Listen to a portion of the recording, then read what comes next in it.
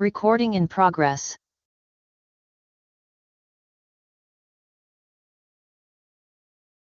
Recording stopped.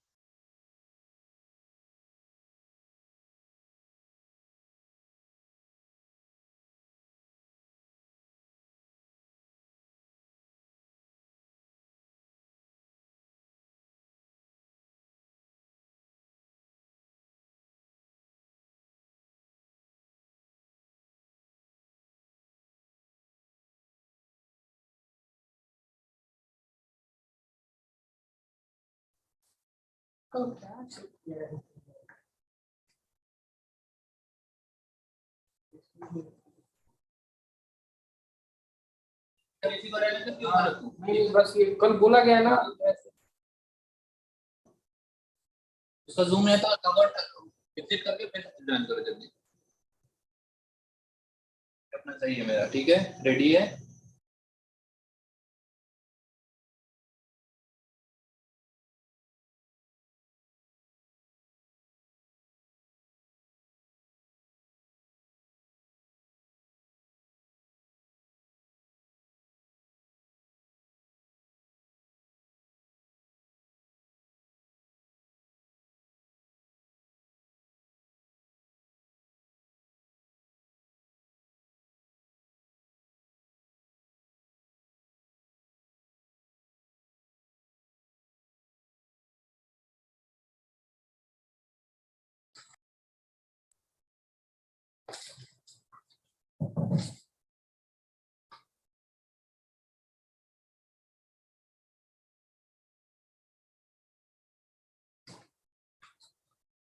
इससे भी join Wasim भाई, ये तो बोल रहा हूँ कि मैं अभी जो मैं डेस्क सिस्टम ये डेस्क पे रखा हूँ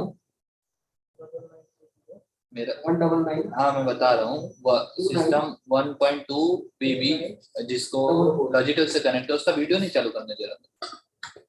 ये है, हाँ ये है, वो भी ये तो ज्वाइन हो गया है ऑलरेडी, वो सब एक्सेस नहीं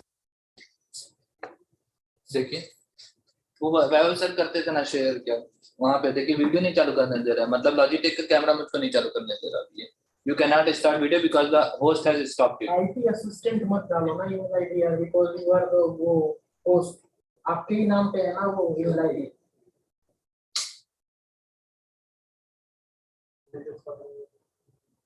एफएमएस एनालिसिस हो गया है, और क्या है रे अपना वेंडर से एक आईडी 2 बार तो यूज कर सकते हैं ना। ये होस्ट है ना, होस्ट कैसे स्टार्ट करना है? जी सर, अभी भी नहीं दिया मेरे को स्टार्ट करने का ऑप्शन।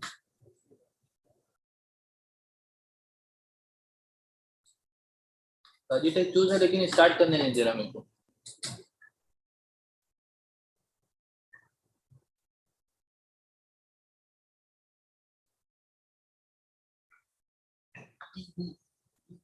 आ गया क्या तू? कितने दिन से प्रोग्राम संभाल रहा है तू यार? किसमें?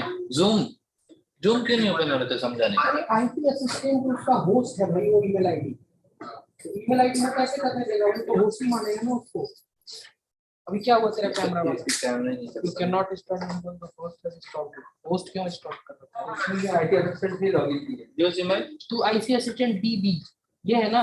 अभी कहां तक पैनल बनाया तू तो अटेंडेंस में दिख रहा है मुझे। वसीम भाई बीबी वालों को पैनल बनाइए। बीबी वाला पैनल बना हुआ है, पैनल ही है सर, अटेंडी है वो सभी अभी शायद रीजॉइन करो। फिर कर रहा हूँ मैं, लीव कर रहा हूँ सिम भाई फिर।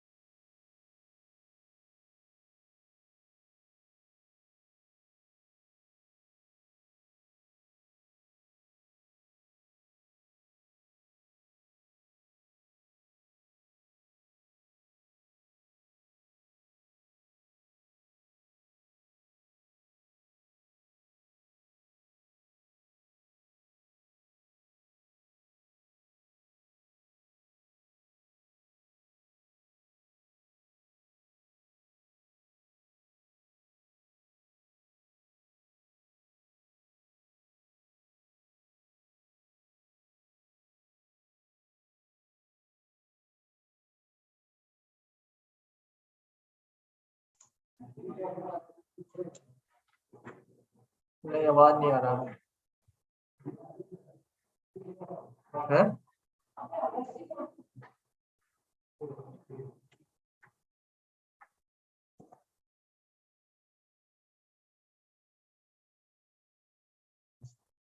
नहीं आ रही। हाँ अभी सर बोलिए। अब आई, अब आई।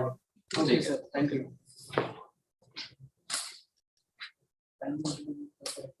अभी वसीम आप वो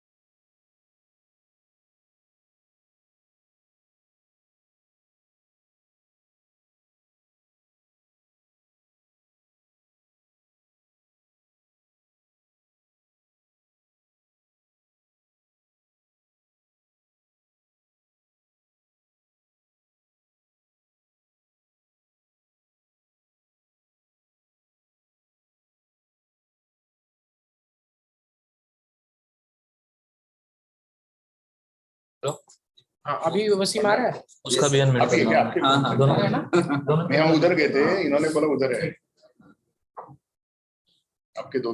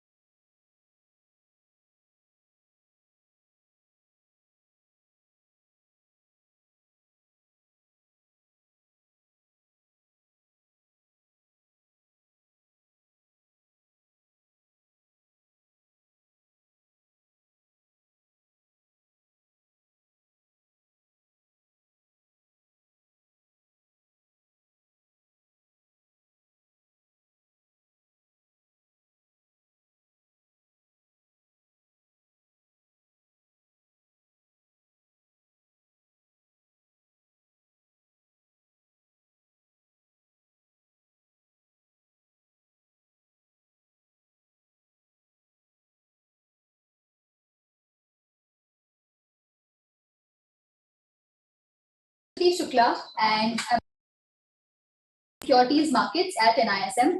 And I would like to extend a very warm welcome to all our esteemed paper presenters, Recording chairs, in progress. discussants, and all participants to session 1B on sustainable finance, something that's proving to be a major pivot point in the history of finance. Before we begin the session, allow me to walk you through the guidelines. A total of 15 minutes will be allotted for paper presentation, upon completion of which a bell will be rung. Post this, 2 minutes will be allotted for presenters to conclude. This will be followed by 7 to 8 minutes of discussant remarks with an additional 5-minute slot for questions and answers. This session will be chaired by Professor Parag Kalkar and Dr. Pradiptarthi Panda as the discussant. I would now like to request our Honorable Chair, Dr. Professor Parag Kalkar, to kindly take the session forward. I request the first participant to start the presentation, and all the audience who are present here can jot down their questions, if any, and then at the end of the session, we'll request you to ask the questions.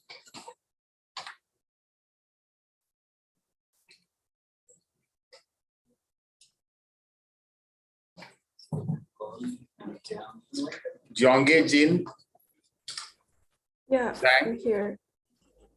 are you there? Yes, could you hear me? We can hear you, but we can't see you. Okay. Yes. Yeah. You can start your presentation. Ready? Oh, okay. Hello everyone. I'm Zhong Yejing from China Wenzhou University, and today my topic is the stock performance of green bonds issuers during COVID-19, and I only focus on China market. So first, what is green bond? Actually, green bond is financial products for supporting projects with environmental benefits, and with the growing attention of concept of CSR and green, the green bond market is rapidly growing since 2014, and especially China has the biggest market so far. And since the green bond issuance is kind of CSR practice, so the insurance corporates can You have a build. PPT to share? If you can share the PPT. You have a PowerPoint presentation to share? Yes, but you can share. I'm not allowed to share my screen. 1 minute, 1 moment, please. Allowed to share multiple. Try now. Try now. You can try now. Oh, yes. Yeah, please. Make it full screen. Please go ahead. See?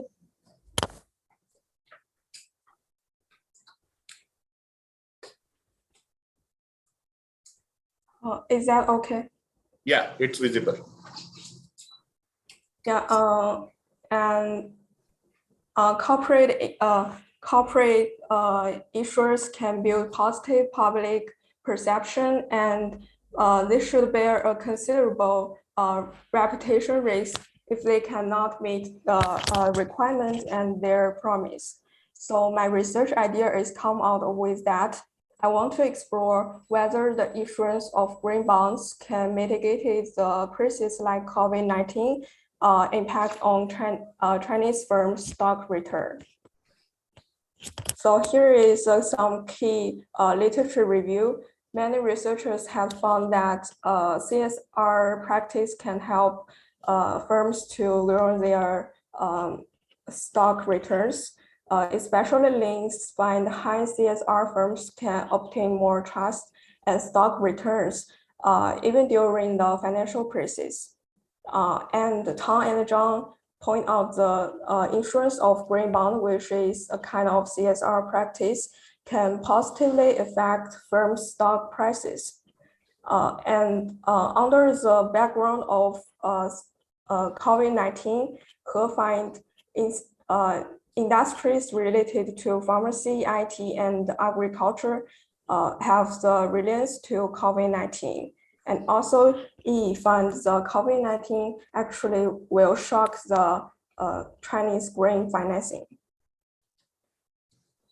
Based on the positive effect of CSR practice to corporates, so my first hypothesis is Chinese corporation that issue green bonds have positive abnormal stock return during the COVID-19.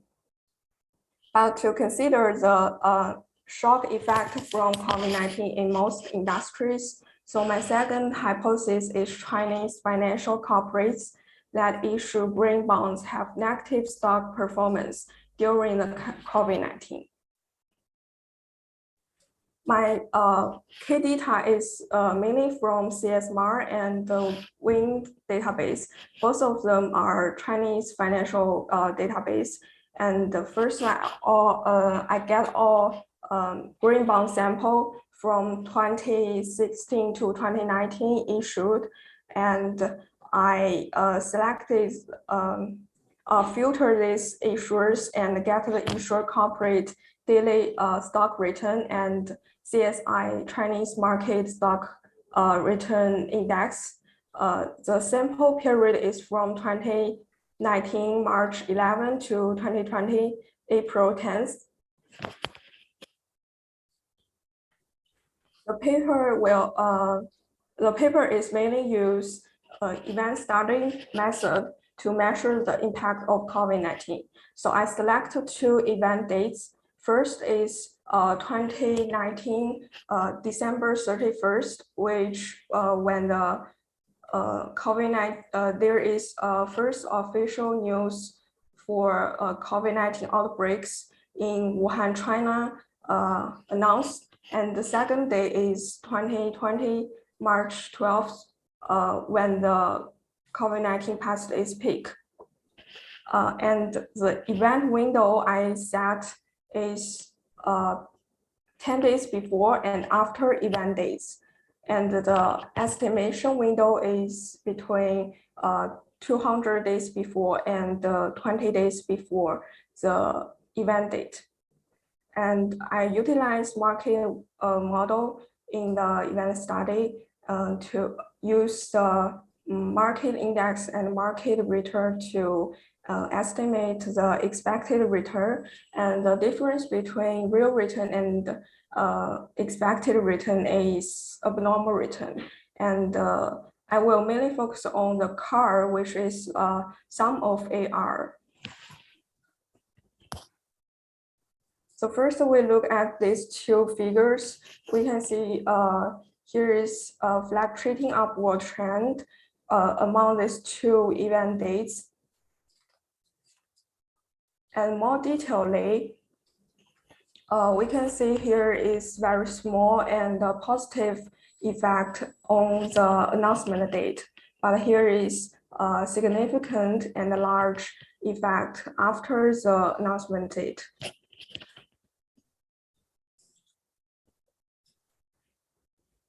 Since different industry may have different impact from the COVID-19, so I mainly divided the issuers to financial institution and non-financial institutions. So the results show that the non-financial institutions may have a better stock return performance than financial institutions. And to better test the result, I also use Pharma French three-factor model to test the result. And for the first event date, the results show it's different from the market model. Here show that non-financial institutions actually have negative market return, and financial institutions have positive and large significant CARs, which is better than non-financial issuers. but the similarity is financial institutions have small positive effect cards in on the announcement date, which says that actually financial institution is have very small impact from the COVID-19. On the second date, second event date, here is a very similar result from the market model, actually. There is small positive cards on announcement date, and the non-financial institution have positive significant cards, which is better than financial institution. So my conclusion is, first, here is a very small positive early impact of COVID-19 on financial green bond issuers stock return at announcement date, which is event day I select. And after the COVID-19 passed its peak, non-financial firms have better performance. They have significant abnormal stock return, while financial issuers have negative abnormal returns. And also I found some limitations in my research. First, cause I only focus on Chinese stock market, so the sample of green bond issuer companies is relatively small. And second limitation is I only use 2 models to estimate the abnormal returns, which is Fama-French 3-factor model and the market model. So that's all my presentation. Thank you.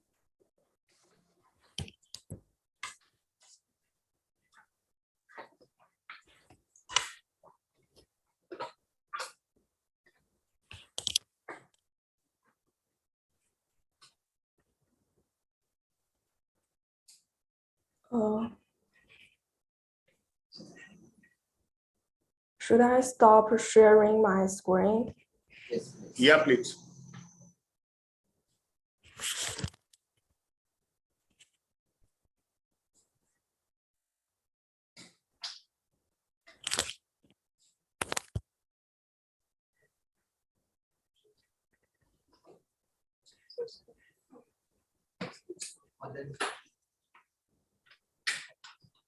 It's like how green bond whether green bond has positive abnormal stock returns during COVID-19. And the second hypothesis was on financial corporation that issued green bond have a negative stock performance or not, and you have considered 2016-19 and the COVID period also you have considered from 2019 to 2020.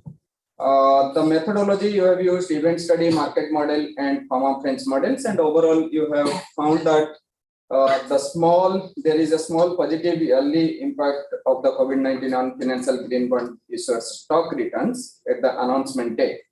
And after epidemic passes, it peak and non-financial firms have better performance, and non-financial green bond issuers have significant abnormal stock returns, while financial issuers have negative abnormal returns. And you have done extensive study on the front of methodology, and you have considered a good market as well. I have few comments.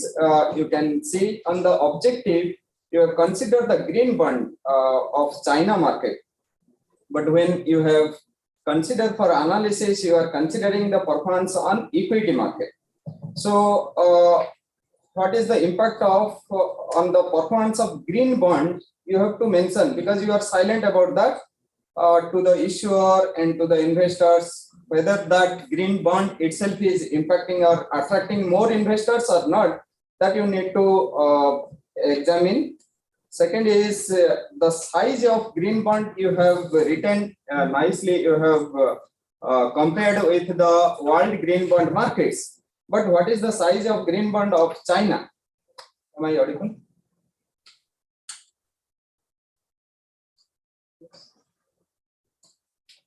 Okay.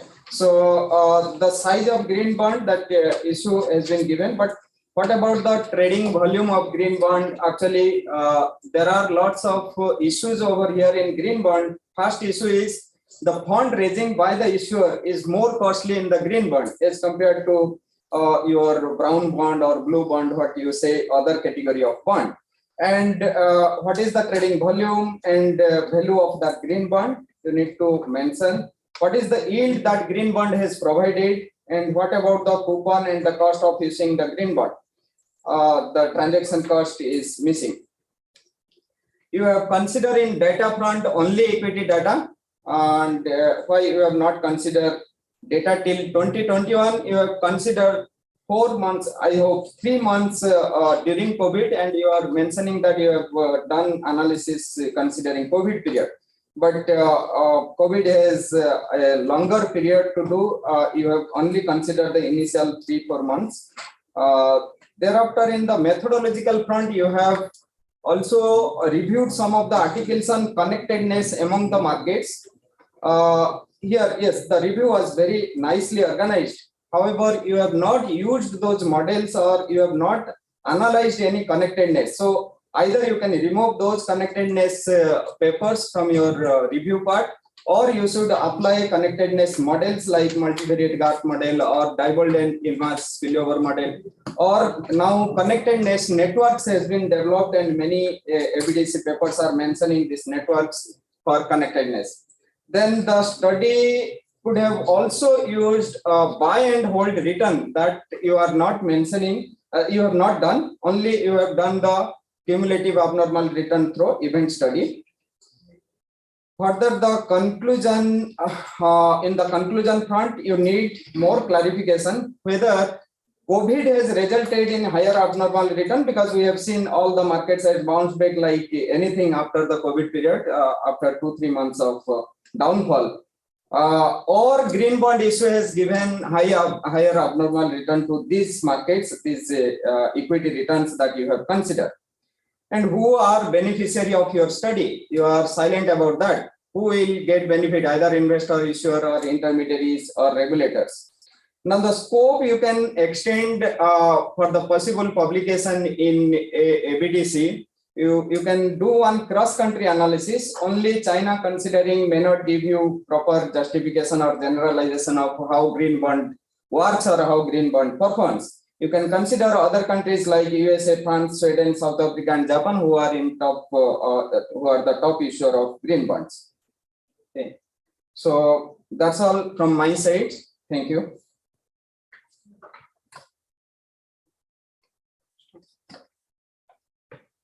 So you can open for close the question. And If she has some comment on this, whatever Panda sir has shared his thought process.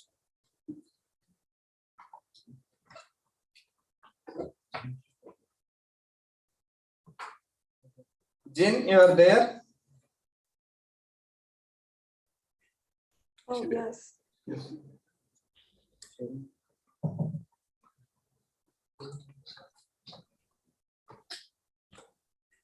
Do you have any comment? I hear that said I didn't mention some features of green bond because I only want to focus on how the green bond issuance affect the actually investors' sensitivity to the green bond, and how the conference do some CSR practice, how the investor to respond it. So I didn't mention some green bond features. I only focus on they did that action. So yeah. Yeah, now the forum is open. Anybody from the audience, just you mention your name and then you can ask.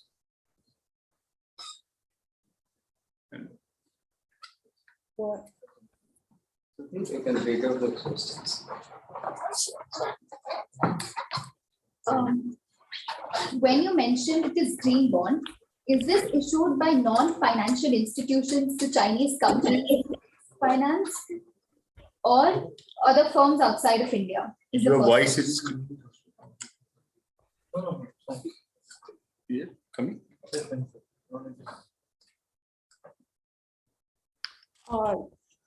I only focus on Chinese market.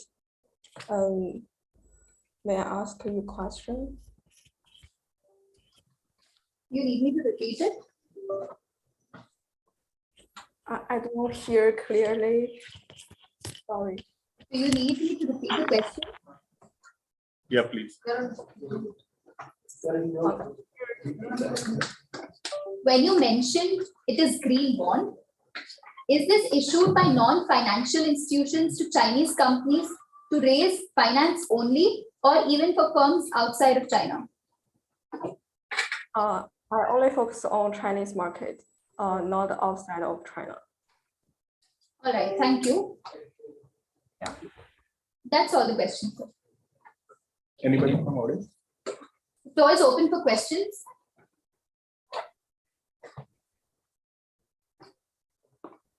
We have a question here. I have one question. Am I audible?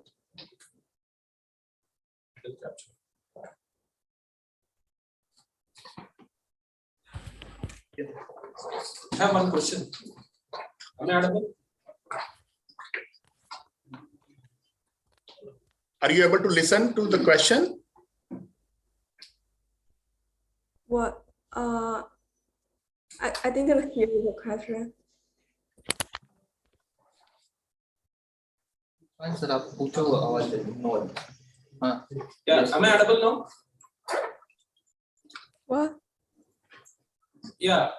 So in your conclusion, actually in your result finding, there is a only small positive impact of this COVID-19 on abnormal returns.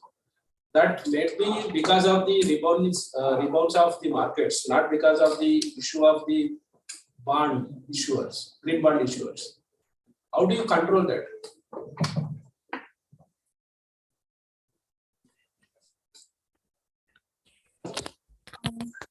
I don't really understand the question. Are you mean the? Please go to your finding. So the question is whether you have segregated COVID and bond equity return separately, whether bond issue that I have raised, whether green bond issue has resulted higher return or COVID has resulted higher equity returns. So you got high abnormal return of the companies which have issued green bond, right? What is the cause of this high abnormal return? Is it because of the COVID-19 rebalancing of the market, or because of only the issuance of green bond? How do you deal with it?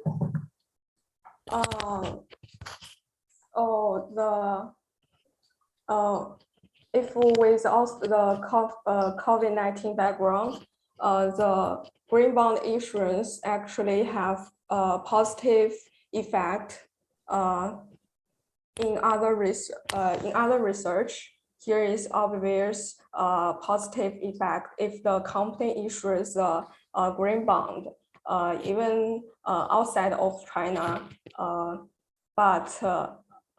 So I want to explore the new field. So I based on the background of COVID-19 and to find if COVID-19 will influence this kind of positive relationship. That's my answer. Anyone else? And one more, while studying the event study methodology, the researcher should be neutral while formulating the hypothesis. Directly written the null hypothesis that positive impact or positive effect. So, being a researcher, you should be neutral in framing the hypothesis, especially in the event studies, whether that event may create positive or negative, that should drawn from your results, not before.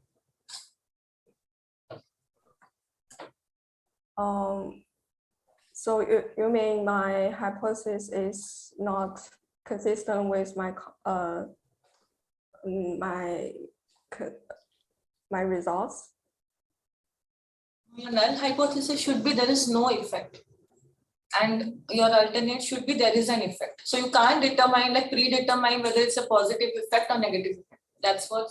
Yeah, the researcher should be neutral. It should be no effect. Like the null hypothesis should be no effect. It should be neutral while conducting the event study, especially while formulating the or while writing the hypothesis. If you know that it's a positive effect, then there's no point in testing.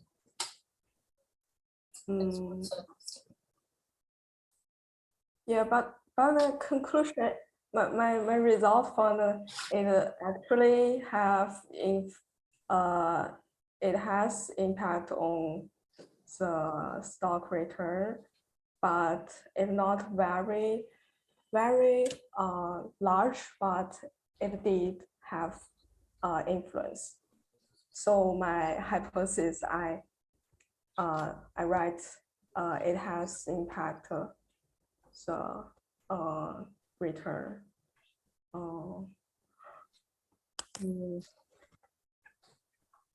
Okay, thank you, Jane. Thank you for your presentation and then question answer session. Thank you. Thank you.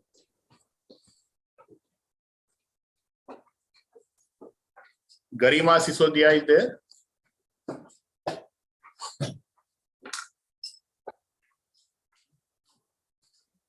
Anybody from Rajagiri Business School?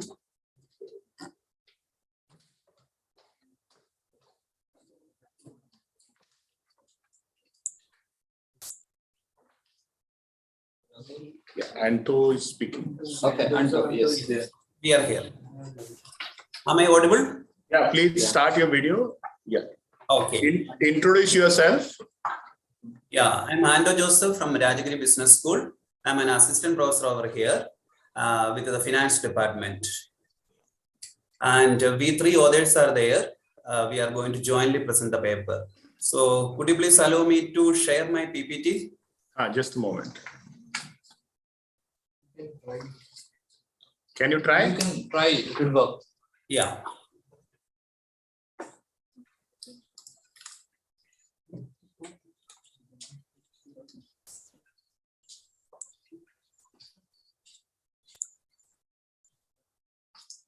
Is it visible? Yeah, it's visible. Okay, thank you. So your time starts now. You can start. A very warm good afternoon, all of you, the respected session chair, the discussant, and other conference participant. The title of the paper we are going to discuss is whether the corporate green bond act as an armor during the crisis. Evidence from a natural experiment. So the three presenters are Garima Sisodia, Anto Joseph, and James Dominic. The flow of the presentation will be in this order: introduction, followed by motivation, then literature review, identifying the research gap, then research objective and hypothesis formulation, research model, followed by result and discussion, then conclusion and implications of the study. As we all know that in the year 2008, World Bank came with the first green bond issuance. And after 12 to 13 years, if you look back, the recent past, there is a phenomenal growth in the green bond issuance, both in terms of number of green bond issuance and at the same time, the size of the green bond issuance. Now, what will be the reason behind such a tremendous growth? Our paper is actually examining that. So why do companies go for green bond rather than the conventional bond or brown bond? At the same time, whenever a company is going for issuing green bond, is it actually enhancing the green image of the company and thus the valuation? And whenever we talk about a crisis, what is actually differentiating a green bond from a brown bond firm? And during a crisis, what is the valuation happening with a green bond firm and at the same time a conventional bond firm? And at the same time, the resilience and the recovery, which company is in a better position to recover fast? The speed of the resilience is with which company, which one is having more speed over there? So we would like to ask these fundamental questions, and our paper explores to get the answer for these questions. So coming to, you can see from the picture, there is an overlap and interlinkage between social bonds, sustainable bond, and green bond. But whenever we come to the definition of green bond, so green bond is a bond instrument. The entire proceeds of such an instrument is going exclusively for financing the green projects. So that actually differentiates a green bond. And we all know that it is well known in the external literature also. A better ESG score is actually helping a company to have a significant and positive relationship between the financial performance and value of the firm. So whenever a company is going for issuing a green bond, that is actually giving a very good positive signal to the market that the firm is ready for its environmental commitment. And nowadays we talk a lot about impact investing, and at the same time, most of the investors are very, very environmentally sensitive. For such investors, such as signals are very, very relevant. And at the same time, the proceeds of the green bonds, which are exclusively going for green projects, and it has to be there and properly announced and shown in the prospects. So this will give more transparency, and this will reduce the information asymmetry. So nowadays investors really, especially the environmentally sensitive investors, really want the full set of information about the green projects. So, but this type of announcement and declaration is not with the brown bonds generally. And at the same time, if you look at the stakeholders approach theory also, whenever a firm is showing more commitment to the environment, and whenever they show more accountability to the environment, they are in a better position to enhance the value, because they are very responsible to all the stakeholders. They are in a position to safeguard the interest of all the stakeholders.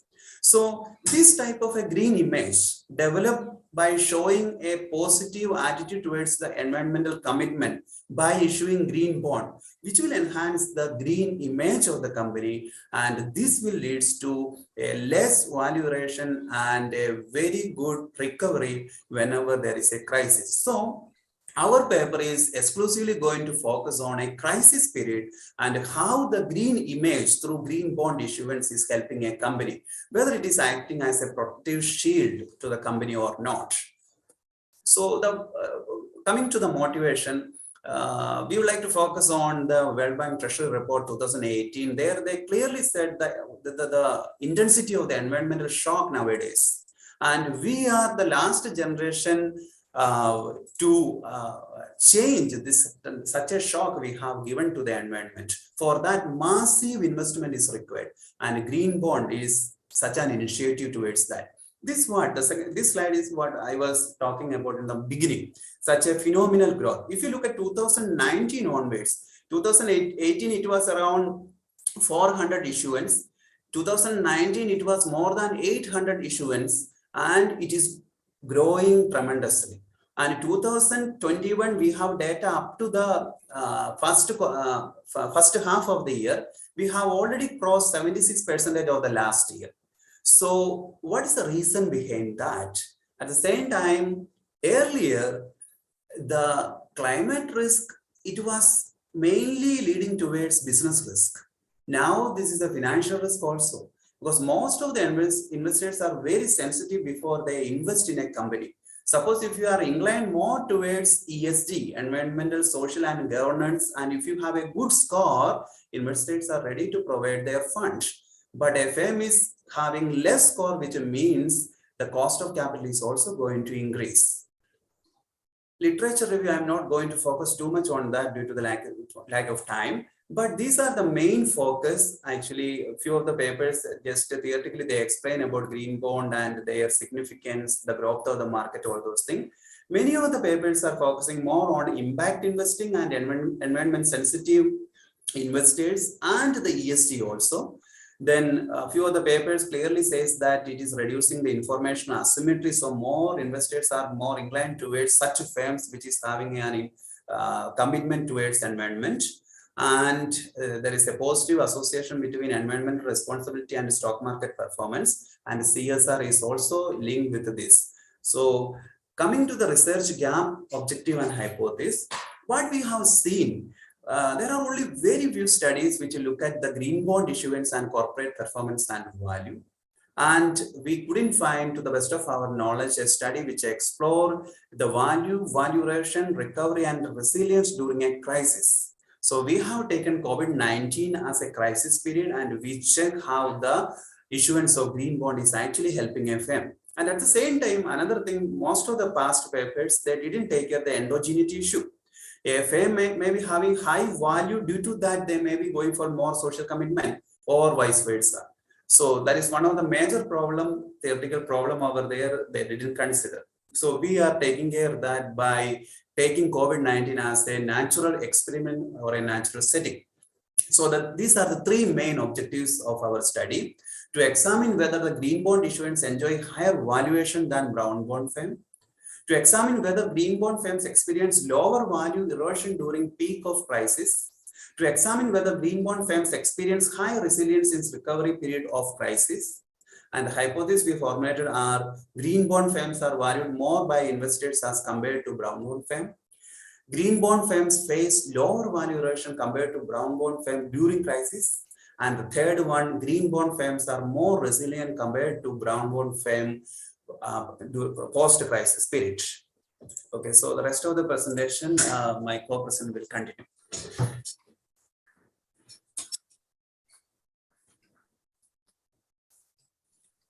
Good afternoon, everybody. I hope I'm clearly audible. Yes. Yes, ma'am. So I will continue with first how we selected the sample for our study. As we can see here, the firms which have issued green bond are concentrated on 6 countries. The 6 countries represent 70% of the total green bond issues in terms of numbers, and around 80% of the green bond issues in terms of value. So we chose these 6 countries as our sample, and we have collected data on all the companies which have issued bond. With that, we come to a list of 6,246 firms, out of which listed firms were only 2,246, and ultimately we could find only 90 firms which had issued green bond. We wanted to eliminate the size effect which would emerge because the proportion of firms which have issued green bond is very, very low. So we also run a propensity score matching to have equal number of firms which represent the green bond firms and the brown bond firms. So ultimately we have 180 firms which becomes our final sample.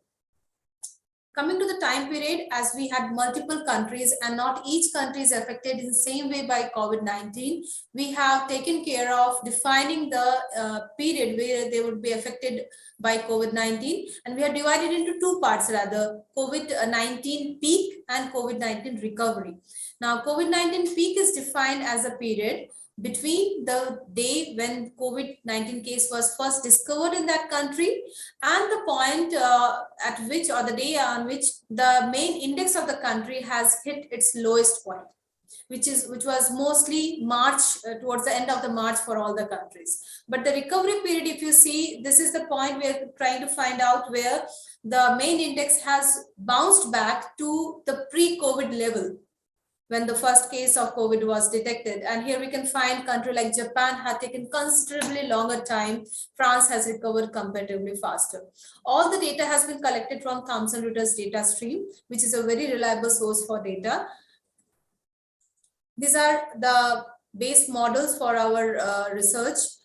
So the main question which we had, which we wanted to address was, do the firms which issue green bond have better or higher firm value or not? So for that, we have taken Tobin's Q as a proxy for firm value, and green dummy is our main variable of interest. We have included a set of variables for control, which included firm specific variable, 3 industry specific variable, which is environmental innovation, resource usage, and emission. All these 3 are, as the data which we find on the companies are many times missing, we have converted into industry specific variable.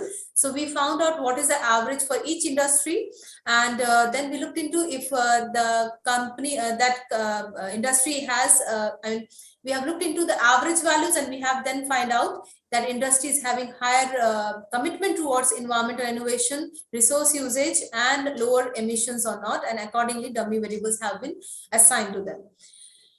Now, once we find out if the value of the firms are higher for the green bond firms, then we would like to know why this value has been higher. So we have two channels through which the value creation can be there, value erosion and resilience, as already defined by my co-author. So only two new things which have been added here is the government stringency index for COVID, because that is what has actually led to value erosion, because the companies had to be put on halt on their production things.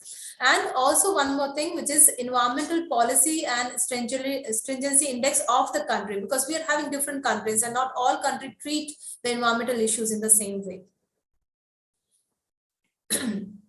We wanted to make sure that the model is free from different issues. So we have looked into the indigeneity issue, which is caused whenever we say sustainable practices is something which is adopted by firms which have higher value and higher profits. At the same time, sustainable practice leads to higher value and profitability. So there's an indigeneity issue. We have taken the natural experiment method as COVID-19 to overcome it. And we have run a propensity score matching technique to remove the size impact. So as we can see in the graph, the first graph is before the propensity score matching has been applied, and the second one is after. So we can see the balance between the brown firms, which is untreated sample, and the treated sample green firms is very much into place. These are the basic descriptors put into a graph. You can see that green firms enjoy higher value. They have higher liquidity, they are bigger in size, and they have more commitment towards the environmental practices through better resource usage, lower emissions, and higher environmental innovations. Coming to the main results, as we can see here, the green dummy is significant in all the models. We have different models. We kept on adding. First, we had only univariate model where green dummy was there. Then we added control variable related to firm, then industry, and then country specific. So we found in all the models, the green dummy was significant, which means green bond firms enjoy higher value compared to brown bond firms. And if you look into the industry effect, the companies which are coming from the industry, which have higher commitment, enjoy higher values. If you look into the impact of the environmental policy and stringency index, so we can see that actually it creates more of burden on the firms to get green certification as well as to maintain green certification. So rather than promoting, as of now, we feel as per our data that the policies which are in place are actually being more strenuous towards the companies which are trying to adopt green practices. The complete model also is in the same line, and VIF score shows that we do not have indigeneity issue. Coming to the value erosion, which we are looking into during peak period, did the fall was less for the green bond firm? We found that green dummy is positive once again for all the models. If you look into the impact of the industry which they are coming from, if the industry has high environmental innovation, there is a positive impact on the returns during the peak period. And if the emissions are lower for the industry, that is also helping, although the resource usage does not come out to be significant. And we also introduced one more variable here, which was government stringency index for COVID-19, which shows how strict was the government to impose the restrictions to arrest the spread of COVID-19. And we can see both had a negative impact on the return as expected. VIF score once again show there is no problem of multipolarity. The last table. You have to wind up now. Your time is getting over. Last table, which is for resilience, even though effect is less. But yes, to some extent, there has been advantage of adopting green practices, which is reflected through or which is proxied through green bond issuance. With that, I would like to hand over to our third co-author, James sir. Okay, I think James sir is having some connectivity issue, I think.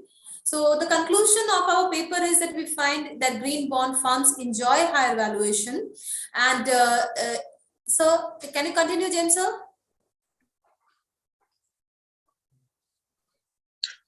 I'm really sorry, I got a network issue here. Sorry for that. Yeah, please conclude. So our study is having mainly three conclusions. Says that ceteris paribus, green bond firms enjoy a higher valuation compared to brown bond firms. So it's in line with the revision's view that environment and economics can be achieved together. Also, green bond issuance firms are less prone to external shocks. It is reflected through the lower fall in the prices when the crisis was there, and may be attributed to lower selling pressure as well as higher investor confidence over firms that issue green bonds. It's also marked by higher resilience, which means that we could observe quick bounce back to pre-crisis or pre-COVID valuations. And also higher greenium that the firms or green bond issuing firms that they enjoy during normal times, it's much more during the crisis period, maybe attributed to the cushion against the disruptive shocks. Next slide. Our study is having three-pronged implications. From an investor's point of view, the results encourage them to create environment-friendly portfolio so that they can enjoy the benefit of a sustainable portfolio in terms of defense as well as resilience, especially when there is an external shock. Outputs of the study may be used by the managers, and it will encourage them to follow sustainable practices because it is valued positively by the investor community. It's very evident from the valuations and the bounce back. Also, policymakers and regulators can be educated by using the output from our study about the need of creating a balance between the stringency and support. There need to be a balance between the stringency and support while formulating the ESG policies.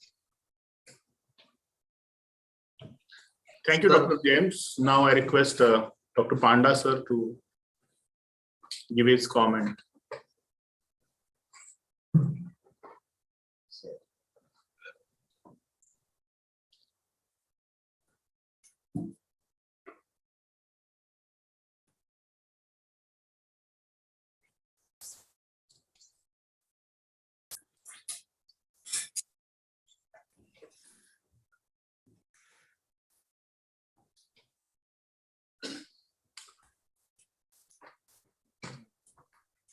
Stop sharing.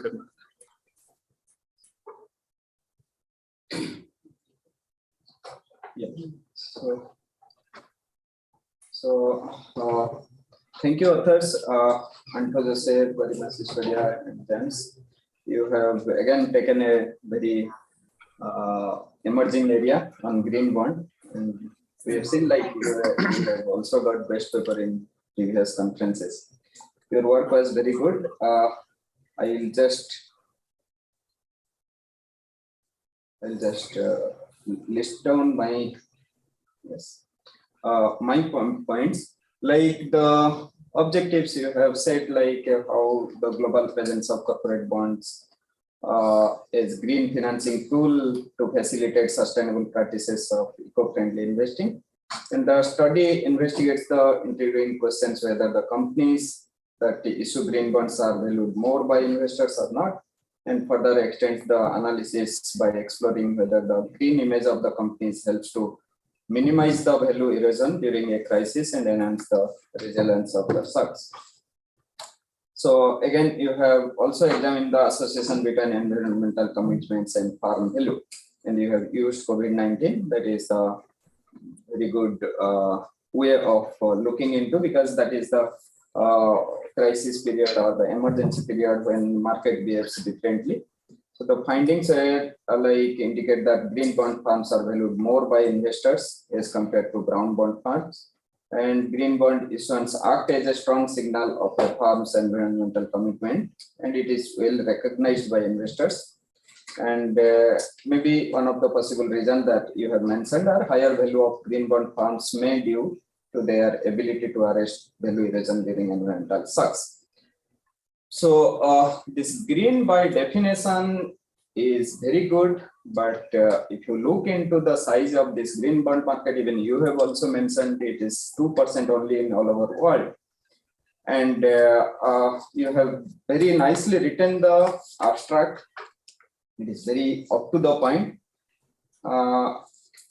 if you look into your objective of study, you have considered green bond and brown bond, but there is another category called blue bond. So in actually more innovative financial instruments are there in the fixed income securities as compared to your equity markets. There are n number of masala bond and bulldozer bond, samurai bond. We have n number of categories of green bond. Now you can categorize also you can consider the blue bond into consideration as well. And the cost of issue of green bond is very high. And are there any specific benefit to the issuer? Yes, issuer can claim that yes, they are doing green projects and they are saving the environment. But whether this green word can create any bubble in future, because we are more towards the word, but not towards the how the due diligence happens, how the firms are maintaining the objective of issuing that green bond. So that is one major area. Although you have considered many countries company-wise analysis that takes a lots of time to analyze as well, and you have done that. That is very nicely you have done. This proceeds whether is used in a proper way or not. So does a green bond actually is doing activities of green or activities of brown? Now, why you have reviewed some of the ESG papers, you have not considered ESG scores or ESG parameters. You can say one of the parameters is environmental, but if you are reviewing ESG papers, you should include some ESG analysis, or else good to omit those ESG papers. You have done sufficient review, and you need to justify the signaling theory in your study. What is the role of that signaling theory in your study? So, some abbreviation like small things you have written like CBI 3-4 times initially in your paper, and after the 4th time you are writing the full form of CBI, that you just look after that. And the methods also, the value erosion and resilience, you have to justify more clearly. You've done a lots of analysis, but how it is relevant, what is the relevance of this value erosion and resilience. And the propensity score also, you have calculated, now the justification are required. And in your result, you have only considered the R square. The adjusted R square will be more significant as compared to R square. All of you are aware, just include that. And the diagnostic traits are missing in your study. Whether I have not gone through your appendix, but it is missing in your study. Now, in your conclusion, you are saying like results show that government stringent environmental policies can make it costlier for farm. But you have, in your analysis, have you considered this government policy? I am not saying that the countries that you have mentioned, you have not mentioned their policy or comparison of green bond policies of these countries that you have considered. That could have been done. Without that, your result is nothing to do, as per my understanding, to the policies. So how you are commenting on the policies, you need to justify. Okay. So yes, in your paper, we understand this working paper, but so much repetitions has happened. You can remove this section 2 of your paper, which is on green bond, corporate green bond market overview, because you have already mentioned that in the introduction, in the literature and the analysis part also you are mentioning something. So at least one sentence is repeated 4 to 5 times. So you just take care about that. That happens when you start working, and it requires lots of proofreading as well. And add recent literatures. You have added so many literatures. Few are there on 2020 and 2021. But more are there before COVID period. Since you have focused on the COVID period, you should focus on, you should do more review on COVID period. And the green bond market size is very small, that is 2% you have mentioned, but that you have mentioned at least 6 times or 4 to 5 times in your paper. That please take care about that. So the paper is very lengthy without like any specific reason. You are putting so many things. So just summarize it. So it will be going to a category journal if you summarize and do that. Okay, thank you. Now you can. One more thing I will say, like Sir, we are not able India. to hear you. You are not able to hear me? Are you able to hear me? Anyone? Yes, Yes, sir. sir, you are audible. Clearly audible. Okay. So one more thing, when you have considered other countries, you should also focus on India. Although SEBI has brought out with the green bond regulation in 2017, and we have few issues of green bond. You can look into our INX International Stock Exchange. Many of the issues are green bond issues. Even SBI is the largest issuer.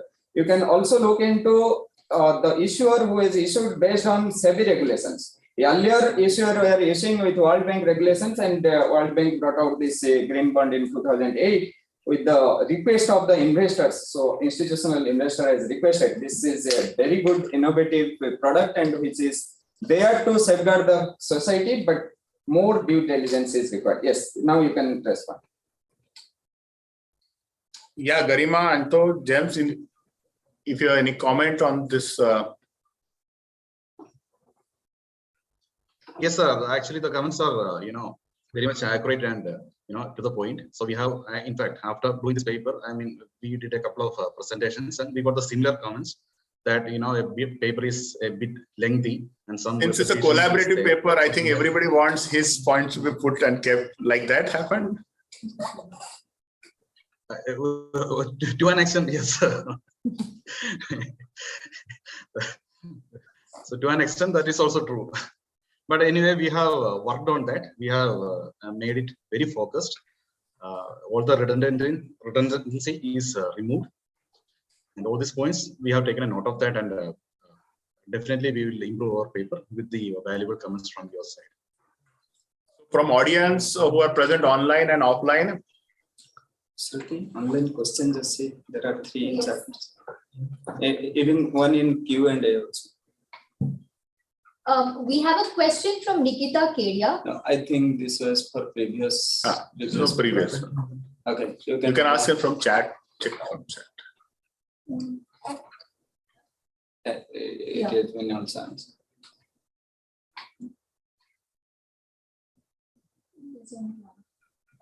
That is for. That's for the previous. Previous. Any questions from anyone here in the audience?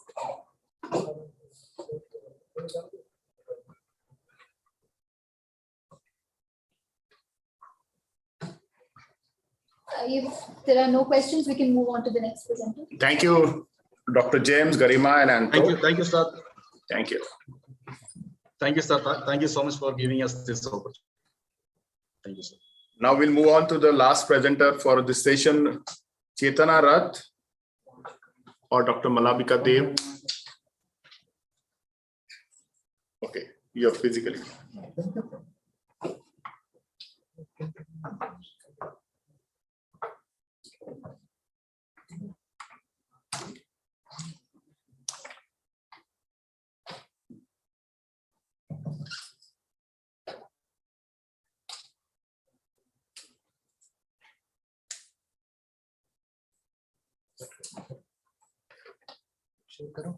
Share.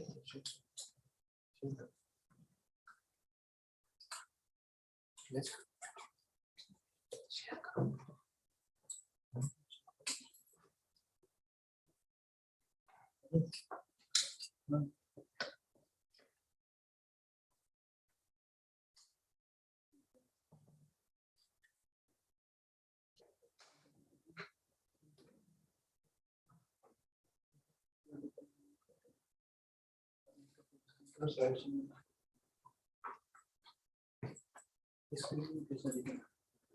Just make it full screen.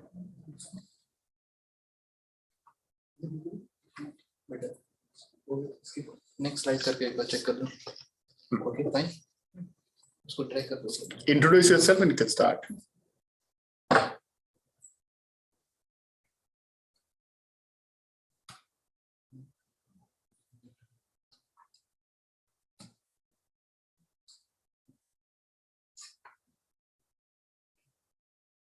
So good afternoon, everyone. I am Chetna Rath.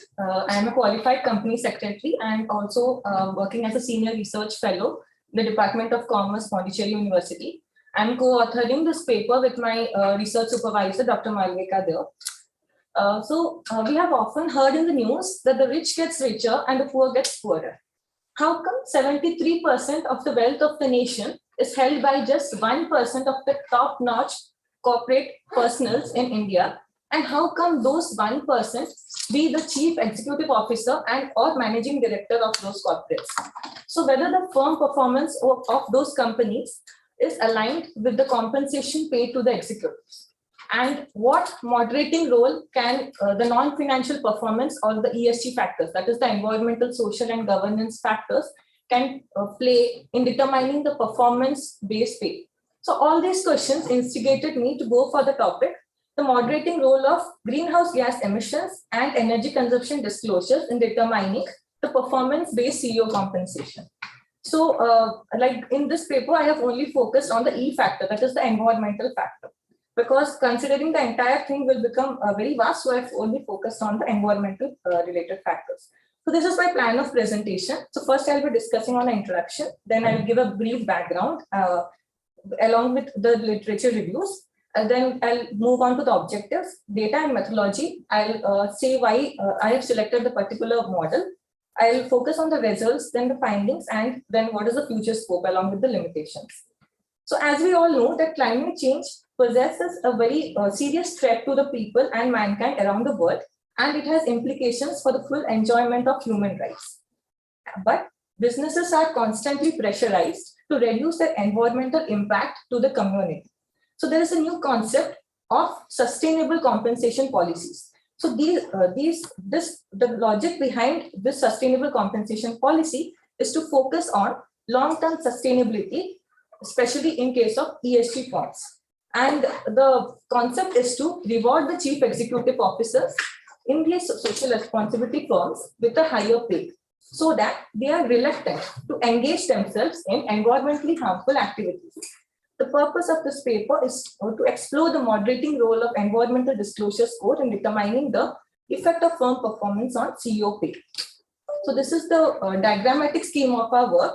Here, the firm performance, the effect of firm performance is on CEO compensation, and ESG disclosure score, that is the environmental disclosure score, plays a moderating role here.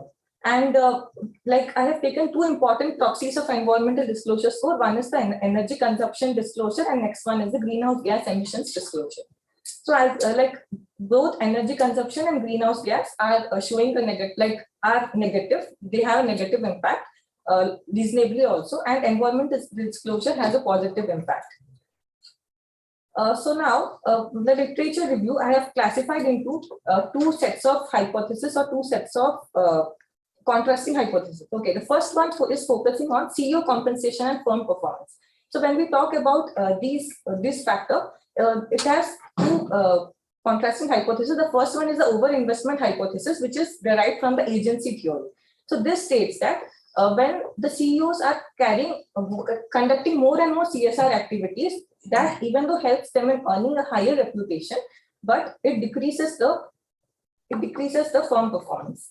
The second one is the conflict resolution hypothesis, which states that, which is derived from the stakeholder theory, that states that the CEOs carry out more and more CSR activities that is used to benefit the people, but it reduces the firm performance because most of the amount is channelized towards betterment of the community. That's why they get less CEO pay and increases the firm, but more firm performance is derived.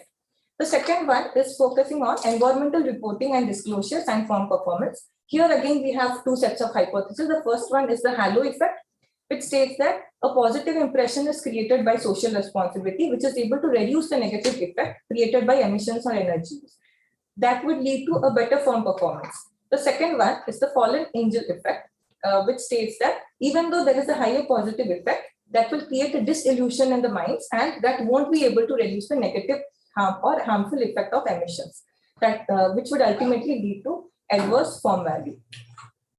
So coming to our objective, the first objective is to ascertain the role of ESG disclosure scores in determining the effect of firm performance on remuneration paid, as I had discussed in the diagram earlier. The second one is whether the mediating role of emissions and energy use is able to moderate the performance-based CO pay. And third one is to find out whether the negative impact of emissions and energy use is intensified or alleviated by the positive influence of ESG. So this is done by taking an interaction effect concept. And the last one, we have also taken a set of environmental oriented policies. So we have taken 5 important environmental oriented policies in our study as a dummy variable, and we have the data and methodology, we have only focused on the Indian context, and we have taken the NSE Nifty 100 ESG index. So NSE comes out with a Nifty 100 ESG index, which contains the top 100 companies based on the market capitalization as well as their inclination towards carrying out ESG like ESG practices. So the study is post the study period is post the implementation of Companies Act 2013, that is 14 to 19. And we have taken data, all the financial data we have collected from CMI Probase database, and all the ESG related data we have collected from Bloomberg database, which is again a quite reliable database when it comes to the corporate finance domain. The final sample is a balanced panel of 67 firms for 6 years, and that results to 402 firm year observations. The methodology we have applied is a PCSE model, that is the Price-Winston regression model. And for robustness, we have also used the 2-step system GMM. So this is the baseline generic regression model, which again, as I've explained you, the dependent variable is the log of CEO pay, and in independent variable, we have ESG disclosure scores, emissions index, energy use index, and we have the interaction of ESG with emissions and ESG with energy use. So how we have computed this emission index and energy use index? So we have self-computed it by this formula, which again we have derived from Sharma et al. 2020. So that the formula is like the total number of items actually reported by the total number of items ought to be reported. So if the companies had to report 10 items and they have reported only 3 items, so the index will be like 3 by 10 into 100. So that's how we have computed the GHG emissions index as well as the energy use index. So now coming on, like why did I choose this PCSE model? So as I am having a panel data, so the generic, the formula will be like, I have to take either a fixed effect model or a random effect model. So I applied the Hausman test, and the Hausman test was in favor of fixed effect model. So after that, I have done further diagnostic with that, and our model showed the presence of cross-sectional dependence and heteroscedasticity. That's why in order to eradicate all these problems, we have used the panel PCSE model. So the PCSE model, it was given by Beck and Kaz in the year 1995, which is a robust standard error, which produces more robust standard errors when disturbances are heteroscedastic, autocorrelated, and contemporaneous correlated. So as we had all these problems, that's why in order to eradicate, we have used this model. So these are the variables. CEO compensation, we have taken total, the sum of the total pay. That includes the basic salary, bonus component, PF, retirement benefits, etc. The ESG scores, we have directly taken that from the Bloomberg database. Emissions index and energy use, as I told, we have self-computed it by using this formula. Apart from that, the firm performance measures, we have taken both the accounting-based as well as the market-based performance measure. So ROE and ROE are basically the accounting-based measures, and Tobin skew and returns are the market-based measures. So that's how we have taken, and we have also used certain control variables, that is the firm size, leverage, ownership structure. Again, a dummy variable which takes a 1 if it's a group firm or 0 if it's a standalone firm, and market to book, the market capitalization or market to book ratio. Then, as I was telling, we have taken 5 policy measures. These are the 5 policies: energy efficiency policy, environmental quality policy, GRI compliance criteria policy, emission reduction policy, and climate change policy. So the logic is simple. If they are reporting all these, then it's a 1, otherwise it's a 0. Then this is our model and the results of the model. So I have only shown them the PCSE model results. I have not focused on the robustness because of paucity of time.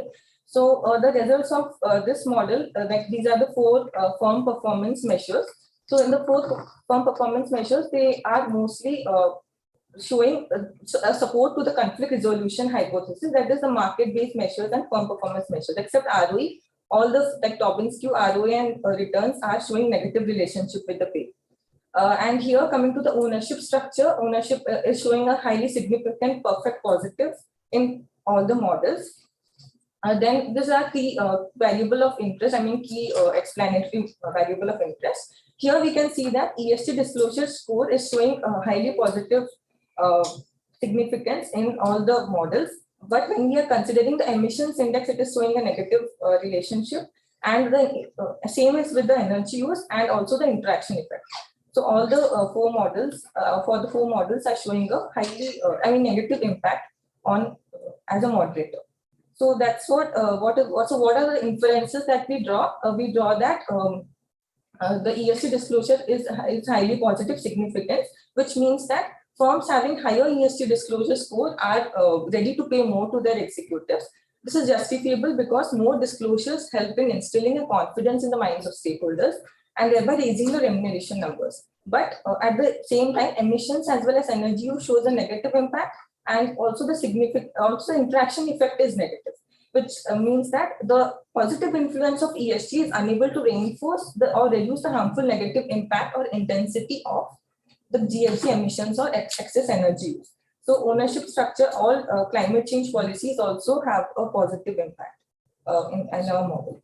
So we would like to conclude by saying that ESG disclosure score has a high moderating impact in determining the performance-based pay, and it is very important for ESG disclosure and transparency, and to increase the reporting of emissions or energy use. And will also the policymakers also need to take care of the negative impact of emissions or energy use while taking important key strategic decisions, as it would reduce the positive impact of ESG.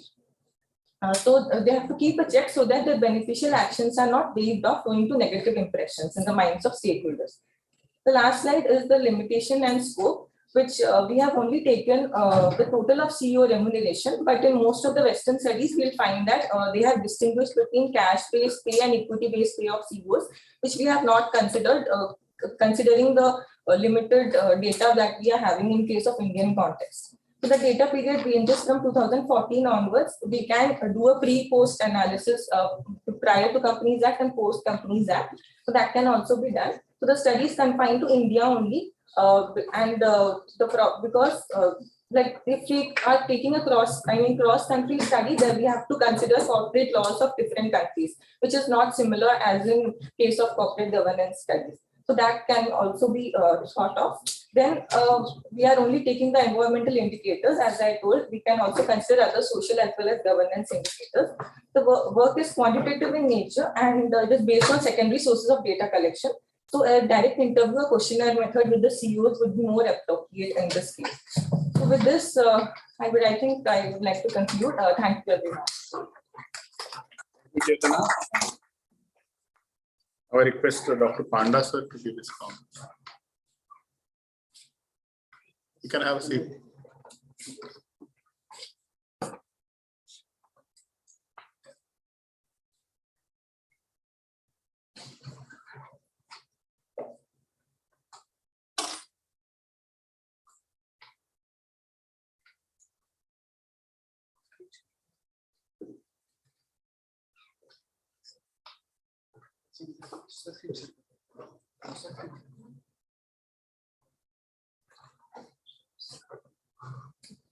Close first presentation.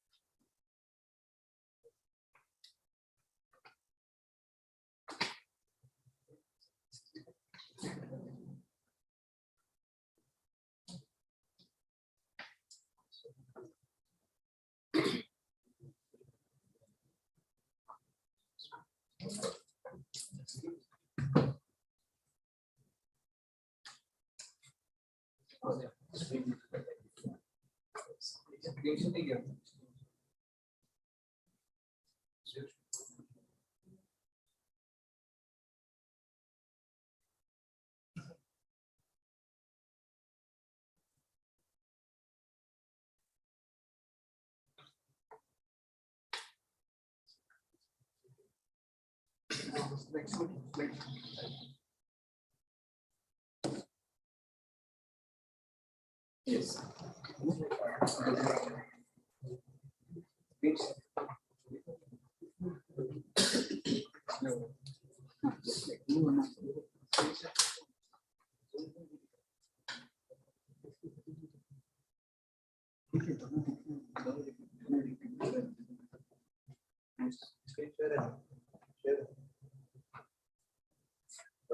So sorry for some of the technical glitches.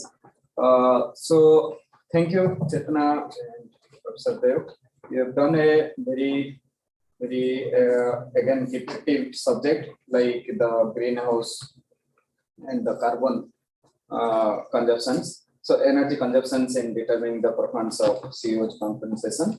The summary you have already done, like the ESG disclosure in determining the effect of farm performance on CO's compensation. Further, you have also tested the whether the negative effect of greenhouse gas emissions and energy use are elevated or exacerbated in the presence of ESG score.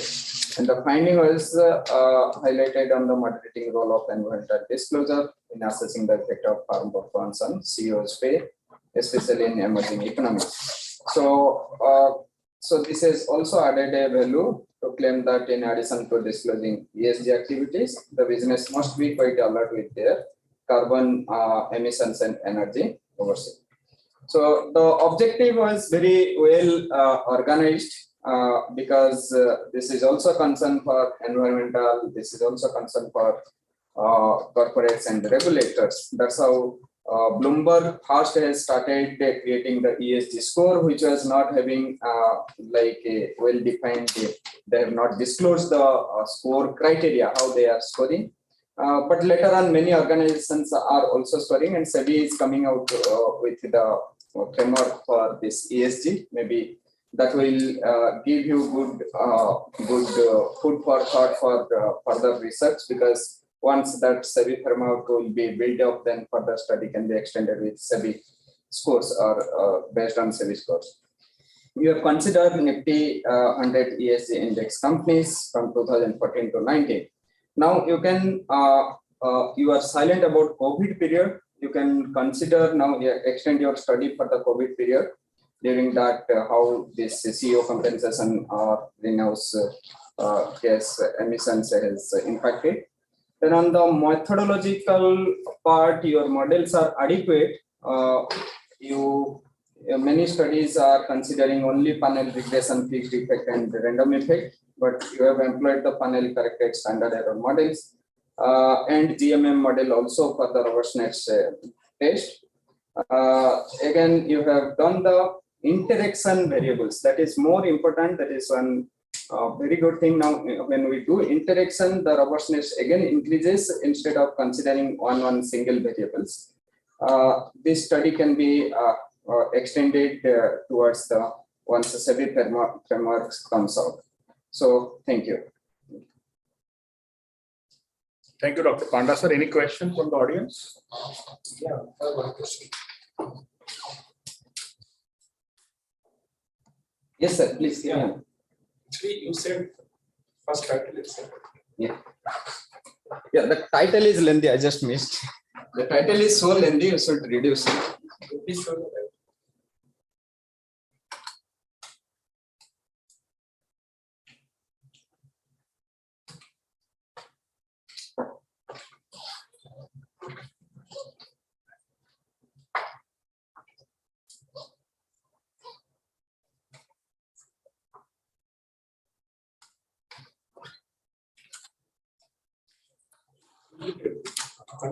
Windows duplicate.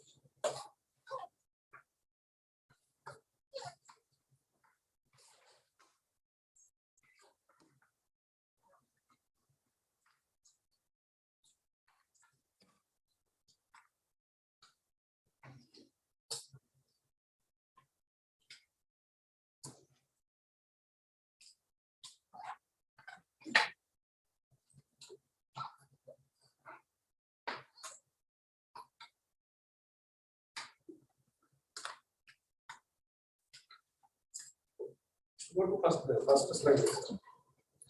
Just a minute. Yeah, go to first slide.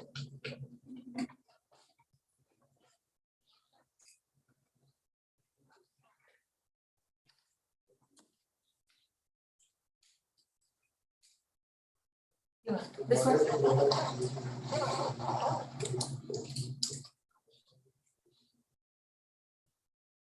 Refresh model.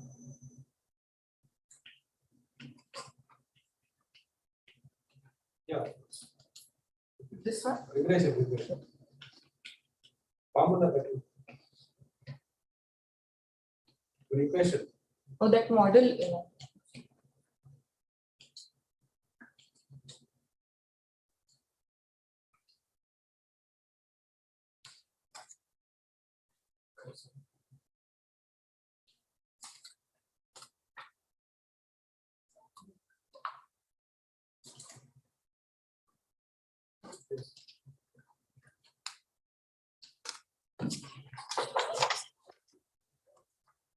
Now take them to dependent variables CEO compensation. We are capturing that. CEO compensation. It is the total sum of all the components of pay, CEO pay. Yeah, like MDs or CEOs of top companies, we have taken the salary and we have like added all the components, like whether total salary, I mean, the total salary of all the CEOs. We have taken log of that. Okay. The salary or compensation might be influenced by some other factors other than the variables that you have mentioned. How do you control it? But we have done the endogeneity test like that. Whatever like specific firm specific controls we are able to take, we have taken like the firm size, leverage and all.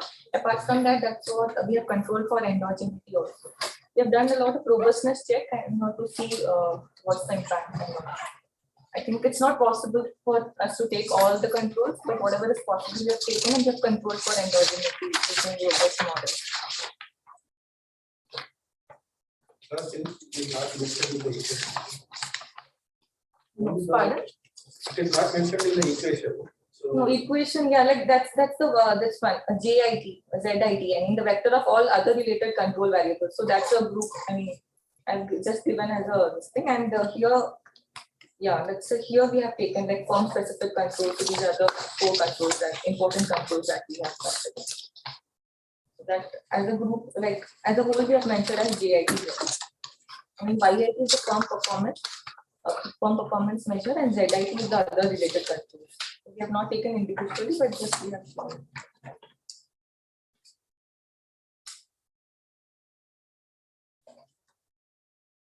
Any other question? I have one.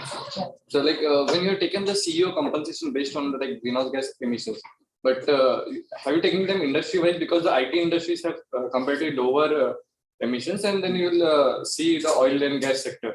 No, So, industry-wise classification I have not done. I think I can take it up for future study, but I've controlled it like the dummy, industry dummy. I've taken a dummy and controlled it, but I've not classified it industry-wise.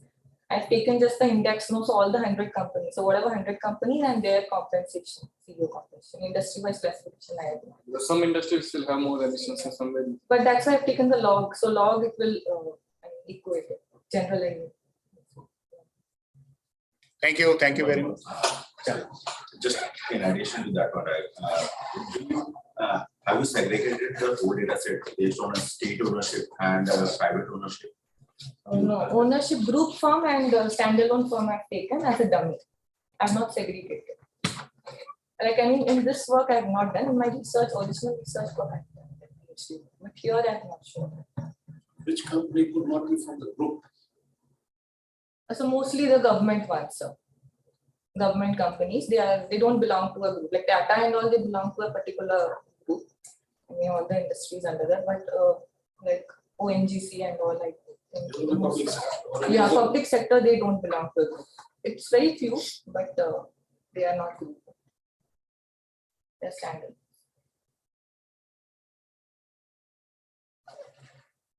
Any other questions? Thank you. Thank you. Thank you.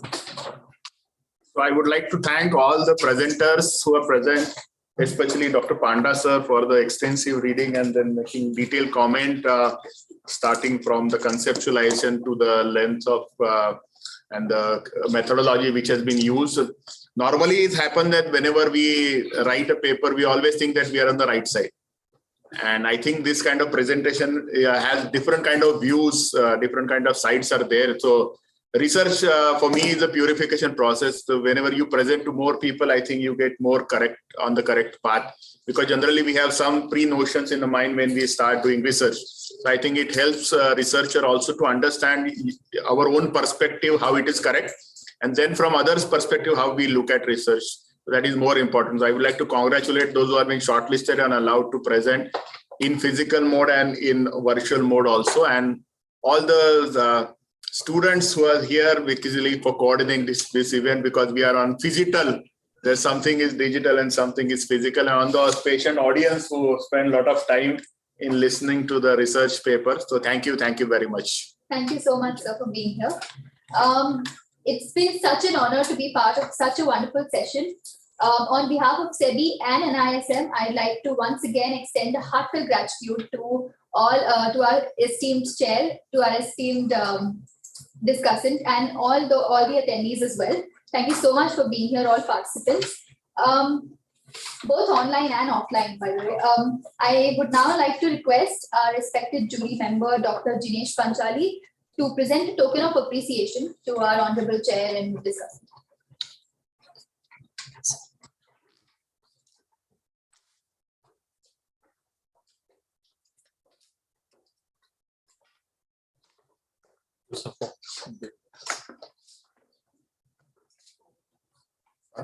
Yes.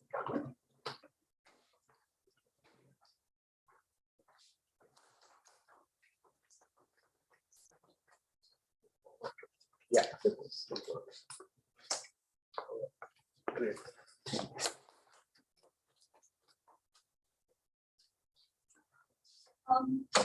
I'd like to request all attendees to kindly move to the MDP dining hall for lunch. The next session on capital markets in the changing context will commence at 2:15 p.m. right here in this room. We also have parallel sessions with the same theme scheduled at 2:15 p.m. in lecture hall 1.1 and 1.2, both situated in D block, and also in the banquet hall, which is in the C block. Thank you once again all for being here with us today. Sir, just one. You can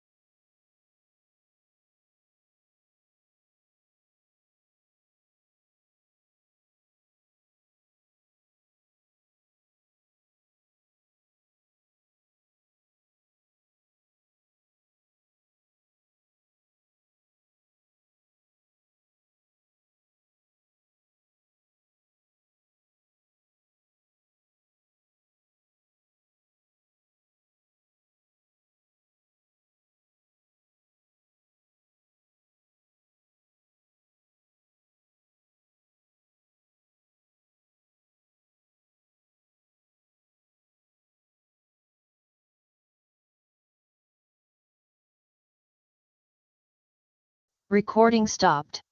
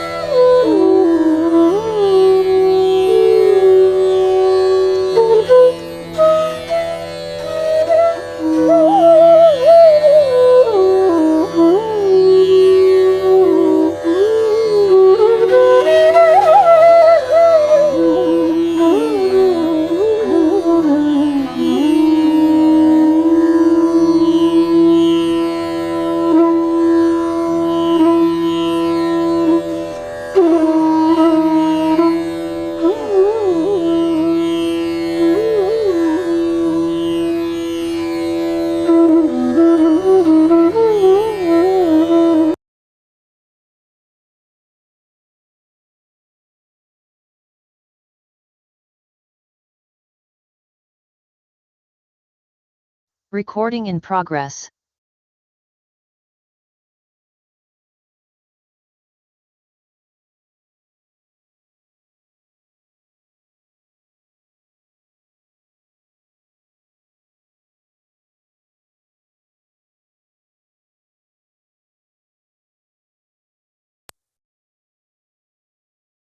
We got Michael Spence, the Karloff Spence model. Yeah, I think Martin was also here, not like Bob Martin first. Yeah. So we have this RH person memorial lecture. Yeah. We got Bob Martin. Sir, should we start the session? Of course. Please.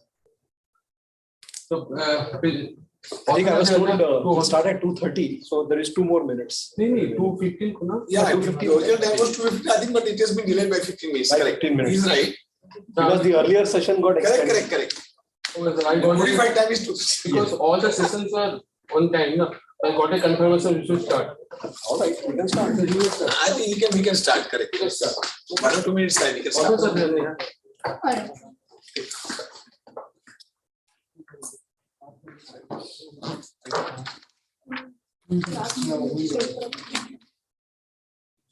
With permission of the chair in the discussion, could we wait another 2 minutes if possible? No problem. No problem. Thank you so much. So we got then we got Robert Engel. So I'm an econometrics guy. Robert Engel to God hai bhai. So he was there. Thing is, conditional heteroscedasticity is not easy to understand for people. वो थोड़ा सा था. Correct. Actually, that's exactly the point. What happens is like voting authors, the professors, this kind. But your masses don't do much. It's exactly like the papers. These papers are given to ordinary investors in the market. They turn over and leave. नहीं तो हम लोग क्या कर रहे हैं market pulse में अगर आप देखोगे हम लोग हर महीने कम से कम 2 paper we convert the paper into what we call a white paper where it is easy to understand without mathematics explain the idea if you have done something you have to explain it वो force करते हैं and the authors So the other girl alongside you, she also writes. Brenda yeah she's our senior economist she'll hopefully come tomorrow.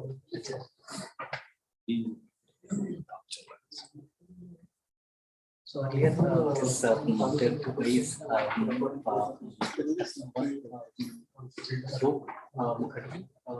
they were there as no, not my team. Arup Mukherjee has been there forever. Long time. Nirmal Mohanty sir. Mohanty sir retired and then joined CFX. Yes, they joined CFX Institute. And then I joined. So I used to meet him when he was there. But good that after you came, lots of activities have started happening. This was not noticed. We show and what we are internally doing, a lot more more stuff is internal work. Let's say work on market microstructure, work on order data. ये वो बाहर कैसे लाएंगे audience will not understand.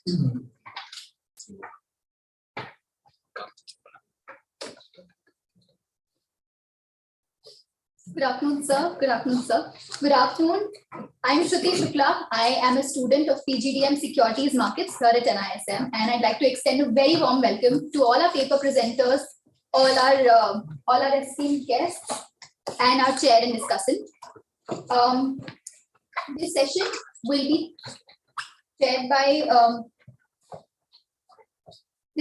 be chaired by Tirthankar Patnaik, Chief Economist, NSE. And our discussant for today is Jainendra Shandilia.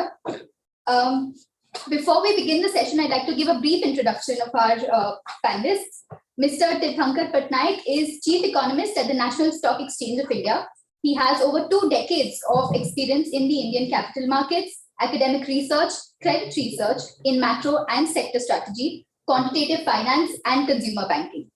Dr. Patnaik started his career as a researcher at the Indira Gandhi Institute of Development Research and has worked on a number of academic and corporate projects in the area of econometrics and quantitative finance, followed by a stint in consumer banking analytics as an analyst with the global consumer group of Citibank in India and Europe.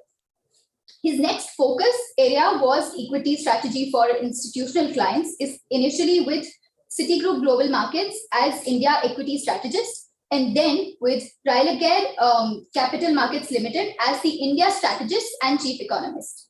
In his last assignment prior to joining NSE, he was the chief strategist and head of research for India at Japan-based Mizuho Bank. Welcome, sir. It's an honor to host you here. Thank you, Shruti. Our discussant, Mr. Jainendra Shandilya, is currently working as the Assistant General Manager in the Market Regulation Department of Securities and Exchange Board, India. He joined SEBI as a manager in 2001 and has worked in various departments within SEBI, including investigations, enforcement, inquiry and adjudication, communications, and the Office of the Central Public Information Officer. Previously, he was a faculty member at the National Institute of Securities Markets, where he taught fixed income and derivatives. At NISM, he was also program director of postgraduate diploma in quantitative finance, postgraduate diploma in data science, and postgraduate diploma in financial engineering and risk management. He has over 20 years of experience in banking and securities markets, and he has published over various articles on securities markets, which have been carried out by various newspapers, magazines, and journals in India. He has been a guest speaker at many colleges in Mumbai and at various national and international seminars on matters related to finance and capital markets. It's such an honor to be hosting both of you and also all our wonderful attendees. Before we begin the session, I'd also like to walk you through the guidelines. A total of 15 minutes will be given for paper presentation, upon completion of which a bell will be rung. Post this, 2 minutes will be given for the presenter to conclude the paper. Now, this will be followed by 7 to 8 minutes of discussant remarks, and an additional 5 minute slot will be allotted for question and answer. I'd now like to request our Honorable Chair to kindly take the session forward. Thank you. Thank you so much. Good afternoon, everybody, and it's an absolute pleasure and a delight to be here physically at the SEBI-NISM conference. This is the third SEBI-NISM conference, and I had the good fortune to be in this exact same room 2 years back as when I was discussing a paper. That was an excellent paper then. And then who knew how things will change in our lives? And the pandemic came upon us. Even though statistics says that tells you that the odds of a pandemic were not that low. People never really think. We then went back 100 years and recognized, oh, there was a Spanish flu then. And after 100 years, we have been welcomed by another virus.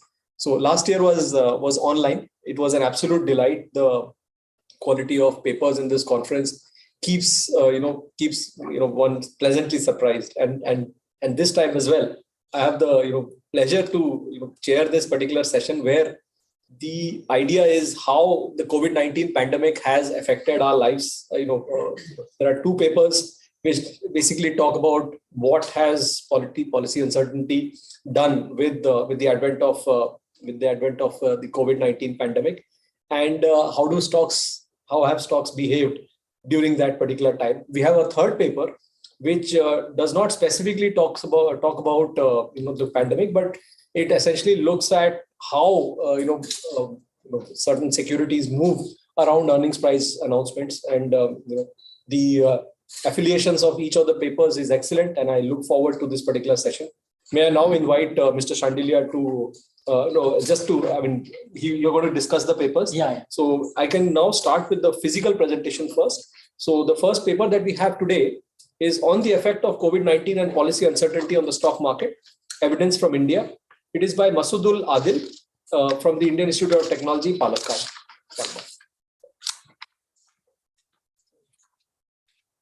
Sir, you have 15 minutes. Thank you.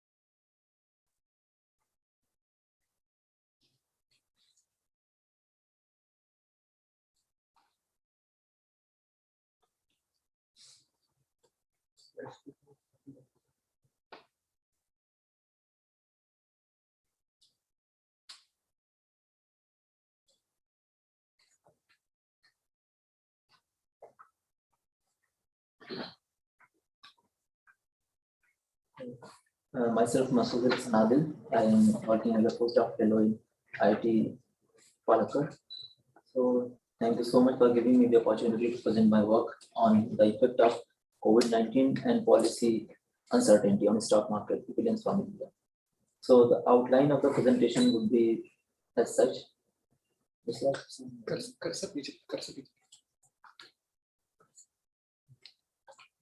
Yeah. So introduction, then statement of the problem, then research methodology, empirical analysis, and then finally conclusion. So just briefly introducing the topic as such. So as we have seen that there are various macroeconomic fundamentals have been affected by the pandemic itself. So if we look at the impact of pandemic on macroeconomic fundamentals, then broadly 4 channels we can categorize. The first one can be considered as the external demand, then second is the domestic demand, then third one is the supply disturbances, and then financial market disturbances. So the first one, the external demand, because there was a strict lockdown in advanced and emerging economies as well. So of course, there has not been generated a lot of imports from our domestic economy. So it has been shrink a lot. And then looking at the domestic demand, then if we categorize the domestic demand in terms of private consumption and public consumption, then of course public consumption has been increased a little bit of it, but private consumption has not increased that much. And if you look at the investment side, then of course investment has also narrowed down because of the COVID effect and all. If you look at the supply disruptions, so because of the strict lockdown, as you know that India is one of the largest intermediate good importer. So because of the lockdown, we couldn't able to succeed in the importing of the intermediate goods. And inside the domestic territory as well, there was lockdown. So interstate movement of the transportation was not happening that much. So of course it might have affected as well. But here I'm concerning with the financial market disturbances. So what the motivation behind conventional determinants of the stock market has been categorized in terms of domestic production interest rate, inflation rate, exchange rate and all. So these are the studies like Anari and Kulari 2001 paper have discussed, Daimanioski and Saha 2015 paper. So they have mentioned different determinants of stock prices. But the component or explanatory factor of economic policy uncertainty, and more recently, which is developed by the economic policy uncertainty group by Baker and all, they maintain this uncertainty index, is the Twitter-based market uncertainty. So these literature have neglected these 2 explanatory factors, which we envisaged as that in terms of affecting the macroeconomic fundamentals by considering the uncertainties. These 2 indices are too important, and we should consider of it while looking at the stock prices determinants. So in terms of uncertainty, I have taken the COVID-19 index, which is again segregated into 2 different indices, but first one is the aggregate COVID index, and then second is the vaccine index. So why I have taken 2 different kind of indices? Because in postulation, aggregate COVID index might be having negative impact on stock prices because of the fear of pandemic, and vaccination index might be creating some positive sentiment towards investor. So it might be having some positive impact on the stock prices. So just to testify, we have postulated this hypothesis. And then finally, Twitter-based market uncertainty index means how many number of tweets about uncertainty and pandemic people are making, and then accordingly, how does it affecting the stock prices. So the research methodology to carry out this statement of the problem is as such. Firstly, we have gone through the basic integration properties of the variable under consideration, followed by augmented Dickey-Fleur and Phillips-Barron unit root test. And then based on the integration properties of the variables, I have considered the co-integration method, which is developed by Pisar and et al. 2001 paper, that is known as autoregressive distributed lag model.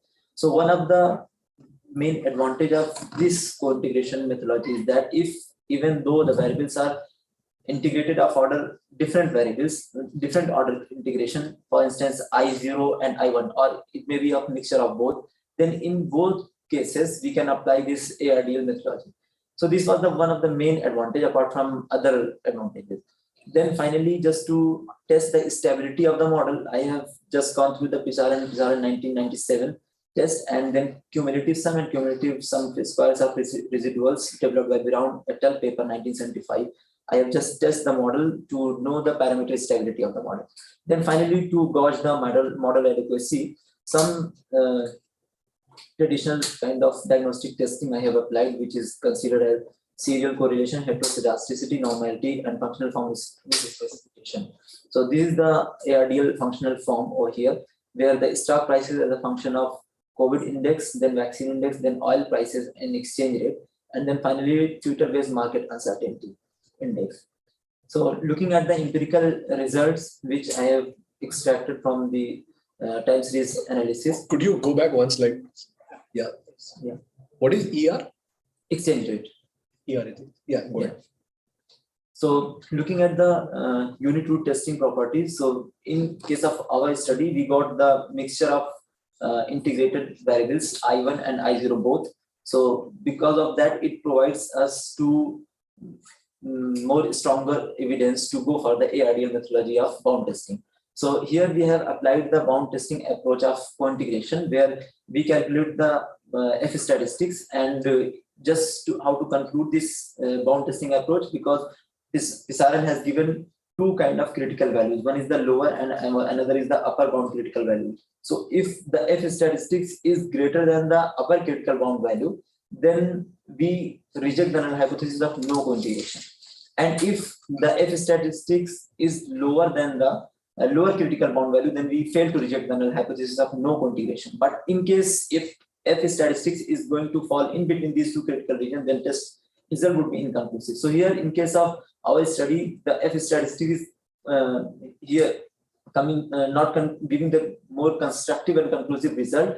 So based on the suggestions of Creamer and Creamer paper and Banerjee paper, so we have concluded our co-integration result through the ECM, error correction term. Is it working? No. You can use the arrow key, right side arrow key. Yeah. It will work. Down. Okay, anyhow, so this is the error correction term here, minus 0.08. This one, error correction term here. So which is significant, and it is reinforcing the long run results. So if you look at the short run coefficient, so more or less all the coefficients are showing the significant results or significant impact on the stock prices, except here in vaccine index, which is insignificant over here.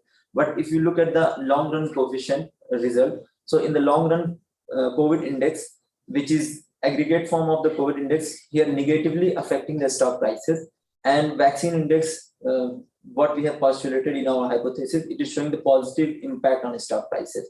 And some of the series of diagnostic testing I have carried it out, so it is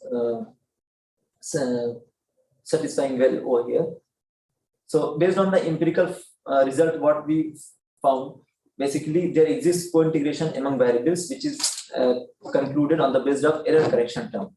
The second thing is that in the short run, all the explanatory variables are affecting the stock prices except the vaccine index, because it may be the insignificant result of vaccine index, maybe because it takes some time or some lag will be there to show the impact on the stock prices. Then finally, in the long run, COVID-19 index in aggregate form and vaccine index are having negative and positive respectively impact on stock prices.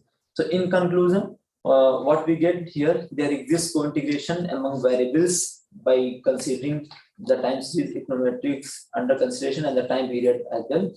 And second thing is that stock prices, we can conclude that are responsive to both favorable and unfavorable impact of in Indian economy in terms of uncertainty, what we have recently faced up. Then finally, what would be the policy implication of this study is that what we suggest over here, that if policymakers want to protect investor sentiment and provide them a safe haven, then the policymakers should bother more about controlling the upheavals which is caused by the uncertainties in the Indian financial market.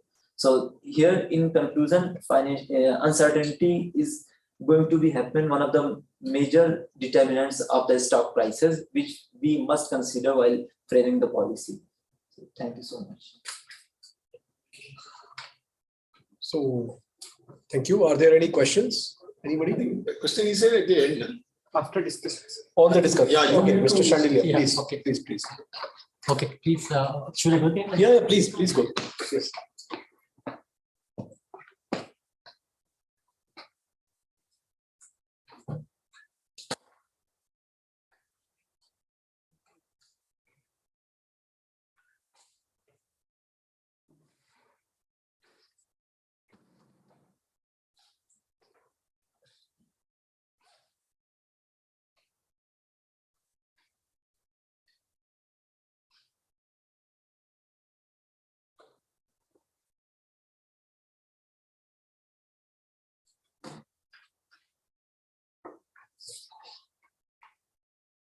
Okay.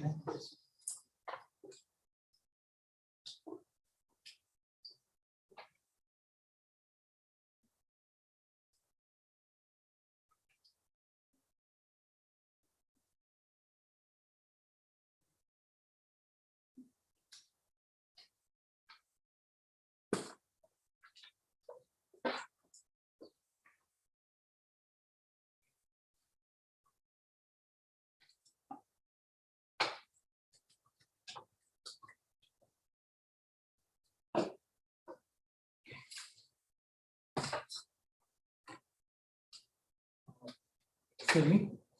This is the paper that you present, right? Okay, sir, thank you very much. So before I start, I would like to make a little disclaimer in the sense that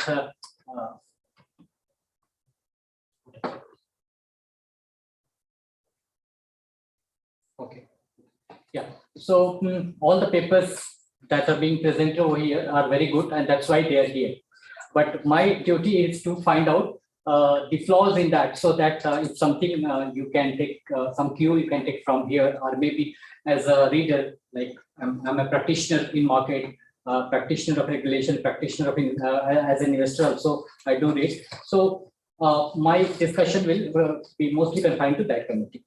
So what I realize in your paper is the models used are good, and that way the paper does a fairly good job of bringing out the whole situation of what happened due to COVID.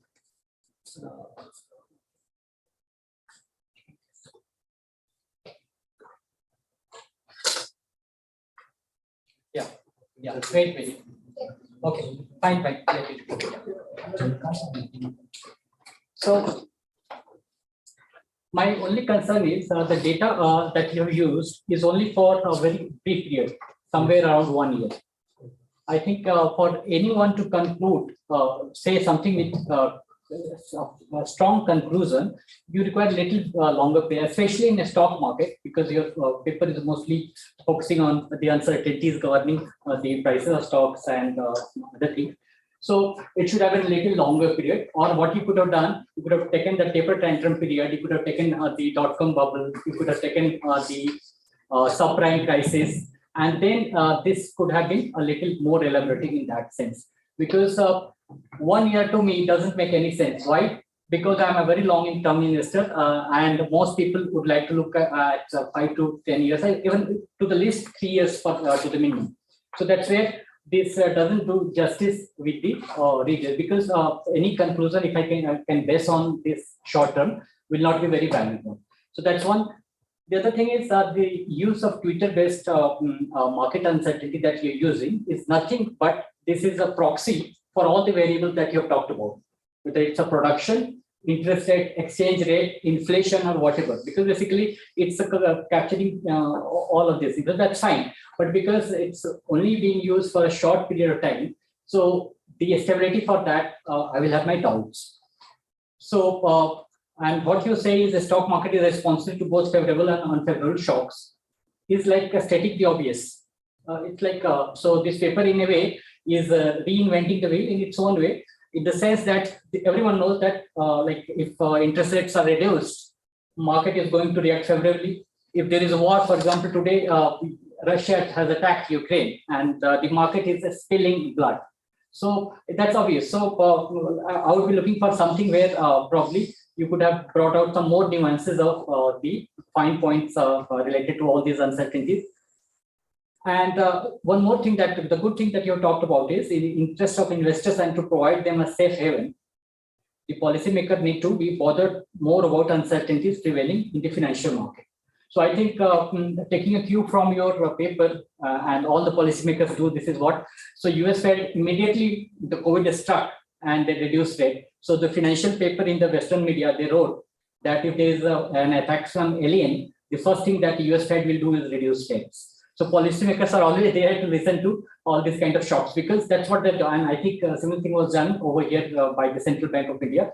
So policymakers are anyway, I think our jobs and everybody's job is centered around that uncertainty, which is there. So I would have been more happier that if you could have brought out some finer points in between them as to this is something that was lacking and that was not addressed, then probably that would have looked more. Otherwise, models are good. Actually, models are more like the fascinating screenplay. So they will look good because like you have fed the data and they are doing the job. But the outcome of that model should have been more elaborate in the sense that the period, extended period and their ramification, and probably you could have used this in some other countries. So that's all. I don't have any other question because otherwise what you are stating is obvious. So nothing much from my side. Otherwise, a good paper, every Thank you very much. Thank you. Thank you. Am I allowed to make one or two statements? I think I'll absolutely add to what Mr. Chandelier had said. I had actually written one more thing. See, in your presentation, it would have been great if you had spent some more time on the question than on the methodology. I can picture myself 25 years back exactly doing the same thing. I was so enamored with the econometrics techniques. Maine ye kiya, maine wo kiya, maine ye kiya. That is coming out quite well. But it would be nice now, because I have the hindsight of so many years of pain, that what is the key question? What you are showing here is I can also do these things, which is very well and evident.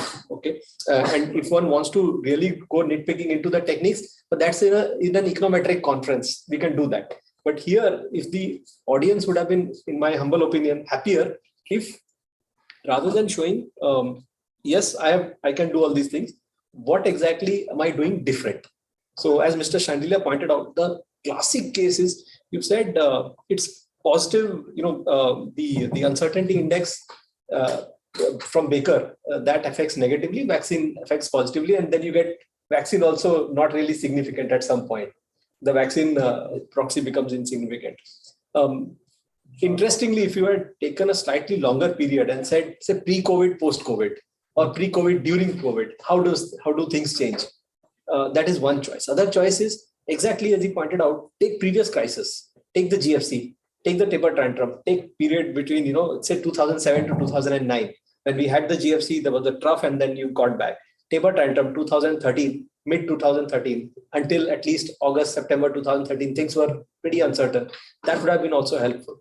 Problem is you will get the economic policy uncertainty index there because Baker and all were doing at that time. You will not get the Twitter index. So there is some data, the technique is probably doable only with 1 or 2 more years data, which is worth doing. But it's interesting to then focus on what am I doing different. And another thing is, I would agree. It's nice to have a non-trivial conclusion to the analysis. This is nice. I mean, nobody will disagree with this conclusion. But if you say something that does not immediately, occur to us, that would make the paper better. Thank you. So is it possible that can I add something? Please do. To begin with, I must say, he has made good efforts. Yes. The only thing why the journey for him to be a researcher or be an analyst or even be an investor, various capacity who you would be, always try to address what is your motive and what is your purpose. That has to be fundamental. Motive, what made you and what is the purpose of your study. and also show how many literatures review. You can just say number or different kind of things. And both the sirs, they already say, what are you, example, all of us would have been more happier that if you given one or two things inside, watch normally we would not have been known because of your efforts, because you would have spent, could be 15 hours, could be 500 or whatever. That should, give us some insight. And probably then our feedback might have been much more different, and that would help all of us to be, looking at those things. And as they say, they are from the policy making body, they would be more happy, to take few of these things. So be on the line and please take the feedback. We always call, in excellence, we call it area of improvement. Because I'm there as an assessor with CII, we follow the EFQM, and with IMC also, we are following the Malcolm Baldrige. So we always call for him is areas of improvement.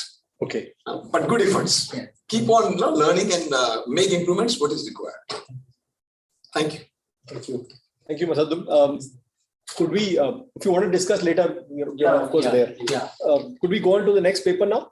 So the next paper is COVID-19, stock liquidity and abnormal returns.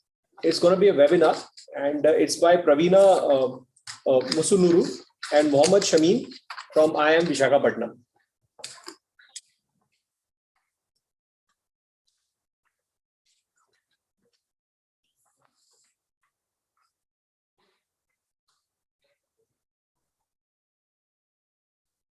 Good afternoon, sir.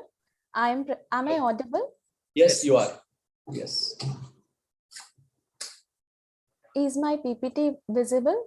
It is. You have to go to presentation mode, please. Yes.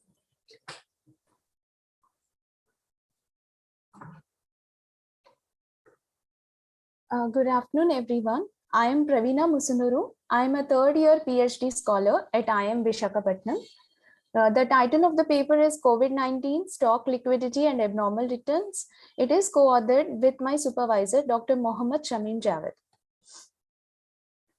So the main idea of the paper is to understand how the ex-ante liquidity of the stock, that is before the crisis, has a relationship with the abnormal returns that are experienced during the COVID-19 crisis in the Indian context. We have used three different measures of liquidity: price-based, volume-based, and transaction cost-based measure to understand the relationship. And what we find is that these three measures behave differently with their relationship, and price-based liquidity measure shows us that liquid stocks are more penalized during the crisis, whereas volume-based liquidity measure has the same relationship during crisis and calm periods. Zero has not given any significant trend or relationship that we can interpret. So the motivation of the study was that we know that liquidity is of prime importance to practitioners, policymakers, and regulators to keep our financial system stable. Especially in an emerging market like India, it becomes more important. And why this study is interesting, because in normal times, we all know that that liquidity and expected returns, their relationship is negative. That is, the more liquid a stock, expected returns will be less. And the more illiquid a stock, the expected returns will be more, because investors need a premium to hold illiquid stocks. But it will be interesting to see that during a period of uncertainty, when there is a lot of negative information and a lot of investor panic, there will be a sudden selling pressure which will be created in the market. And because of this, we can see that there might be a change in the relationship between ex-ante liquidity of the stock and abnormal returns. And especially in India, we saw that the stock market fell and rose in a span of 2 months, which is a very short period. So this will give us a good experimental setup to understand this relationship, because other firm variables have not changed much. Further, if we have seen past studies, they have studied on aggregate market liquidity, and there is no Indian study which has looked at specifically ex-ante stock liquidity and abnormal returns relationship during COVID-19. So coming to the literature review during crisis, These are some of the papers which have looked at aggregate liquidity of the market.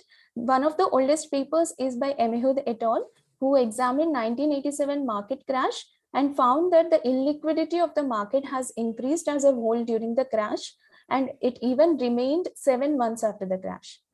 Zaremba et al. And Harun and Rizvi, they have seen this in the COVID-19 context, and Zaremba has seen it with respect to the policies and found that with the workplace closures or school closures, the liquidity of the market has overall decreased. And Harun and Rizvi has found that as the number of COVID-19 cases decreased, the liquidity of the market improved.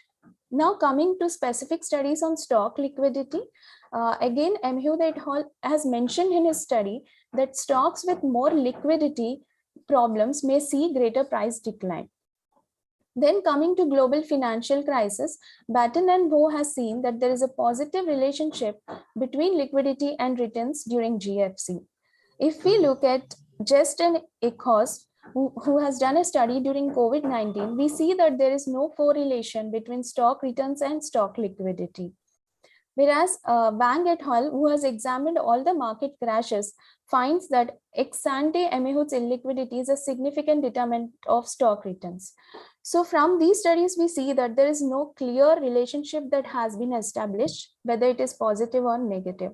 So it is interesting for us to understand in the Indian context, what would have been the relationship, because in the case of, even though COVID-19 was a sudden surprise to all parts of the world, India also had many surprises, like we had a sudden lockdown, which we were not aware of. So investors have panicked.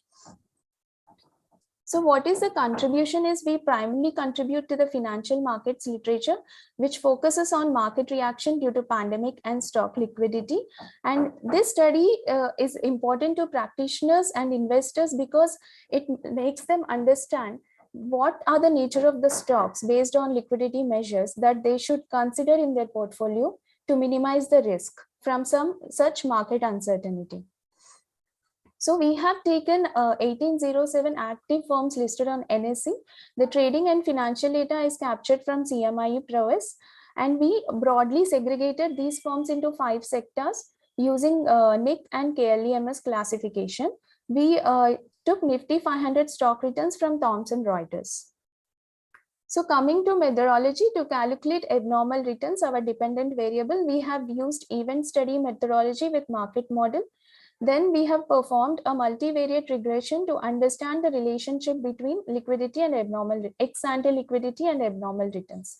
So the 3 measures which we have used for ex-ante liquidity are, for volume, we have used turnover, price impact, we have used Emehud's illiquidity, and for trading cost, transaction cost based measure, zeros.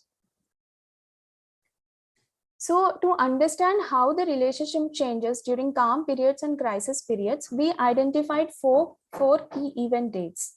One is 31st December 19, when there was no confirmed case in the world of COVID-19 and only cases of pneumonia unknown etiology were reported to WHO.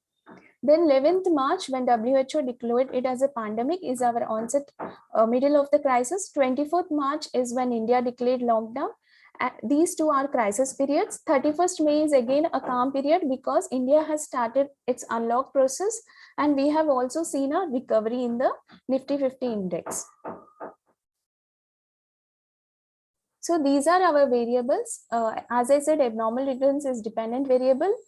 We have taken 3 proxies for liquidity, and we have control for market variables as well as firm variables. These are summary statistics of variables of interest, and we can clearly see that the abnormal returns during the calm periods, either in a flat market or rising market, are positive, whereas during the periods of crisis, the abnormal returns are negative. Since we have used 3 liquidity measures in a single equation, we wanted to see whether there is any multicollinearity problem. So we looked for correlation, and we find that they are not correlated. Everything is less than 0.4. This is the main empirical framework which we have used, and these are the results which we have found. So if we look at turnover, it is negative in all periods and significant. If we look at Emehud's illiquidity, it is positive during periods of calm and recovery, like on December 31st and May 31st, it is positive as established in the literature. But what is interesting is we find that its relationship is negative during the periods of the crisis, and it is highly significant. Coming to zero, there is no trend that we see, and it is not significant. So these are the control variables.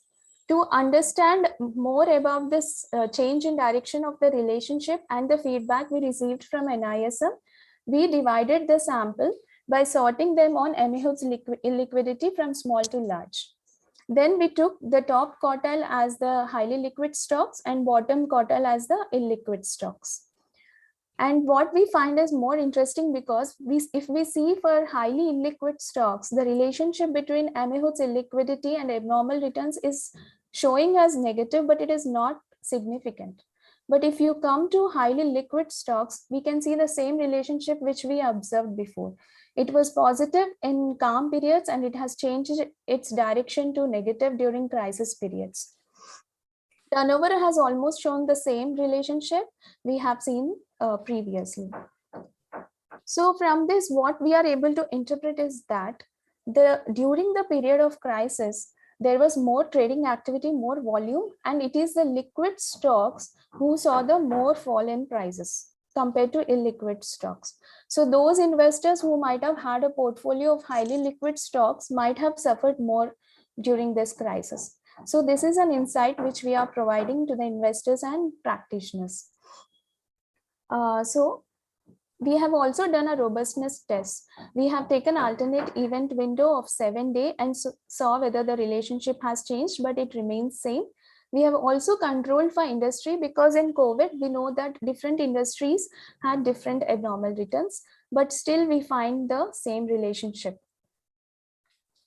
So what we are trying to conclude is that during the period of uncertainty, as on 11th March, when WHO declared it as a pandemic or sudden countrywide lockdown, we have seen Amihood's illiquidity is changing its direction of relationship with abnormal returns.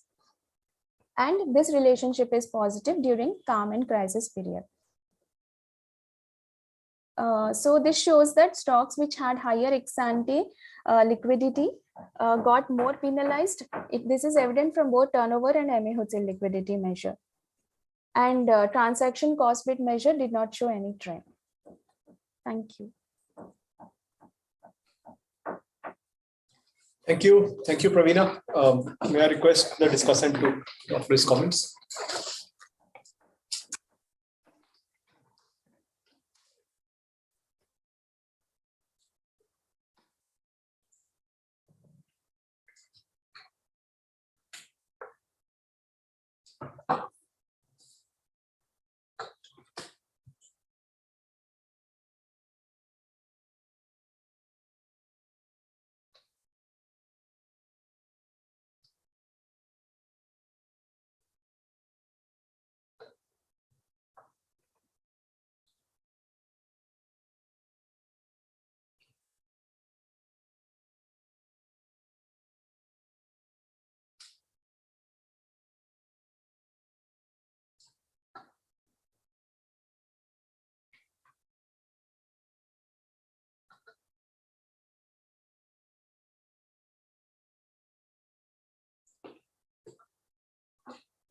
Praveena, is this visible to you? Yes, sir. Okay, great. I think this is different, no? Yeah, I'm going back. Yeah. This is That's for the next slide. so much paper. It's all right.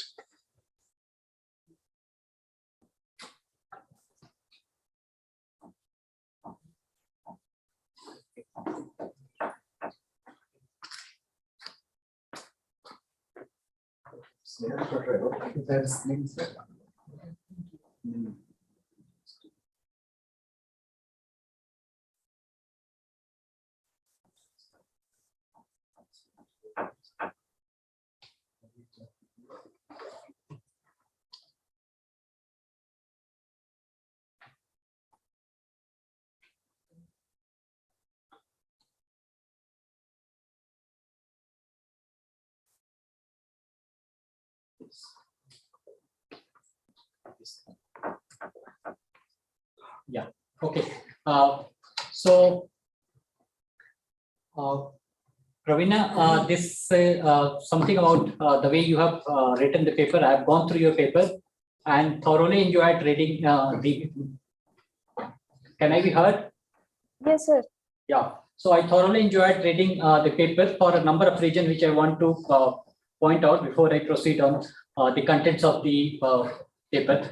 So one is for the first time I've never seen before that each sentences have been indexed in the paper, which is a great effort because, you know, if I have to give it to a student of mine or if I have to refer to it, then I can exactly tell you at the sentence, the line number 74, this is, so you have beautifully categorized everything in the paper, which is a great thing. The other thing is it flows beautifully from the beginning till end. Of course, there are some hiccups in between, but that's okay. But it flows beautifully from the beginning till end, and I can read it and like it as a story, which is a great thing. Thank The you best so much. part, yeah, the best part is you have touched upon liquidity, which is the blood of the market. So it's like a romantic love story being shown in Bollywood movies. So everyone is going to lap it up because it's something that is in the heart of everybody. Liquidity is all of us are chasing during market hours, off market hours also, and whenever you make a decision to get into or get out of market. So, and the best part is all the citations that you have used are one of the best citations available in this particular domain. So for example, if you talk about amiotes, liquidity and all that, you will see hundreds of literature around that. And then the best part in your paper also, you have mentioned it over 10 times and like that. So that shows the importance of this paper. And many other citations that you have used are good. So literature review comes up very well in this particular case. Yeah. This I have said. And yeah, so you know, the regression model that you have used is very robust and that you support it by doing the alternate measures, which is good. So it looked good to me that you have substantiated it with an alternative ways of doing it. One thing where I want to come back to you is when you use beta in your regression, and I have not seen in other papers also, so I will come back when I discuss other papers, you never mention where from you are taking your beta. So for example, I witnessed that most of the researchers have a tendency to just take beta from the database that they are using and copy it and do it. But over here in market, we never do like this because our purposes are different. So we take either 3 years or 5 years and we show it that this is the period that we use. And in some of the cases, we try to use our shrinkage estimators to make beta more stable.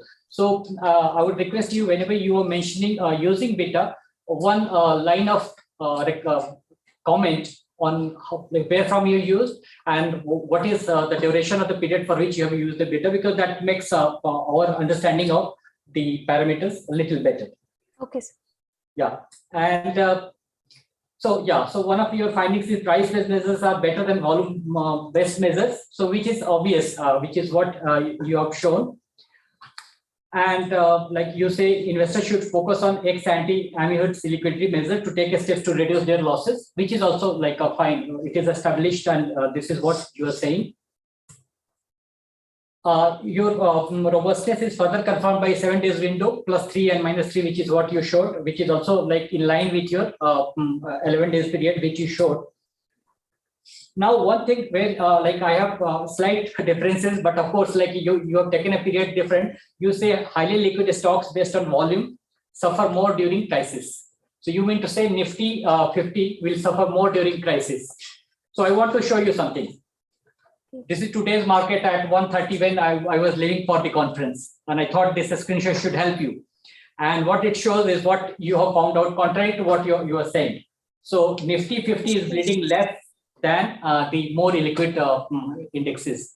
So maybe I think the period that you have taken was the period when institutional investors probably would have been more active. So that area you could have looked into as to why the more liquid stocks suffered more during that period. But rest all is fine. So I'm okay with the paper. Otherwise, everything is fine. And this is one of the best papers as it is selected by the institution. So nothing against the paper. But these are the few things which I thought if could be added, it would come out to be a great paper. So my best wishes for the paper and thank you for writing a good paper. Thank you so much, sir. Thank you. Thank you, Mr. Shanlia. Thank you. Any questions to Praveena's paper? Just check in the chat box. So I'm just checking. Pravina, I had one comment to your paper, which is actually nitpicking. In one of the places you've written December 2020 in the first column, where it should be December 19 in your calm period. Okay, you might want to correct that. Okay, and one other question I had for you was, have you considered other proxies of liquidity like impact costs? No, sir, only these three. Okay, because what happens is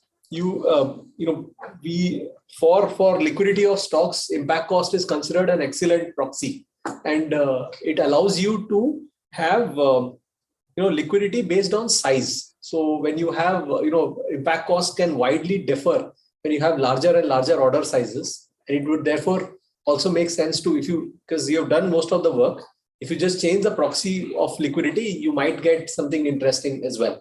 And I'm also keen to know how you will explain Mr. Chandelia's question on Nifty and the broader market indices. What would you say to that? So what he showed is today's returns, right, Professor? Yeah, but remember, this is like one of the rarest days in the market that around 4% market has fallen. And Ukraine crisis is not something that you every day see in the marketplace. This is like one of the rarest occasions. So to be frank, we were also shocked with the results, surprised with the results which we got. So we are also trying to understand why that change of direction has been happening. But however, different methodologies we tried, we are getting the same results. Yeah, but does that explain the answer? No. So I'm saying I also don't know what is the answer. I'm trying to figure out. Yeah, because what you're saying can have deep policy implications. It basically says, liquid stocks will actually hit you much more than illiquid stocks. Yes. And that result has stayed even after so many robustness checks. So perhaps the one more question is, what exactly accounts for the feature? Have you looked at any omitted variable bias in your modeling? Have you left any important variable which could be explaining the things? Because I'm worried about one other factor, Pravina, just on the econometric side, your R squares were too low. Yes. So the explanatory power of the model is quite low. I'm a little worried about that part. Some places it was 20%, one place it was 5%. So, if you remember your slides, one of the models. So are you leaving out an important variable? Because your F for the model was significant, but R squares were somewhat lower. So then I'll think about it, please. Yes. All right. I have no further comment. Any comments? So a kind of addition to what you already said and what says, yes, I will agree with Stanley sir, that excellent effort you have made. You may like to consider, see, liquidity, we always say there are some intervention, either by the regulator or at the government level. So how you would like to incorporate those things, liquidity because of X things, Y thing has happened. And because of intervention, whether Y thing has been restored or Y thing has gone other way around. So that will give you more perspective and maybe you are in a better position to explain what you want to already say. Okay, sir. Intervening measures, they are very important, and that is what they are the policy makers. That is what they usually. There are two things. One is immediate response, and one is constructive or short to medium kind of response. So all those intervention on liquidity, how it has panned out. Maybe you would like to consider that things. Okay, sir. Definitely. Good efforts. Keep doing this kind of things. That will help. Yeah. Thank you. Thank you, Pravina. Any other questions? I guess we can go on to the third paper. Thank you, Pravina, once again. Thank you, sir. So our third paper today is single stock options, market dynamics around earnings announcements, evidence from India. It's by Sumit Saurav and Sovesh Kumar Agarwala and J.R. Verma. Do we have it on webinar? Webinar.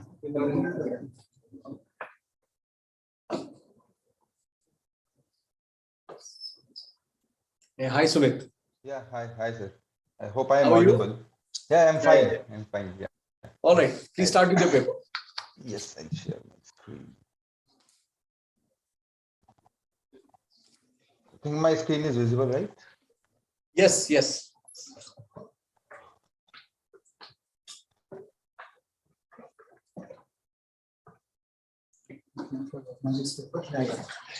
Yes. Yeah, Sumit, please start. Yeah. Before I start, I would like to thank organizers to giving me this opportunity to present our work here. This is for the second time I am presenting my paper in one of the SEBI-NISM conferences. So this paper is titled Single Stock Options Market Dynamics Around Earnings Announcement, Evidence from India. Obviously, it's a work that I have done with two of my professors here at IMA. And yeah, this is a flow of my presentation. So I'll start with a little motivation, why we do what we do. So there is a large literature that documents the information role of earnings announcement, starting from Ball and Brown 1968. So this literature has documented that the IV of the single stock options, particularly ATM IV, increases before earnings announcement, peaks at the day of earnings announcement, and decreases afterwards. However, there are very few papers that try to or that uses the full richness of the implied volatility curve, or what we call in our paper the asymmetric risk. So what we mean by asymmetric risk is that the investors can take directional bets in the options market, like going long on OTM calls and shorting OTM puts and vice versa. So none of the papers have, and this trade will be captured by the skewness of the IV curve rather than the ATM the implied volatility of at the money options. So not very few papers have captured this dynamics around earnings announcement. So we in this paper try to capture that. Additionally, the most of this literature is focused on US market, and little work is done on emerging market like India. And there are two other reasons why we select India for this work. One is that our single stock options market is one of the largest by volume in the world. And second, we have parallel liquid single stock futures market that attracts a lot of informed traders. And this raises a very important question that during earnings announcement, which market would be preferred by investors? Is it spot market or futures market or single stock options market? So before I will go into detail, I will just mention our research questions and key findings in case I don't get time. So we in this paper aim to address three broad questions. One, how the behavior of single stock options implied volatility and volume changes or reacts to earnings announcement. Second, we try to examine the preferred market of investors. Is it spot or futures or options? And third, can the options market predict earnings surprise? Because that would be the sign of informed traders active in the Indian options market. And for that, we use the earnings announcements between 2015 to 2019 for all the firms which have derivative traded. Our key results are as follows. One, we find that there is significant increase in volatility levels during earnings months vis-a-vis non-earnings months. Second, we find that there is a differential impact of earnings surprise on the shape of IV smile and P by C ratio, put to call ratio. Third, we find that our O by F ratio and O by S ratio, which is options to futures ratio and options to stock ratio, it shows a monotonic increasing trend leading to earnings day and then fall afterwards, showing that the options market is preferred over spot and futures market during earnings announcement. Then we also find that the ATM IV, the IV of at the money option, doesn't predict earnings surprise, whereas IV skewness of the implied volatility curve, which we also call RRIV, and P by C ratio predict the direction of impending earnings surprise, sort of showing that informed traders are active in the market just before earnings announcement. So overall, in this paper, we find that the option market is forward-looking and used by informed traders. Now, coming on to the literature review and our research questions, here I will elaborate in little bit more detail. So volatility as measured by implied IV, increases before earnings announcement and decreases afterwards. This is widely documented in the literature, and our paper is not the first one to document it. Then there are papers that try to examine how the positive and negative news affect the buildup and change of implied volatility during and after earnings announcement. In the recent paper by Beaver et al., they find that the information content of the earnings announcement has increased over the period of time. But most paper in this domain has used implied volatility of at the money option, thus misses out the full richness of the IV curve. So we in this paper aim to fill this gap by one, examining the behavior of different IV curve parameters in EM month versus non-earnings announcement month. And second, how the behavior of ATM IV skew changes or gets affected by positive and negative earnings surprises. Coming on to our second research question. So option volume and O by S ratio has been used to examine the market reaction to earnings announcement by Turong et al. and Rai and Rai et al. 2015. Then previous literature has documented that the high option volume or O by S or high O by S ratio result into a tepid reaction from spot market to earnings announcement. But due to the lack of liquid single stock futures market, little is known about the behavior of O by S ratio, the options volume to futures volume ratio around the world. So similarly, there is very little or very scant literature on how the P by C ratio, put to call ratio, reacts to different earning surprises. So in our second research question, we fill this gap by examining the behavior of all the three ratios around earnings announcement, and we also examine how P by C ratio, the behavior of P by C ratio gets affected by the earnings surprise. Now coming on to our third question. So so options market is known to be the preferred market for informed traders, and the reasons are simple. One, the short selling is easy. There is leverage effect. Then one can use private information by taking different position. By different position, I mean by using different strategies like put spread or butterflies. So due to all these factors, options market is known to attract a lot of informed investors. And empirical asset pricing literature, on the other hand, also documented that the options market can predict, particularly implied volatility and volume in the options market can predict the future stock return.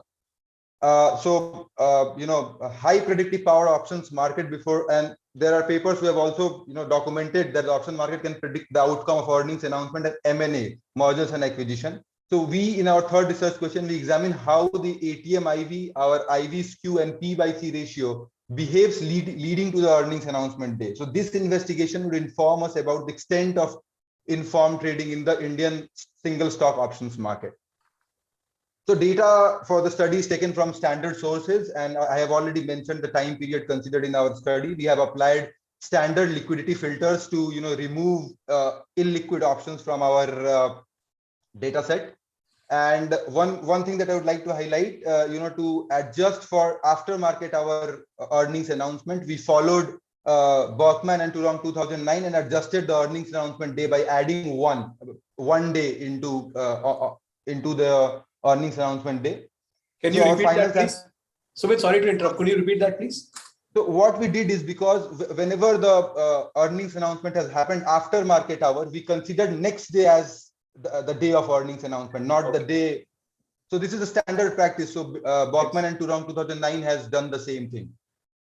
So our final sample consists of more than 2,000 firm quarter observation with 191 unique firms.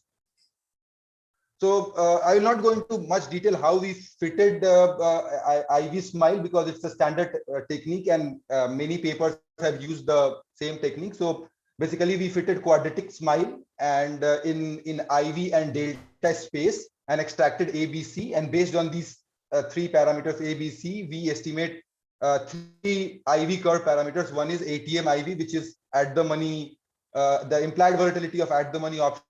Then IV of delta 0.75 means implied volatility of out of the money put options. Then IV of delta 0.25 options, which means IV of out of the money call options. Then we estimate IV skew, which I have called risk reversal here as well, which is the difference of the IV of out of the money call and out of the money put.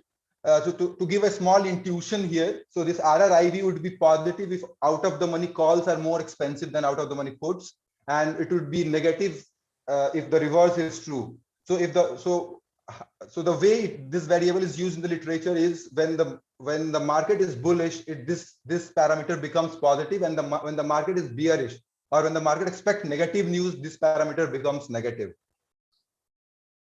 So the way we have measured earnings announcement surprise, we used two well-known or well-established measure. One is the standardized unexpected earnings, and another one is the surprise reported by IBES, again widely used measure in the literature. So coming on to our result part, so this is a summary statistics of our data. This is the correlation table. I would like to highlight few things. Number one, that you can see that both our earnings surprise measure is positively related with RRIV, which is IV skew, and the correlation increases as we move close to earnings announcement day. So RRIV T-1 is the value of IV skew 1 day before earnings announcement. Similarly, RRIV T-2 is 2 days before earnings announcement, and RRIV T-3 is 3 earnings announcement. So as you move close, the RRIV and surprise, the correlation increases and the correlation is positive, showing that the informed traders become active as we move close to earnings announcement. Second, we find similar relation, but in the opposite direction. The relation between earnings announcement and P/C ratio is negative, and the correlation increases in the negative direction as we move close to the earnings announcement.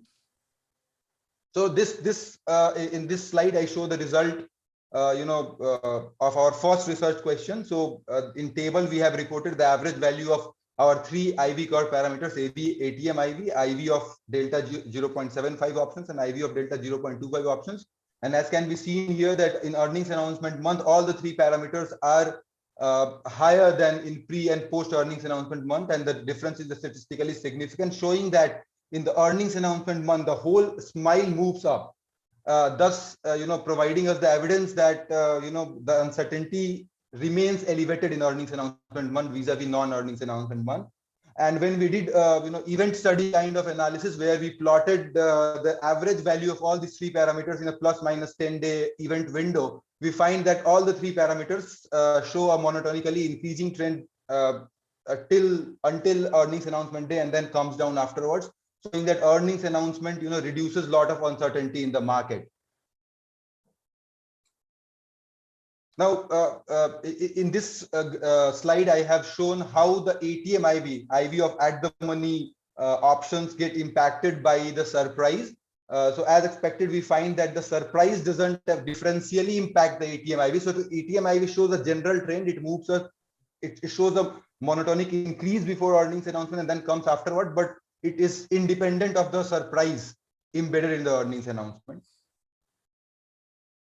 Now, in this slide, I have shown how IV skew behaves with respect to earnings announcement surprise. And as can be seen in the graph, we find that in the case of, let me explain a little bit. So what we have plotted here is the average value of RRIV in a plus minus 10-day event window.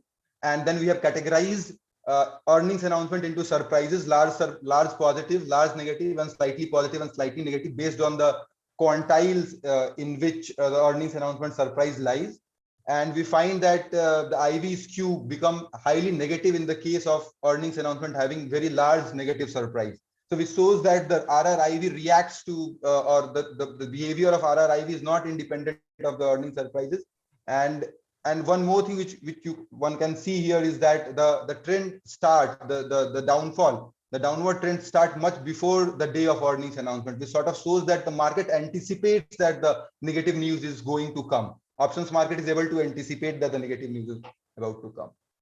Now, coming on to the question that which market is preferred by the investor, is it spot market, futures market, or options market? For that, we have plotted the mean value of O/S ratio and O/F ratio in a plus minus 10-day event window around earnings announcement, and you can see that both the ratios, so O/F and O/S ratio, show a monotonic increase and decrease.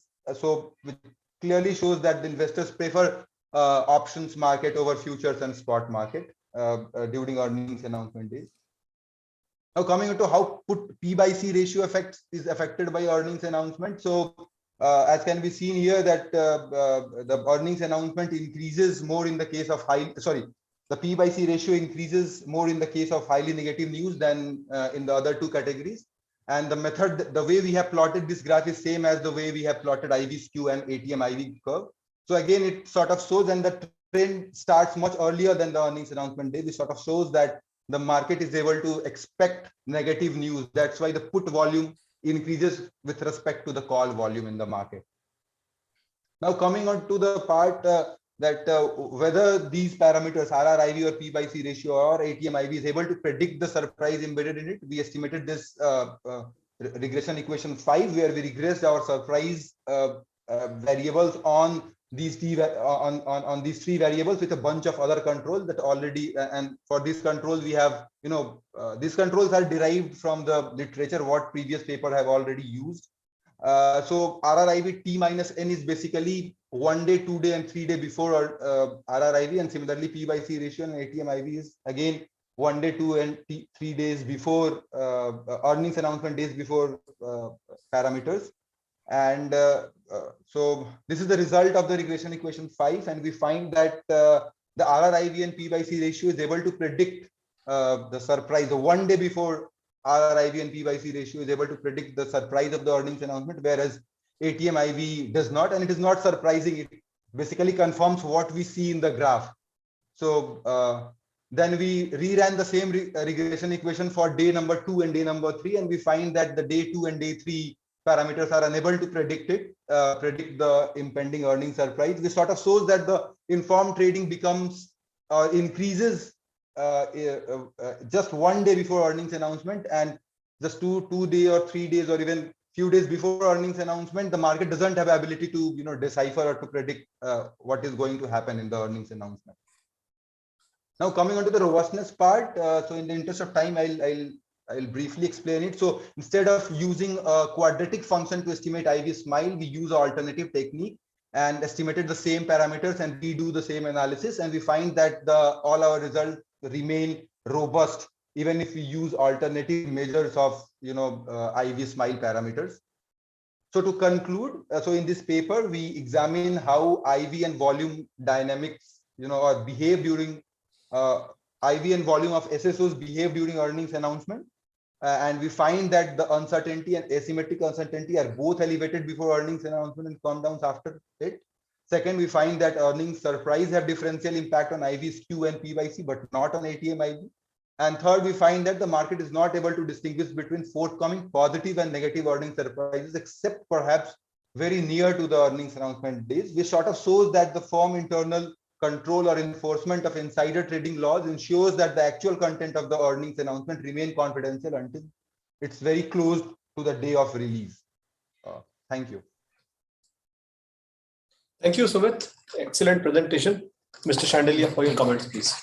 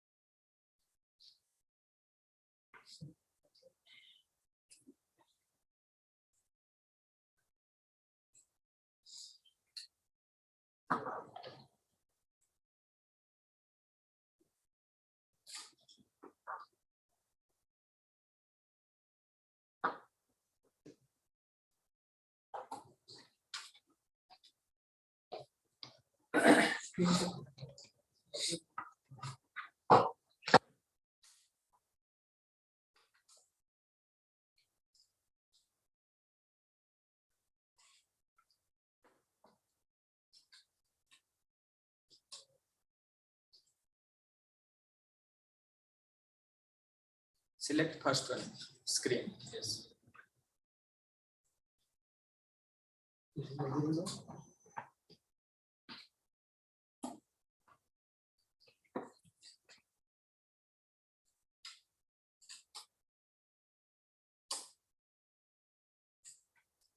Okay, yeah.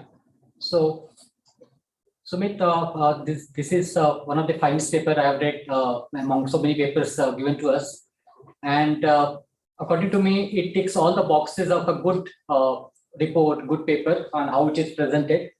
The best part is when you talk about options and futures market, and especially in India, I think a lot of things can be said because we are number one in terms of options and futures market, in derivatives market, in so many ways. And NSE has the 99.9% of the share, which is what you have also pointed out.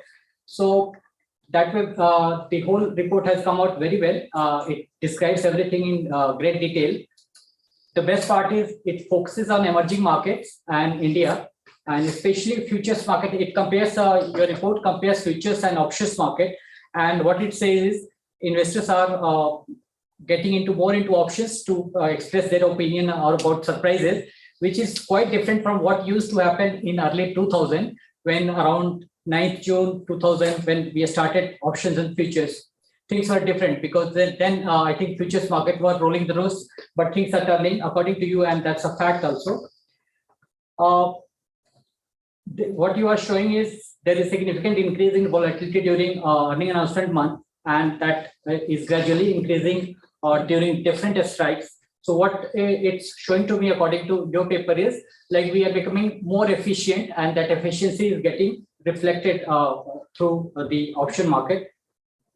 And the change in a smile after earning announcement, which is what you said. So I have one suggestion to make here, and that suggestion is when you talk about a smile should be colorful, and some of the graphics I think could make some more improvement, because for some elderly people like me, I needed a little more focus to look at. I would agree. I would agree. They could have been bigger. Yeah, I could not read X and Y axis. Yeah, so always when you talk about a smile, let me smile first before you give any report. So I think now all these software and analytics are coming. Just you need to change 1 to 3, and it comes up with different colors. So I think it could have been done that way to make it a little more attractive.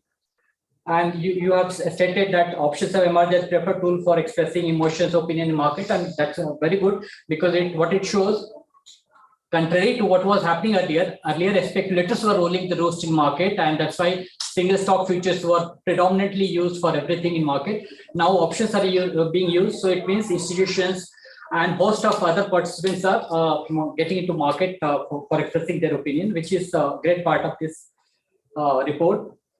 And what you say is at the money implied volatility doesn't predict the earnings surprises. The skew of option, RRIV, and volume of VCR do. So this is a very different finding, and that's interesting, because what it means is like you need to be, the investors can look at various other things, not just the at the money option, which is mostly more liquid in the market. The interesting part of your talking about PCR is when you talk about put call ratio. I understand that investors during time of panic, they look for insurance, and obviously the PCR should increase. But one question that was lurking in my mind is like, what if I'm an institutional investor, and instead of buying put option, I sell call option because I have lots of holdings of the stock, and that is safer for me also because I am covered by the holdings. So would you have like to look into those aspects, that what if institutions do more of covered call writing instead of buying put option? So what would happen to these surprises? And it's obvious that predictive power increases closer to a day, and what you are saying by saying this is information is gradually being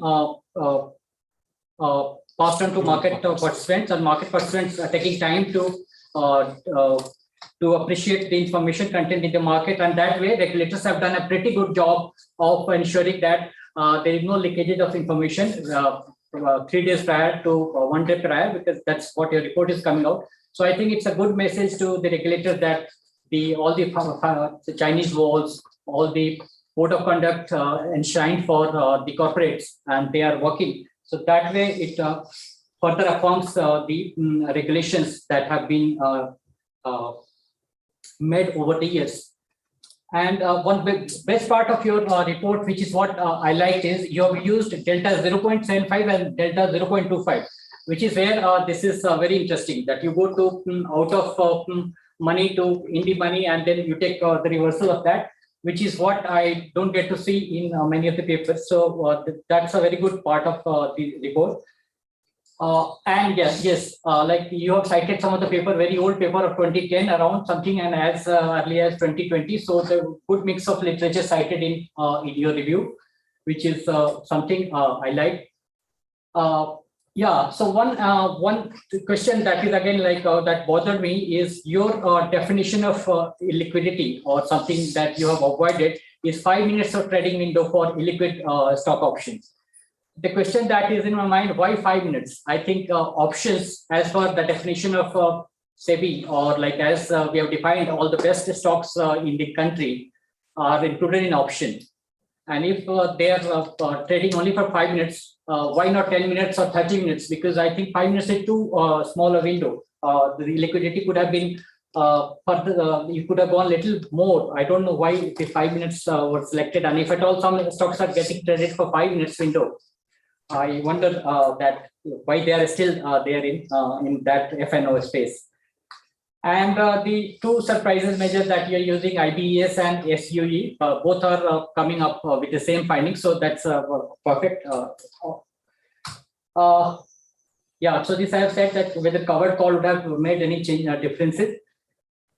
One interesting thing that you have mentioned in your report is like the 191 forms that have been used in a study, and analysts have used this.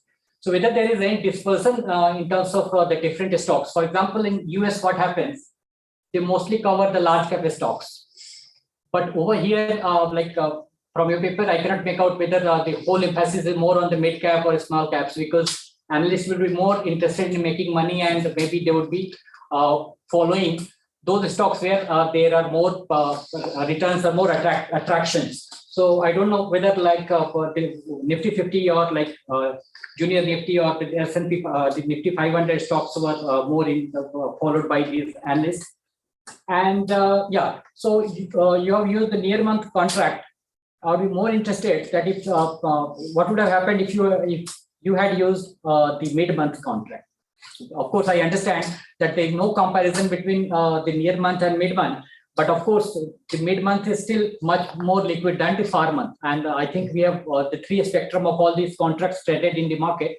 So probably the like you could have also, as you talk about robustness, the robustness could have been further confirmed if you had used the middle month contract. And I think some participants would be smart to express their opinion around those earning surprises. And yes, what you say is correct. Is market is unable to guess the direction of surprises except until very close to announcement. And this I have stated. Yeah, and one more thing, which is what, because like you have written so many things, so it gives you more opportunity to look at so many aspects of your. So you have used regression model where you have used buy and hold return for T-10 to T-2 or T-1. My question is, could you have looked for 30 days? Because when you were talking about buy and hold return, little longer duration would have added more value to the robustness of this. I don't know whether authors have looked at this, but my sense is you have used both momentum and buy and hold, because you have already used momentum. So probably buy and hold for the little longer duration would have made slight differences that I don't know, but probably, yes. So that's all. But anyway, this is probably the best in this this heading of this presentation, and you presented it very well. And the fact that you talked about futures, options, and stocks, and the volatility smiles all have come up wonderfully. And it's a great paper, and I wish you all the best. And this should get published somewhere, because the content and quality is so good that definitely it deserves to be published somewhere. So all the best, and thank you very much. Thank you, Mr. Shandlia. Sumit, would you want to respond? Yes. So thank you, sir, for the wonderful discussion. And so I have written some points. I don't know whether I'll cover all of them. I would be able to cover all of them or not. So first, about the better graphs. So I got the same feedback from my advisor as well. So in the revised draft that we have submitted to a journal, the graphs look much better. And as pointed by you, I have made the levels little bit bigger. So it's a valid criticism. I take it. I mean, it's my fault. Second point, you're talking about why not the investors can write covered call. right? When I am using P by C ratio analyze how the P by C ratio is getting affected by earning surprise. So basically, you are talking about supply side effect.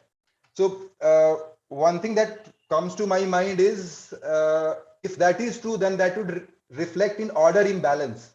Like when there is a negative surprise, then there is from the supply side there would be a urge to sell more calls. So that would be captured by that. I don't think that. And the other point that comes to my mind is why investors will not sell calls, because writing call requires margin as well. So I have read a couple of papers that writing call and buying puts are same, but investors prefer buying put over writing calls because writing calls will require margin. And obviously, if you buy put, you have to pay a premium upfront.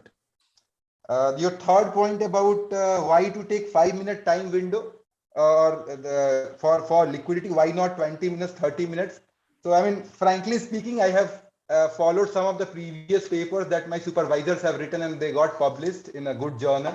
So, but you are right. I mean, we can take 10 minutes, 20 minutes, 30 minutes for robustness. One can check that. I take your point. It's a valid criticism. The next point that you made is why not use next month? So, sir, the liquidity drops drastically the moment you go to next month. So the liquidity is highest in the near month, and somehow the literature uses near month contracts. I mean, if you'll see all the papers that I have cited, in almost all the papers they use near months.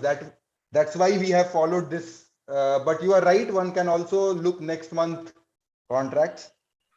And the last question about the last point that you have highlighted, that I have controlled for momentum and buy and hold in the same in the same regression. So I should have taken a longer time window for buy and hold. I'll definitely check it. All the points you have made is, I agree, it's valid, and it will add value to my paper. So let's see in the next version when we revise it, we'll try to incorporate these points. Thank you, sir. Thank you, Sumit. Any other questions? Yes, sir. Vidhu? Yes, sir. Yes, very quickly, how does liquidity change close to the earnings announcement, before and after? So it increases and then comes down. So you are talking about volume, right? Yeah, volume, open interest, whatever. So does that tell you anything more than what you have explored? So here what we have done when we studied volume, we studied ratios. So there are papers that study only volume, and the normal finding is that before earnings announcement in all the markets, volume increases and then comes down. So there is abnormal volume and volatility. We wrote another paper, but in that paper we analyzed spot market behavior in our earnings announcement. So I don't know about. This would be across spot, future, and options, right? So if you are talking about options in contrast to futures and spot, that's why we have taken ratios. So once you'll take O by F, if both the variables, so if volume in options market goes up as well as in futures market, if the rate of increase in options market is higher, then O by F will increase, and if the rate is slow, then O by F will decrease. That's the sort of argument. Yeah, please, Sir, in the presented paper, likewise earlier paper also, what we have seen the slightly louder. Yeah, in the presented paper, what I observed that likewise other papers, what we have seen current means in this session, R square was quite low, like 0.12. Is that because of the omitted variable by spot we have said? Not always. Sometimes in time series regression, the explanatory power of those models is very, very low. If most of the data here is daily data. High frequency. No, daily. High frequency is which is lower than daily. I mean, the time period is lower than daily. You will see R square even lower. Okay. So it's not always the case. But in the previous paper, that was using daily data. And I have one more comment on the previous paper, by the way, which I could not. I don't know if Ravina is still there. The correlation matrix that she showed, she said everything is less than 0.4. You don't present that. I mean, where was the statistical significance? In all papers we have seen, your paper and obviously this paper, typically whenever you make a statistical statement, you have to give the p-values, right? But that was missing in the correlation matrix. So, but Sumit, may I ask a few questions as chair? Yeah, please go ahead. Yeah. I mean, coming on to the low R square part. So what I have seen with a little bit of experience, so last 1 year I have been doing research. What I have realized is when you will regress ATM IV, you will find higher R squared. But whenever you are dealing in IV skew, so I have seen the literature, all the papers will have low R square. So technically speaking, we don't have better explanation of IV skew. That shows that all the variables doesn't matter, form level fixed defects or time fixed defects, other analyst dispersion, coverage, all the things put together doesn't explain more than 15-20% of the variation in the IV skew. I would agree. So, sir, if all the papers are getting low R square, why is it so? No, that's because of how much you can explain. I mean, it's hard to. At max, we can. They say, right? I mean, you should never predict, and last thing you should predict is the future. So you don't know what's going to happen. But I have some comments, Sumit, on your paper. So first of all, there is a sharp rise in the OF versus OS. Okay. The good thing that you've done is in the paper you stopped at 2019, so you're not dealing with anything with the pandemic. That was a smart thing to do. But that was, otherwise your results might have been skewed in whichever way, right? That was smart. Yeah. But one other thing is, since peak margins were introduced in various stages, I think beginning last quarter of 2019, it's become steadily more expensive for people to trade in the spot markets. So you've seen volumes sort of peak out in the spot markets and volumes starting to increase in the options markets. I think you should keep that in sort of mind. I mean, part of the peak margin increase happened during the pandemic. You are saved from there, but peak margin was announced in 2019. So look at what part of your time period could have been possibly affected by the starting of the peak margin announcements. It started with 25, then 50, then 75, then 100. So that became, leverage trading became more expensive. So you made that point, by the way, that options allow leverage trades, and leverage trades in terms of margins were allowed in spot markets, but with peak margin, it's becoming very difficult. One small point there, you said options allow private information. How? I mean, the strategies are there. You can have all kinds of strategies. You can't have short sales in, our SLBM is not so great. So, options are great in terms of all kinds of strategies and complicated set. And you can go on the long and short side, but private information was a question. The other thing is, I wanted to ask you, why use Black's model for the IV? Why did you not use a simple, fit the IV using the traded strikes? So you will get a smile anyway. Just take all the traded options. You will get an IV smile, a broad IV smile, and then you can fit a quadratic model into it. You don't want to go cubic or quartic because you'll have kinks. The quadratic, you're getting a parabola, so it's fine. But why use Black's model? Just a question there. On the 5-minute part, I just have one observation. So at NSE, we have around 90,000 options trading per day, available for trading per day. But the number of options that trade every day is 16-17%, not more than that. So Sumit's point about why you don't use near month, the drop in liquidity is very sharp. So you will see that, at the near expiries, weekly expiries for the Nifty or Bank Nifty, or for the stocks near month expiry, the liquidity is huge. But after that, there is hardly any liquidity. So I think that could be one reason. And that also sort of determines your hold period. You don't have liquidity. What can you make a statement about 40 days, holding period? You have to stop at 30-day period. And other than that, on coverage, you had a question on coverage, right? See, the number of stocks where derivatives are allowed is 191. The number of stocks where analysts cover is about 500. So analysts cover a wider universe than the derivative universe. So luckily that bias will not be there in his paper. So everywhere derivative universe is there, those stocks are all decently covered, generally decently covered. You will not have that paper. And on one point that he raised, Mr. Sandlia is from SEBI. I think you should send him your previous paper about how the UPSI announcement of SEBI, that regulation has actually dropped, UPSI news sort of coming out, which is sort of coming out in your paper. I think it'll be nice to share that paper. And lastly, just one other question. I mean, you make an announcement of post-market hours and you add one to it, right? Anything that comes after, after market, you add one to it. And then you also show that option market is able to get the news before, at about 1 day. I'm kind of worried about that part. I mean, are we basically saying that this 1 day is coming before, because you're adding that 1 day? Are we, because, I'm trying to think that the market gets it on the day of the earnings announcement, on that day. But because you're recording it as 1 day next, I'm not sure. It is, I mean, my thing is, because I'm not sure how many of the earnings announcements are made during market hours. I think it should be a good idea to have all earnings announcements during market hours, but some guys do it after market hours. Many of them, some of our largest companies do it. They do it after market hours. Because of your adjustment, you're adding a day. Yes. This is something to sort of think about. And last comment is, you said NSE, I mean, we are the largest derivative markets, FIA 2020. It's also FIA 2021. Yes. So yeah, that's it.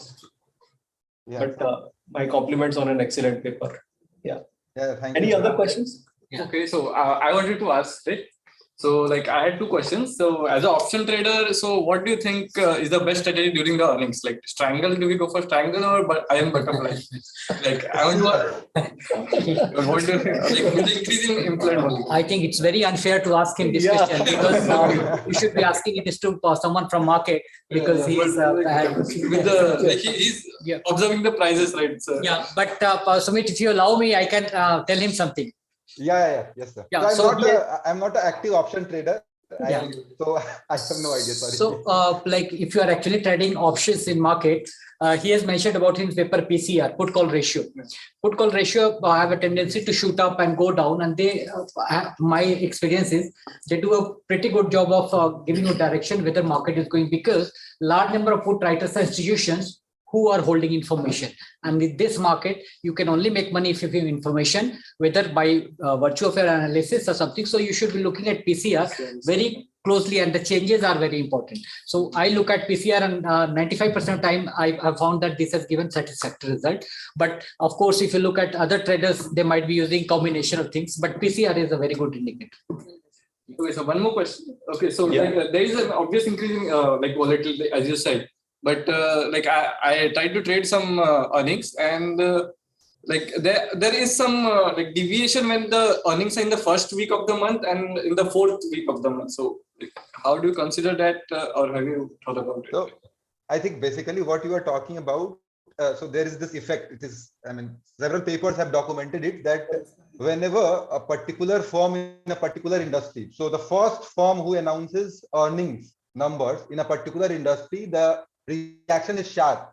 So suppose in IT industry, TCS goes and announces its return or announces its earnings number first, then there will be a sharp reaction, because investors get the direction. So after that, if Wipro comes and again announce the earnings numbers, maybe in the last week of the same month, the reaction would not be that sharp. But what you are saying is right, and many papers have, not in the Indian context, but in the US context, there are many papers that have documented this kind of behavior. Actually, I am talking about a single stock, like the theta value. I'm talking about it, like irrespective of the spillovers. So irrespective of other results, like if I take only one stock, and it's the increase and decrease in implied volatility. If like in Q1 it declares its results in the first week of the month, and like in Q3, Q4 it declares the result in the fourth week of the month. So do we have like? So are you controlling for? So when we're talking about these things, do you know that it is possible that in Q1 the earnings numbers would be far more optimistic than in the Q4? Yeah. So you have to control for all these things and then see if it makes sense or not. Agreed. And one more reason, I mean, you're talking about theta, right? I mean, the time to expiry also matters. So, you probably answered half of your question when you said it's beginning of the month or end of the month. Yes. So for conclusive evidence, or is it there is more change in implied volatility at the start of the month or at the end of the month? I think you should check. Yeah, actually. So, any other questions or observations? Just see in the chat box.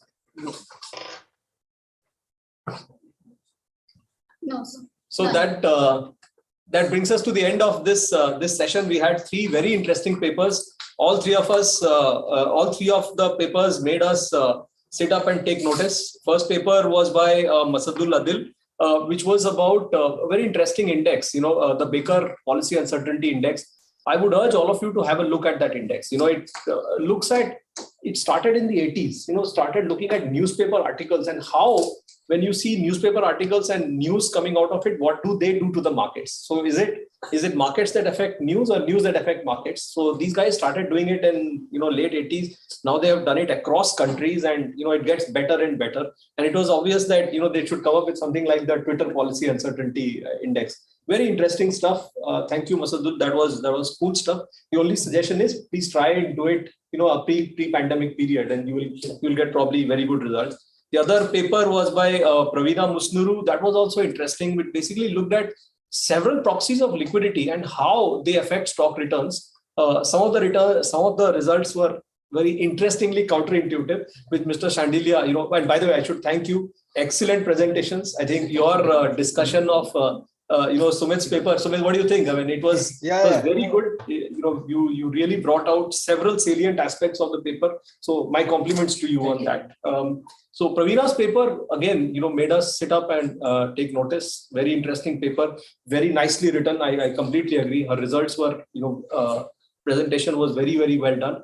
One nitpick I had was, December 19, December 20, that is fine. But correlation matrix should have significant, years. And Sumit's paper, of course, very, very interesting questions. I mean, it essentially looked at single stock option dynamics. By the way, we are also doing something interesting internally on IVs. And that made me think a lot more about what you're sort of trying to do. Very interesting paper. And this RRIV, as you call it, the option skew, is something that, that is definitely interesting to look at. And I would repeat, share your previous paper with SEBI. I've told Sumesh earlier, I think we should do it. It's very nice. This is an example of how a regulator has done such a good job in terms of controlling leak of unpublished sensitive information. So with that, we come to the end of this session. I thank everybody. I thank the audience. Thank you. Thank the papers, and thank you, discussants. Thanks a lot. Bye. Thank you, everyone. Thank you, sir. A big thanks to all presenters as well. It is almost ironic that when I was trying to define the theme for today, that is capital markets in changing context, the very first quote that hit me was Vladimir Lenin's. He says, when I was trying to define, he says that there are decades where nothing happens, and then there are weeks where decades happen. So today's Russia-Ukraine conflict is a very good example of that. And it was an incredibly insightful session and a great learning experience for all of us sitting here. I think there were some great comments that were made by both Mr. Shandilia and Dr. Patnaik. Thank you so much for being here, for making the time. Thank you to all paper presenters, all attendees, and everyone who joined in online as well, and to all those who asked questions. Made it a lot more interesting for all of us. Thank you once again for being here. We break for some time now, and another session will begin at 4 p.m. in the banquet hall. Thank you. 4 p.m. It's already 4:11. Yeah, sorry. Thank you. Thanks, everybody. Thank you so much. You have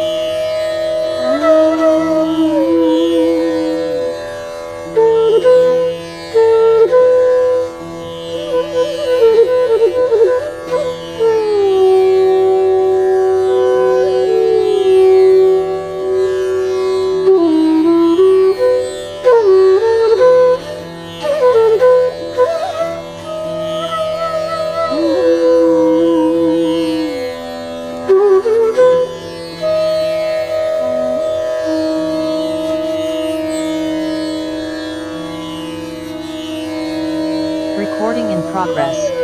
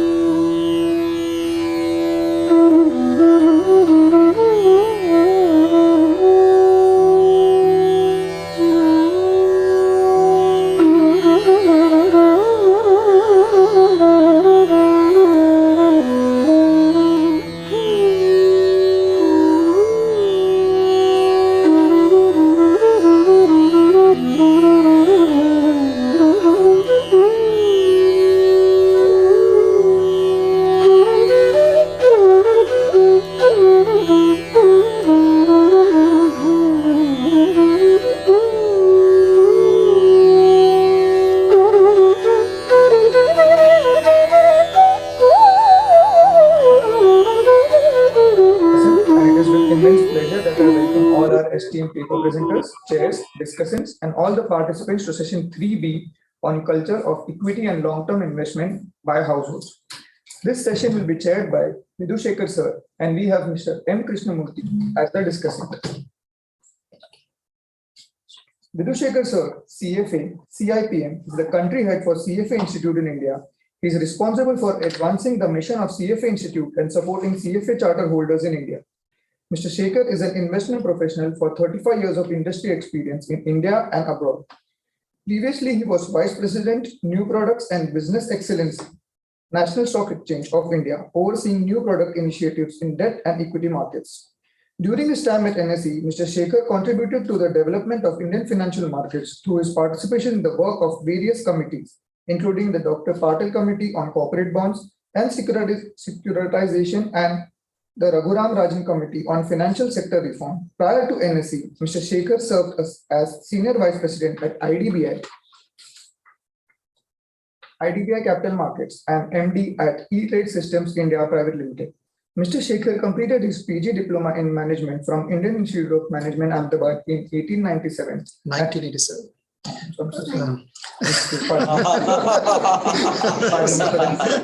1987 and holds a bachelor's degree in physics honors from the University of Delhi. Mr. Shekhar is currently a member of SEBI's Primary Market Advisory Committee, PMAC. Shri M. Krishnamurthy, an officer of Securities and Exchange Board of India, joined NISM as a member of faculty in September 2017. He is currently the program director for School of Corporate Governance. This school is playing a pioneer role in professionalization of corporate governance and capacity of building securities market participants through workshops, conferences, and publication of research papers. He is also the program director from the NISM long-term program, Data Science for Financial Markets. He is currently teaching microeconomic securities market regulations, business ethics, and corporate governance as NISM. Apart from the above, he has been taking sessions in the various training programs being conducted by NISM for regulators, government officials, market intermediaries, and listed companies from India and outside. Shri Krishnamurthy has been working with SEBI for the last 18 years in different departments of SEBI, including the Integrated Surveillance Department, Research Department, Corporate Finance Department, Market Intermediaries, Regulation and Supervision Department, Officer of Chairman and Bangalore Office of SEBI. Prior to joining SEBI, Shri Krishnamurthy was working with Ministry of Law, Justice and Company Affairs, Government of India for nearly 6 years. So before we begin the session, I'll throw some light on the guidelines. So the participants will be given a total of 15 minutes for paper presentation, upon which you will hear a bell. Post that, you will be given 2 minutes for concluding your paper. After that, 7 to 8 minutes of discussion remarks, and then 5 minutes for question answers. Now, I would like the chair to carry forward the session so that we will start with the paper presentation. And sir, you could ask the physical presentees to begin with. Thank you, Kush. Thank you. So wonderful. So this is the last session of a very long day. So it may be, but we have 3 very interesting papers today. The titles are like this. First one is the impact of mandatory CSR on firm financial and sustainability performances, evidence from India. The second one is, does CO2 emissions impact cross-border mergers and acquisition decisions, evidence from India again. And the third one is idiosyncratic volatility and cross-sectional stock returns across ownership categories. So we are going to start with the third one, the idiosyncratic volatility and cross-sectional stock returns across ownership categories. Over to you, Shomita Roy, IFHE Hyderabad. Thank you.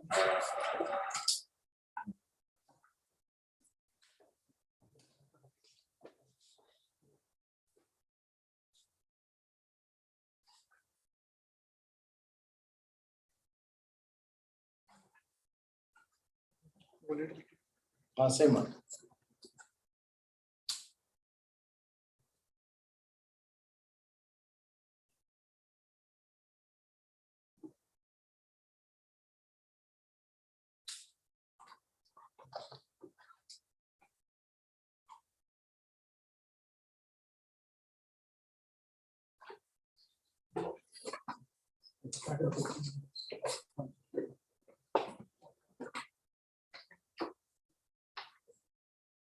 So good evening, one and all present here. I am Shaumita Roy. I have just completed my PhD in the month of August 2021.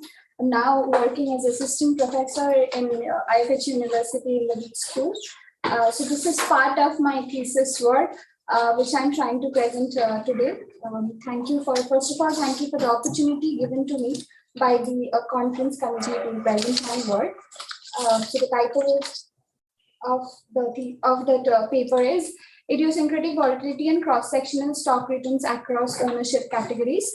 So in this paper, we are talking about idiosyncratic volatility as the name suggests. So risk is everywhere in every step that we taken in the market. According to your asset pricing theories, we can just segregate risk into two parts. One is systematic and another one is unsystematic. So the systematic part we are not talking about here. We are talking about the individual firm-specific risk, which ideally can be diversified. So your traditional capitalistic pricing theory says that idiosyncratic volatility or firm-specific volatility does not have a role to play in return predictability power, because it's only the market volatility which should have the power to predict return for future or explain return variability.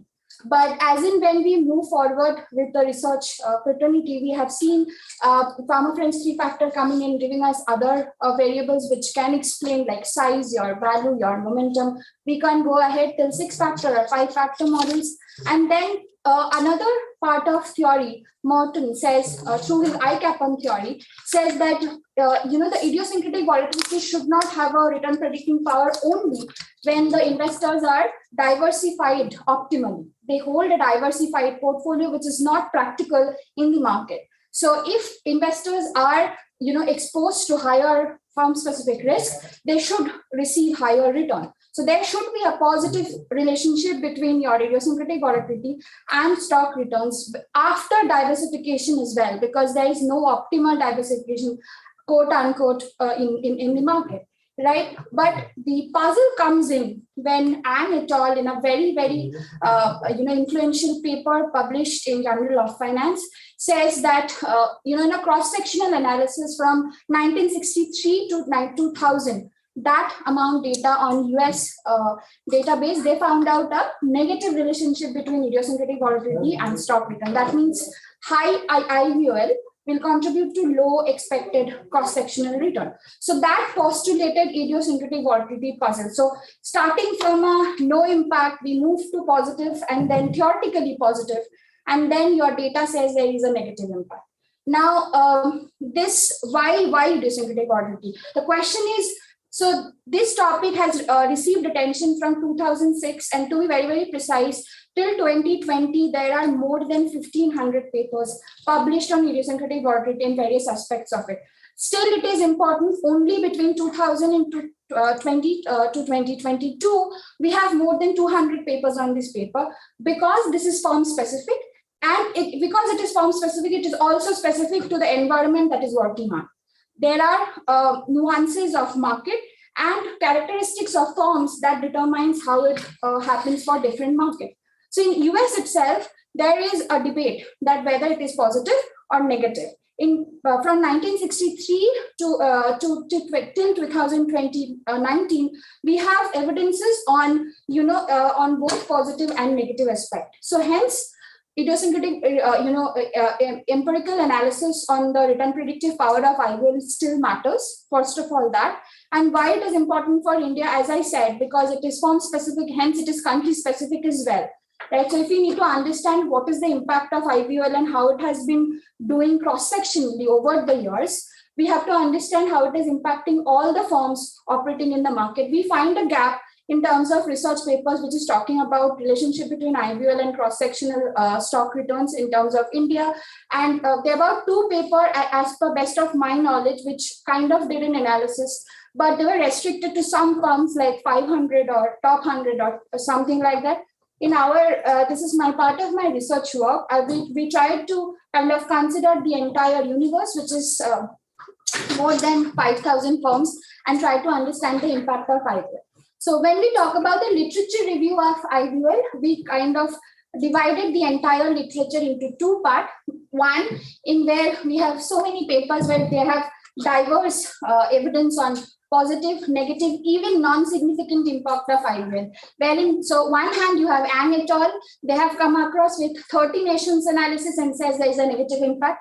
On the other hand, you have very influential paper by Fu in 2009. He says there is a positive impact using the same data. So your just mere change in econometrical method gave them different results. So there is this puzzle. So that's the first category of the literature. The second category talks about the sources of such, variations. Why? What are the reasons? What are the firm specific reasons? Whether it is liquidity, whether it is, your volume, whether it is your earnings management, whether your product market competition, and various other aspects which can contribute to such results. So we are for now concentrating on the first part of the literature wherein we're trying to understand what happens. So these three papers I've highlighted for us to understand. I'll not invest much time over here, as we spoken about.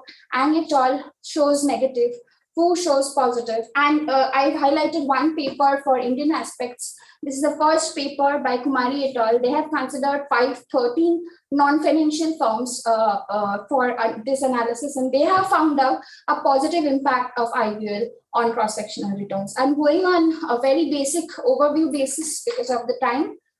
So the gap is that when we are talking about market-wide volatility, 513 firms or a restricted group of firms does not do justice. So we consider all the firms operating in the market that's more than 5,000 firm and put a filter criteria wherein we can, just delete those data wherein we do not have trading price data at least for 15 days for a month, because we use daily data for calculating IUL.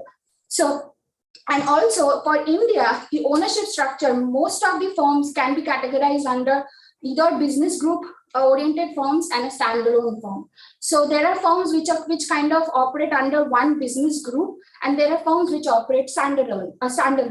Because we're talking about firm specific natures, we wanted to just divide firms under these two groups and see whether the impact of IUL changes if we do so, right? So these are two gaps which leads us to two very precise objectives to examine the impact of IUL on cross-sectional stock return for the entire country, for the market, for between 2000 to 2019, so 20 years data, and then understanding the impact of any type of ownership, if we just divided it between BG and SA for say whether it is changing or not. So with that, we've formulating the hypothesis. H1 talks about the impact of IUL. We have kept it open for the sole reason that we have evidence from both the sides and also from the non-significant side. So we wanted to check, let the data speak what is the real scenario in India. So we kept the hypothesis open and for in any direction for to say. And we also hypothesized for two segments of idiosyncratic volatility. Two type of difference. One is in level difference. That means the percentage wise level difference between BG and SA, and the impact wise. So idiosyncratic volatility could be high or low for BG and SA, and the impact of IUL on return could be either positive or negative or non-significant for both BG and SA. So that's why we have H2 and H2B to differentiate between ownership structures. So this is the estimation procedure. I take the follow Ang et al. And update the model. Ang et al. Uses 3-factor model. I use 4-factor model. Calculate idiosyncratic volatility using daily return from the epsilon, which is the standard error, the standard deviation of the error for individual firm for each month. We regress this asset pricing factor model and calculate your epsilon. This is my idiosyncratic volatility, which is unconditional. Then there are papers who argue that volatility has time series impact. So we should be using a Garch model to encompass the time series impact of volatility. So we also calculate idiosyncratic volatility, which is the conditional. So we now on say CIVL and UCIVL for unconditional and conditional. We use eGarch model. For each firm in our sample, we use 9 type of models for every month for every company, find out the AIC criteria and use the AIC criteria to choose the correct eGarch model for individual firm. So we have 2 measures of idiosyncratic volatility, and these are the other measures which are the control variable for the regression equation. So my size, which is a part of my 3-factor, Book to market value, my value, part of 3-factor. Momentum is part of 4-factor. And beta is also our kappa and business group, which is BGNS. So data source, we collect the daily data from CMI ProS for all the stocks traded in the market. The factor data are calculated from a library maintained by Ahmedabad. So we take that data from there. We use R, and the period is January 2000 to December 2019. So I'll straight away go to the table number 3. How do I divide the firms? So initial firms were 5069 for UCIUL, and then frequency is daily. Method as a standard deviation from the factor model. Criteria is that because we are doing every month regression analysis, we had to have 15 trading data for each company so that we can run the model. Hence, some of the firms were excluded from the sample. So we had finally 4233 samples, which were again divided between BG and SA. So table 2 represents the each year division of firms between BG and SA and how they are distributed throughout the time period. So methodology wise, we use 2 types of methodology. We had portfolio analysis and Palmer-Macbeth regression analysis. So in portfolio, I'll straight away go to the result and show there. Probably that would be. Okay, so very quickly, so on portfolio level analysis, what we do every month, we divide all the stocks under our umbrella into portfolios with quintile portfolios. So top 20 to low 20. So according to UCIUL and CIUL, we divide the companies into portfolios and then find out their characteristics, how the returns are impacting, and their other characteristics also, size, 3-factor alpha, how they are generating, whether depending upon IVOL, if you just group them into portfolios, whether their returns are changing or not. That's your portfolio analysis. This analysis was then verified by Palmer-Macbeth regression. This is 2-way process regression. First, we do a cross-sectional regression for each month for all the sample in our all the firms in our sample. Then do a time series average for the coefficients. That's my regression for equation for Palmer-Macbeth. X represents all the independent variable, including the control variable, which we have just spoken in the other slide. So this is the time series properties of IVL. Because we have gone for EGACH, I had to check for random hypothesis. That for that reason, first we had checked what is the time series, the characteristics or the statistics for my UVIVL. If we just concentrate on my autocorrelation levels, we could see that UVIL is not decaying and in the 6th lab also, it's still there remaining, it's not 0. Hence, we could, figure out that we had to use a time series model, which can be used to calculate CIUL, which is the EGACH model. And this kind of criteria is consistent for both my BG and SA. If you can just minimize this, because I don't know the below part is not visible.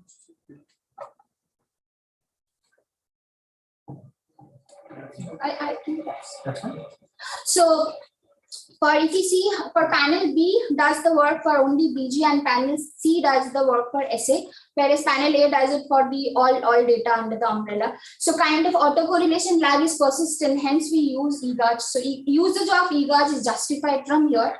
We also do a random walk. So that's an issue.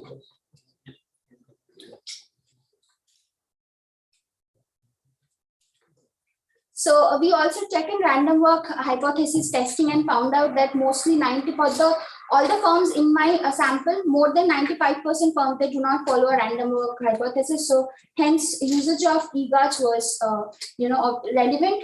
Now this is the descriptive statistics for the cross-sectional descriptive statistics. Now the highlighted ones are UCIVL and value of UCIVL and CIVL, both time period consistent and conditional and unconditional. A, B, C is for BGB, for panel B for BG and panel C for SA. So we can see that the value of idiosyncratic volatility highlighted, and there is a difference between BG and SA, which is statistically significant. We see the IVOL is higher for your SA group of firms than your BG group of firms, which is the T statistics is significant, which is mentioned in the box, right? So from first evidence, we receive from here that there is a difference in terms of level. Let's see what happens in terms of impact. This is the correlation, cross-sectional correlation, this thing, 2 minutes, right? So in cross-sectional correlation, we see there could be a negative hint of negative association between these two factors. This is done separately for UCIBL and CIBL. Then this is the portfolio analysis I was talking about. So again, A, B, C for all firms, BG and SA separately. So if you just sort the portfolio from low to high and just simply do a 5-1 sort of thing and see the return difference, it is clearly visible that there is a negative impact. The negative impact of IUL on Indian stock market persistent for both BG and SA. Now, the level we have seen, it is higher for SA. Let us see, this is for the other one, the conditional one. The results are same, so there is no difference, there is no conflict. So using both the metric. So what is interesting here is, like in US, when you just switch from EGARCH to from unconditional to conditional, your negative result becomes positive. It just changes. But for Indian market, surprisingly, both the form of measure of idiosyncratic volatility gives us the similar result. So this is persistent. We have done also the time series, time lag, so how it is behaving throughout the years. We have seen that it is decreasing, but the pattern is, in a similar range. It does not contradict to each other, right? So this is the Palmer-Macbeth regression to understand the impact. Now here, if we see the highlighted portion, we could see that finally we understand the impact of IUL on stock return is more prominent in BG group. So earlier we found out the level is higher for SA, but impact is more prominent for BG. So this is a contradicting evidence that we get from here. Now our task is to find out why. So we are trying to divide BG now size-wise, and then family-owned BG and non-family-owned BG to find out from where this relationship coming stronger for BG and not for SA. So for standalone firm, the impact is milder, but for business group firms, the impact is more strong. So this is where we stand in terms of hypothesis. We do not reject H1, H2A, and 2B. So we find evidence for in support of all the hypotheses. And so that's the contribution that from market to market perspective, this is one parameter by which stocks should be divided, because idiosyncrasy does matter. And if it is negative, then clearly there is an investment opportunity. Somebody can fairly earn 1% return every month, which is huge, I guess. So if this exists in market, this is an anomaly. And if it is anomaly, it can only be prevented via more research on it and via arbitrage working. So it is important for the market player, the policy makers, and for the literature. It contributes from the Indian perspective on a whole sum. So that's the contribution. And obviously, we have to update the data. For differentiation between BG and SA, we can also do a dummy variable analysis, which is not done as for now. So that's one. And then, as I said, that BG will be now segregated under several groups to understand why there is such differentiation between level and impact. So that's it from my side. Thank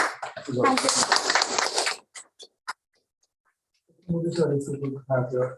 Yeah. Can I come over here? Yeah. Also, you could do that. We'll just present it from here. No, it will be. PPT. They will be able to hear my yes, voice. sir, they'll be able. Okay. So no problem over there.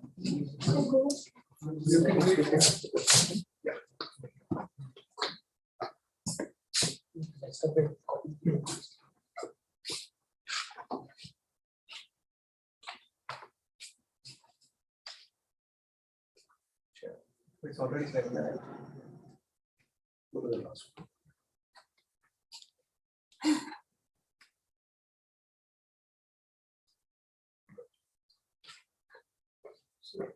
Congratulations. It's a very good topic, and it is of very much interest to the market participants as well. And the most important thing is that you have taken a comprehensive data. You have taken data for around more than 5,000 companies, and after so much of filtering, around 4,000 companies have been taken up for analysis. And the period of analysis is also very huge, actually, from 2000 to 2019, almost 19 years of data. So the data analysis is the topic is of immense interest to the market, and also the period of the comprehensiveness of the data is also very good, and the period of analysis is also is a very important factor, and it has very come up very well. So these are all not comments, but actually just value additions, you can say. For example, you have said that small standalone firms have high idiosyncratic volatility than big growth-oriented business group firms. So, for example, I can give both at the Indian level and the global level. There are some standalone firms. Take the example of Infosys Limited, actually. So it does not have that much of big group companies, or even, for example, take Apple. They don't have such a big group companies, but still, if you can compare their performance compared to other big business group companies, there are some exceptions to that, so that we have to take into account. Another thing is that the period of analysis is, though it is very comprehensive, it's very long, but during the 19 years time, the markets have witnessed so many bull phases and bear phases. Whether that was taken into consideration or not, I could not find in the research report. Because whether it is a 2000 dot-com bubble, or it's a 2008 financial crisis, or the market fall after the taper trend on. So these factors, whether it was considered or not, it's not clear in the report. And another is that actually you have mentioned in the report that the enabling factor or the risk mitigating factor for especially for the BG firms is the transfer of resources from the BG firms within the group companies. Now, very recently, SEBI has come up with a lot of reforms in the related party transactions. So, tunneling, for example, you need to go for transactions above a certain threshold. You have to go to the shareholders and take approval. Yes. So now, given this regulatory, not only in India but elsewhere globally, so there has been a lot of scrutiny on transactions between group firms. So how this is going to probably, if that is implemented in the long term, these results may not hold good in the long term. And another important aspect is that the paper does not suggest any policy formulation. So when you have done a lot of research, but I'm not finding as some kind of recommendation. For example, whenever either the stock exchange or SEBI, whenever they say that before investing, just see the fundamentals of the company. Yes. So whether this paper has closely, it has almost reached that stage. So what are you recommending? So even just now, you were just saying that actually there is the group, when you were considering all the companies listed in the Indian stock exchange, Indian listed space, there is a negative correlation, correct? So then what does it mean? Whether fundamentals have a strong connection, or fundamentals of the firms have a strong connections with the market returns, or it is otherwise. Right. So those kind of suggestions or policy measures could have been suggested in the report that could go long. But otherwise, the report is very good. Yes. And it has come up very well. If I just may answer some of the queries. Yeah. So when I mean smaller, I'll go point wise, if just 2 minutes. Smaller standalone firms, so when I mean small in terms of market capitalization, so when we talk about Infosys, it's a big standalone firm in terms of size. So there are two aspects. So one is under BG and SA, and another one is size. And size, we mean to say market capitalization. So if we say Google or Infosys, they are big standalone firms. They're not small standalone firms. So they do not come under the exceptions that way. But I do agree that there are smaller standalone firms also, which comes under such exceptions, which you have seen when we go scrutiny firm wise. So we have seen that. So that's well appreciated. We have seen, and that happens, but not with Infosys and Google.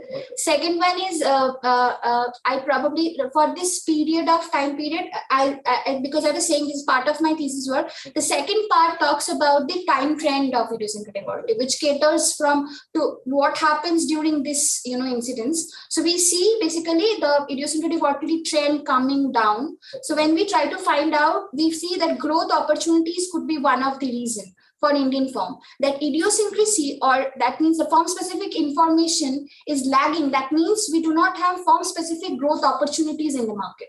So firms are lagging growth opportunities, and hence the idiosyncrasy is decreasing. On the other hand, for US case, this idiosyncrasy is going high because the growth opportunities for smaller companies are more. So there are more information asymmetry. When you have growth opportunities, that means your investors does not know fully that what will happen 10 years down the line. So we have a question on growth opportunities here. We cannot simply say that, for example, sorry to intervene, but we cannot now simply make assumption that there is a huge information asymmetry because given the for example, the regulatory actions as well as information asymmetry is concerned, because that is a criminal offense. Yes, yes. So no, not insider information. I'm talking about among investors. Okay. So what I feel about Infosys, my counterpart might feel something else about Infosys. that is perception, not information. No. When I say information asymmetry, it's not about only insider trading information. That is absolutely illegal. Okay. But so the way I'm searching Google for a report and my friend searching for another report might be different. So she might have access to some other information which is easily available in the net. I'm not saying it is not available. Okay. Still there is information asymmetry. So, so that impacts. So that is one thing. And so that has to be taken into account. I just got loose track. So in time period that we have taken into consideration, that probably would be the next paper which we are trying to publish. And on BG and SA, as you were mentioning that, tunneling not share. When we say resource sharing, it is not only transfer of funds from one company to other company to other subsidiaries. Any kind of resource. Any kind of resource. So my research and development initiatives can be shared by my group firms. So they have commonalities among them. Hence, the idiosyncrasy is less. Specificness is less because they have more commonalities. Terms of policies they have, terms of ethics they have, the culture they have, the R&D space they are working in. These are all shared. The shared motivation, because the head of the BG is the same. So, the specificness is less. Hence, the idiosyncrasy is less. So that was the argument. Not only the tunneling effect, because that is not. We are not supposed to do tunneling. That's wrong. So transfer of resources. No, that is not bad actually. Sharing of resources between even financial resources itself is not bad. Not always. But just to goof off your balance sheet is a bad thing. But then you can always share your resources. That's why you have group companies, right? So we talk about those transfer of resources by this thing. That's why we say that yes.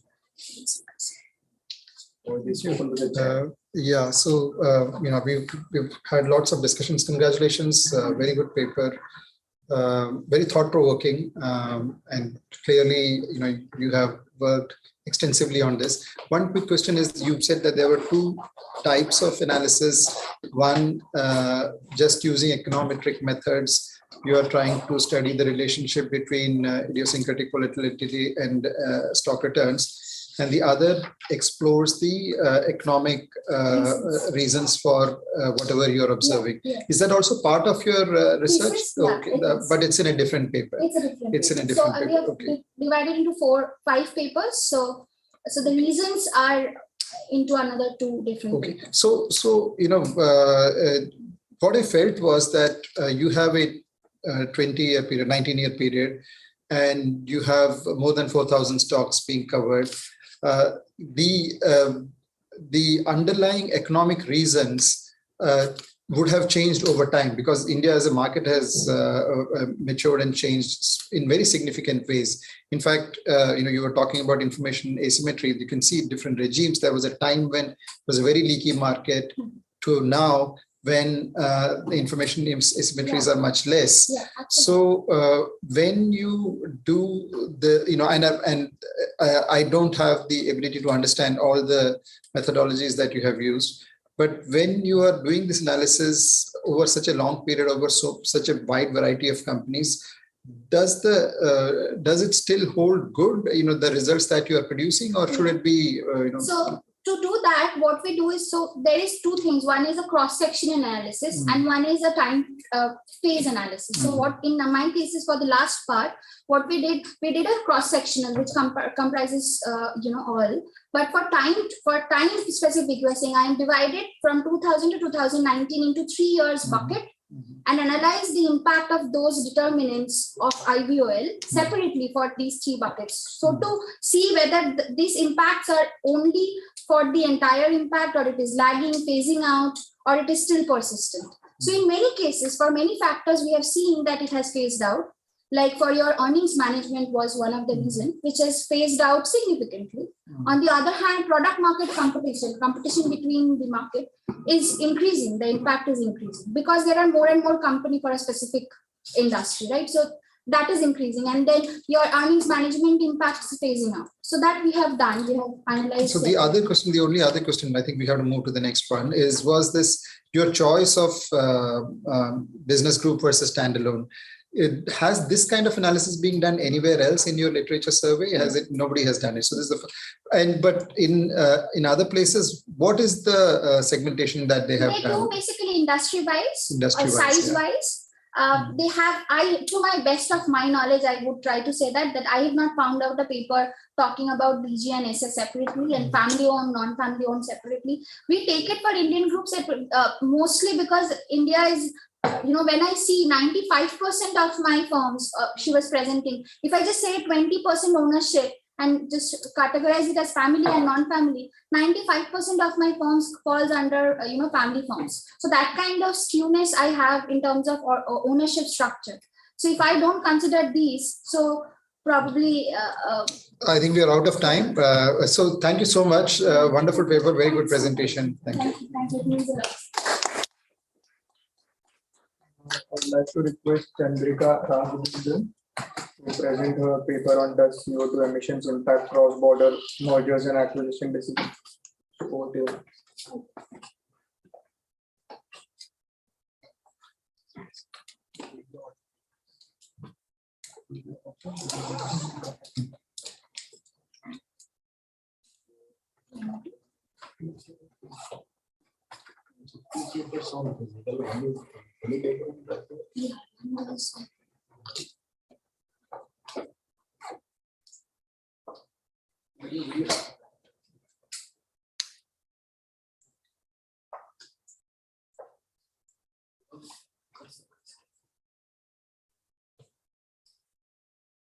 Thank you. So good evening, everybody. I'm Chandrika. I'm pursuing my PhD at Amrita Vishwavidyapeetham, and I'm in the 4th year of my research. And I am basically investigating how sustainable development practices of the home country is impacting the CBA activities in India. One of my objective is how CO2 emissions are impacting. So in this context, we developed the paper on how CO2 emissions are having an impact on the CBA activities. We have taken the evidence from Indian market. I'll be presenting today on how we have got the research idea, what are the research questions that we had in our mind, and then how did we develop a hypothesis, where did we collect the data and the methodology that we adopted, and what results talk, and the conclusive remarks. So basically, as we all know that India is the fastest growing emerging economy, which is the third most attractive destinations for M&Es, whether it be CBA through the route of CBA, that is the cross-border acquisitions, or through greenfield investments, which are the form of FDI. The point is that we all are moving towards a sustainable development. When we talk about the sustainable development, the major concern for us is the global warming, which is one of the global warming, climate change, and the emissions. These are very top, and we all are towards, as in the morning also during the sessions that we were talking, we all are towards the net zero emission. And when we have all these, the talk of the town today, we need to understand whether India is becoming a pollution heaven for the MNEs. Is that the hidden reason why the MNEs are trying to enter through CBA and the FDI route to Indian market? This was the initial doubt that we had in our mind. And when we looked at the statistics recently, we got to know recent statistics shows that the emission rating of the emerged economies are decreasing while the emerging economies emissions are increasing. This is true also basically from the EKC theory, which says and proves, again disproved by various other authors time to time, but still the argument is that there is an inverted U-shaped relationship between the growth of the country measured in terms of the income level and the emission rate, which can be measured for, taken a proxy for the environmental degradation. So if that is so, as a growing country, we would be emitting more in the initial stages, and as and when we become wealthier, across the globe it is. So as and when we are becoming wealthier, we understand that the environment protection is important and technological advancement happens, and that is how, because of the stricter rules and regulations, the companies are trying to mitigate the carbon risk that is prevailing in their country.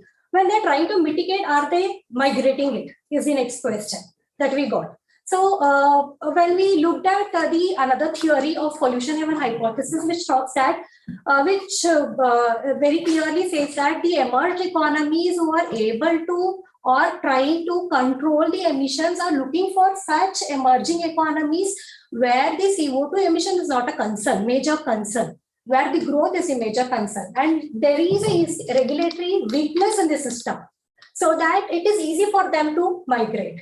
So this is the argument given by the pollution haven hypothesis. In this background, we also looked at is Indian regulatory system so weak? Because that was the next obvious question in our mind if we are thinking of India becoming a dumping zone, carbon dumping zone. So Indian regulation system, with respect to environmental regulation system I'm talking about, it all started way back in 1980s, but then it was not that intensive.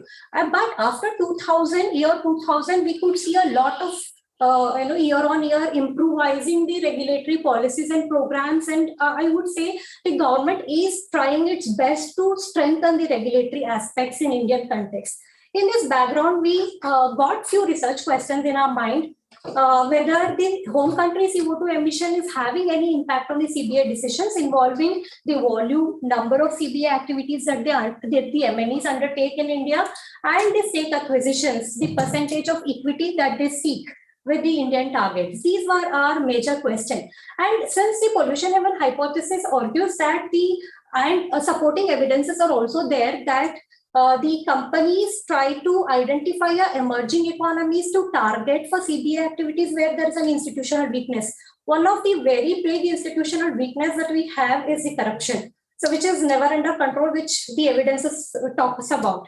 So we decided to see whether corruption of India is playing any kind of moderating role in this context. So these were the research questions that we had in our mind, and we did an extensive literature review on how the EKC theory is being proved, disproved, and various other formation of the relationship between the a country's level of income and the environmental degradation is talked about.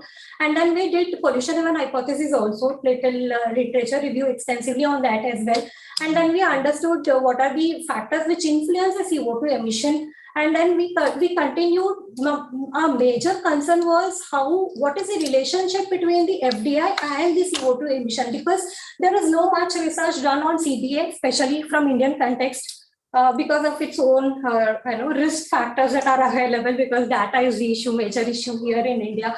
So there are no much research done. Even if that is the case, so we had to rely on FDI. CBA is, as UNCTID has been quoting that in every few of its reports, I cannot say every, I'm sorry, a few of its reports mention that around 70 to 80% of the FDI flow is through CBA activities across the globe. So we can rely that CBA activities is a major component in the FDI. So we try to understand what is the relationship between FDI and the CO2 emission. So we could understand that there is a controversial, again, findings on the two.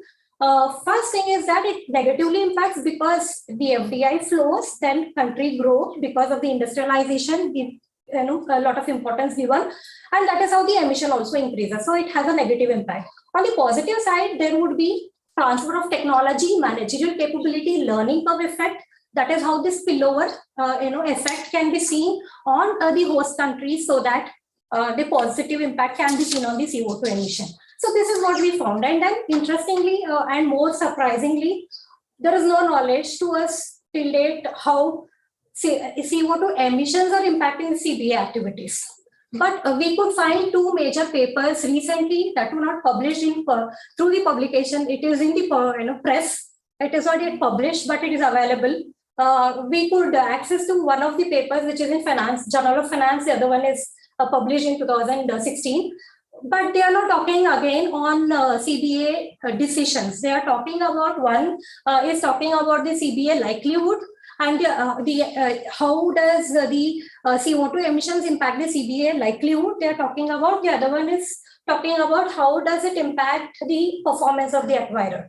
So in this context, when we looked at the decisions, like the findings are quite interesting. The first finding supports that the CBA, the likelihood of CBA activities in such host countries are higher when there is an institutional weakness. And the other paper says that if the host country's CBA CO2 emission is higher, that gives a positive return to the acquirers. But it is for a short-term period, and in the longer run, it evades. That is what is the findings that the literature review gave us on CBA with respect to CO2 emission. And we also looked at what are the different factors that CBA gets impacted, CBA activities or decisions get impacted. And we could find a lot of variables, including country macroeconomic variables. We found that the institutional factors, the cultural factors, and the list is very big and everlasting. It is still, I myself have done around 2,600 literature reviews, and I have submitted an SLR also. And still we are feeling that every day a lot of the other papers are coming and new variables are coming. So it is very, very, I can say it's an ocean. So in this context, when we did a whole literature review, we could understand there is a huge gap in the literature to provide us the evidence on how the CO2 emissions are impacting the CBA activities. So we developed a hypothesis based on this. The motivation was that the whole world is towards the net zero emission. So that was a major motivation for us to look for how these factors are impacting on the CBA activity. That is how we started it. And then the hypothesis that we developed was the first hypothesis. We argue that the CO2 emission of the home country is negatively related to the volume and the number. Why do we think so? Is because I agree that India has weakness with respect to regulatory aspects. I am not talking about, the researchers talking about, they have provided us the evidence on that. But yet, India is putting a lot of efforts to improvise the institutional framework. Indian environmentalists, economists, policymakers are not so naive to allow any company to enter India and make it a pollution heaven for them. It is not so easy. India is not so naive. That is what I personally argued. And that is how we started building, whether it is true, we started digging the literatures, and then we could find a link. We thought that yes, this could be a possibility, and we wish it is true. This was how we started, and that is how we argued that the CO2 emission, because and we also understood that high emitting, if the host country has a high emission, then acquirers gain only in the short run. In long run, they get their profitability and their wealth gets affected. This could be a major breakthrough for us to understand that the CO2 emission has an impact, but how is the impact? We don't know, because there is no background research on this. So I to continue with that, how does it impact on the percentage stake acquisition? We from the existing literature, we know that whenever there are a lot of regulatory changes in the system, it creates uncertainty in the market, in the economy. When there is a regulatory related uncertainty, we found that the MNEs prefer the full stake. So especially the high emitting countries would prefer the full stake acquisition because they are scared of the changing policies and programs. See, they would be having information asymmetry, that they will not know properly what type of programs and policies the India would be changing in the near future and how to tackle it, because the high emitting countries are trying to mitigate it. So that is the reason, that is the argument that we got, that they would try to take the full acquisition. If so, if this has been proved, then we have all the chances that India is a pollution heaven for the high emitting countries who are entering into India through full stake acquisition. There is a threat for us through this. And we started analyzing how we also brought in the moderating effect of the corruption. Corruption, we know that is having a negative impact on a lot of economic activity. But so far with the CBA activities, we have found out that if the host country has the corruption, then the CBA acquirers gain. So this is what is the findings from the literature we get to see. because it is easy for them to tackle any situations through bribing. But on the other hand, there is there are other findings also which argues that it becomes costlier for them as they have to, CBA activities becomes costlier for them as they have to pay additionally to bribe the bureaucrats and the other related policy related regulatory people. So that is how there is a two-sided argument on that. We wanted to see whether it is going to intensify the relationship of the CO2 emission and the CBA decisions. So we have assumed that it is going to be intensifying the relationship. Data is sourced from the Econ software, the Thomson Reuters Econ, from the year 1990 to 2020. We have gathered the data from around 47 home countries. The acquiring firms are from 47 home countries, and totally around 979 net observations we found for testing the volume and number.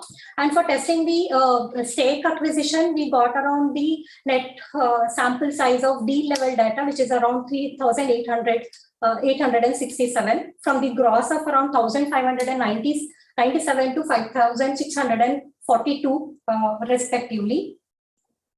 And our dependent variables are CBA volume, number, and ownership stake. And value and number is the aggregate value and the number between two countries, that is India as a host and the acquiring country, during a particular period of time, particular year. We have taken it as a year. So we have made it a country per year observation. So that is how we have taken, following the authors who have done the similar study, but using a different independent variables. And the major independent variables are CO2 emission and the control of corruption. And we have taken a interacting effect of the two. And we also have got some control variables in our study, which is based on the existing theory of knowledge on CBA activities, because the dependent variables of here, CBA, determinants of CBA, we have to see what impacts the CBA. So we have brought them as a control variables. And this is how we developed the model. The volume, is with I would just run through because I've got only 2 minutes of time. So we have used the Tobit regression model for the volume because it's censored. So to address the censoring bias, we have used the Tobit regression model, and the number is a count data. So we have used the negative binomial regression model.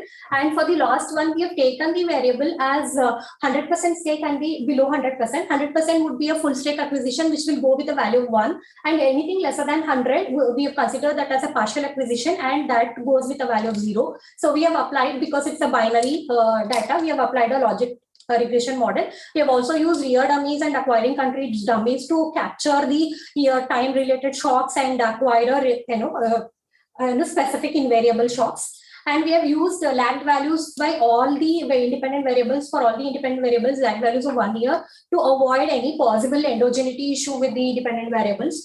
And we have checked for multicollinearity through VIF as well as through the correlation matrix, and we did not find any multicollinearity and among the variables that we have used in the model. And we have done the robustness check also with multiple specifications in the model, and we got the similar results. And I'll just skip through, if you don't mind, the descriptive statistics correlation table. And this is the result. We found that with the Tobit regression model, the volume is negatively related with the CO2 emission of the home country. When the home country CO2 emission is lesser, there is a there is 6.7% increase in the volume in India. So we are attracting less emitting country. This is a positive note.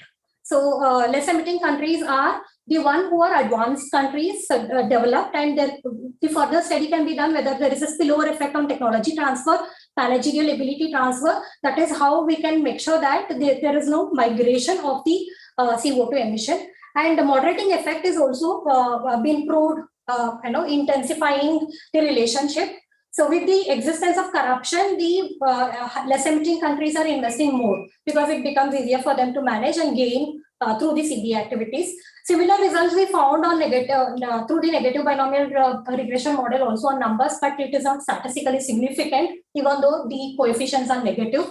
So our hypothesis was not supported. And on logic regression model, we found that the high emitting countries are taking the full stake acquisition, which was our concern before. We didn't wanted this. we wanted a negative impact, but we found a positive impact. So the less emitting countries are entering India with high volume and more number of CBA activities. But the threat is that the less emitting countries are investing through high amount of volume and no more number of CBA activity. But the threat is that the high amount of emission, the countries who are emitting high amount of CO2 are entering through the full stake acquisition. Full stake acquisition means they will have complete control over the company's operations in India, and as per the pollution haven hypothesis, it can be true that they are producing unfriendly products here and then exporting from India to their country, and that is how India is becoming a dumping zone again. So there is always a threat, and we suggest the policymakers to have a close eye on the full stake acquirers who are targeting Indian companies through full stake acquisitions, because they are the major culprits here who can possibly make Indian all efforts go in vain of strengthening the environmental related aspects. So we suggest the policymakers to have a close eye on them, economics researchers to have a close eye on them, their performance, their operations, and their emission level, because emission is becoming mandatory and they have to show it. So we request or suggest that it has to be made mandatory very soon, so that we can have a close look on them. And controlling of corruption is needed, so that the high emitting countries taking advantage on Indian weakness of institution should not be a case wherein India becomes a more extensively a dumping zone. So this is what is we suggest, and further research can be taken with the micro level emission, with the company level emission data can be extensively matched with the CBA decisions. And a lot of other areas are there, which we have, I would have definitely spoken about, but I think, due to the time limit, I don't want others to wait. I'm really sorry, I've taken some time extra. And I think personally that it's not, government responsibility all alone. I just reminded of, if you don't mind, just few seconds, I just reminded of a situation just now that I was talking to my daughter a few days before, and she said, should we stop breathing? I asked why? Why are you talking? She was creating some project on the global warming. And she said, we are, when we exhale, we are exhaling the carbon emission. And ma'am said at school that we should not emit the carbon. So, and she said, is there any kind of technology which we can bring it to our lungs so that we can, exhale only good air and not that. And I was astonished to think that a 9-year-old child can think about it. Why can't we all think? Every step matters. Let's have an eye open on our environment so that we are towards the sustainable goal. Thank you.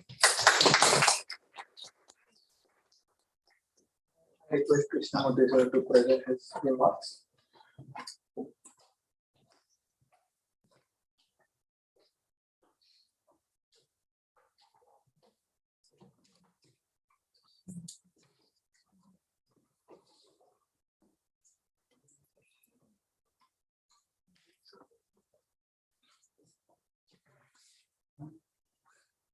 Congratulations, Chantrika. It's a good report. And you have built the concept backed by good literature review, and also by hypothesis. And the data has been very robust, and it is also backed up by the alternate methodology. That also you have done it. And again, comprehensive data has been taken comprehensively, and you have taken a large number of data for analysis, especially 47 home countries data.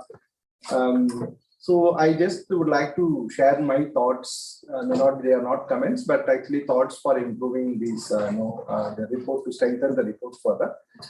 See, maybe probably you would have taken the data on a macro level. For example, I will just give an example. Tomorrow, if a foreign company is coming here and he is taking, acquiring a company situated in Bangalore.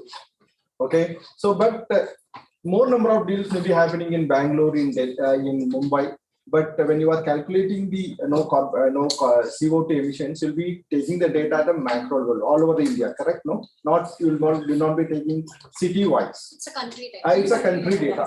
So probably then how are we going to link that? Am I right? I am making my investments in, for example, let us see, I have got $15 billion of investments. Most of my projects are done, not in Delhi, okay, because no, let us see, Delhi has a lot of the high level of pollution in India, but I have made my investments in Chennai, in Coimbatore, or in Bangalore, or in Hyderabad. But how are you relating these two data, my CBA versus my CO2 emission? So, to answer this question, we are not considering the CBA activities or the CO2 emission of the firm level. Okay. We have taken both the variables at the country level. Country level only I am saying, not at the firm level. Country level only. You will, for example, that's why I gave the example. You have taken the data for what is the number of cross CBA in a particular year at the country level, and at the same time, what is the CO2 emission at the country level? Correct. Correct. My understanding is right. Yes. So now, if you just dissect further. So the CBA it happened at some other place, but the some other destination will emit more carbon emissions. Correct? Do you have the understanding my point? So these levels. So that is one point. Now going to the next point. CO2 emissions need not necessarily by manufacturing companies. There have been the entire Delhi was under no cloud because of agricultural activities. Correct? So in those situations, what are we trying to say? Fine. So, and coming to your point of corruption, actually, corruption is a global phenomenon. It's a global disease like COVID. It is not only there in India, but elsewhere. Even globally, multinational companies, they have been accused of entering into corruption. Politicians, elections of president, Mr. Donald Trump. Right. Classic example. So it was, so we're influenced by corruption. Actually, I'm not saying that it is true or it is false, but there were news reports, there were debates, discussions about this. So corruption is a global phenomenon. We cannot say that actually only it is there in only in emerging markets, not there in developed markets. So it is there in everywhere, and every country is trying to reduce that. But linking this with CBA emissions, and again coming to a conclusion that since MNEs, multinational enterprises, are finding it easy targets at emerging market levels because they feel that the institutions are weak. So therefore, the level of corruption can be done much easily. So this kind of logics does not hold water. So probably the approach to the paper is very nice, but probably you can think of the linkages. I'm just seeing from the practical perspective, probably you may look into this as well. Yeah. Thanks a lot, sir. Thank you. So, companies invest for various reasons. Like say a foreign insurance company investing in doing a cross-border acquisition of an Indian insurance company is doing it for its India business because the consumer is in India, the market is in India. They're not doing it because they're manufacturing something here that can be exported. So your pollution haven argument applies to certain set of companies, but it doesn't apply to certain other set of companies. So when you're looking at your data, have you distinguished between the type of company? That is what the next phase maybe we are working on. Okay. We haven't, this was our first objective to start with. And that is how we have developed how variables energy consumption and other environmental regulation policies are impacting, and then how is it different from sector wise. That is what we are planning. Yeah, because your preoccupation is with a country becoming a pollution haven, but what you're measuring in terms of the carbon intensity and so on is a big macro variable which is being affected by so many different factors. So that is what concerned me when I was looking at your paper, and it started with the title, do CO2 emissions impact cross-border M&As? I said intuitively it doesn't look to me that both the two are related, right? Yeah, but as you started talking about, I understood what your motivation is. But still, I think the paper needs to focus better on what you're trying to solve and then ask the right questions. You've done a lot of work on the in terms of collecting the data and the methodology, and so which may still be useful. But my first reaction is that the framing of the problem has to be addressed. This was, as I said, Okay. this was the first beginning phase of my research, and now we have almost altered a lot, and Yeah. that has taken a new shape. Yeah, now. but I must say that this is an important question that you are asking, and this whole transition it's going to be a very important research area, and you need to understand it at multiple levels. So you're in the right place. You're interrogating the right stuff, but you need to sharpen your research and analysis. I would need, that was the major reason why I personally came, so that I can Sure. take down the suggestions that you And then we can talk more. I mean, right now we don't have time, so let's move on. Good reports probably you can do at micro instead of doing it macro. Maybe you can do it micro, maybe that may throw some lessons. Yeah, just a question, Amrita, that Kuznets theory what you were talking about, that emissions are inversely proportional to income. Yeah, like less income countries are emitting more. That's what. But when you see the practical report, less income countries and in developing countries. yeah, developing. But when you see the report, it's like US and China are topping the emissions index. Like mostly all the reports show that. So No, emissions are higher in emerging economies, not in the developed economies. So that's directly proportional. Yes, yes. And there are theories which does not support. I think we should move on. Nidish is there with us. Yeah, Nidish, if you could just share your screen.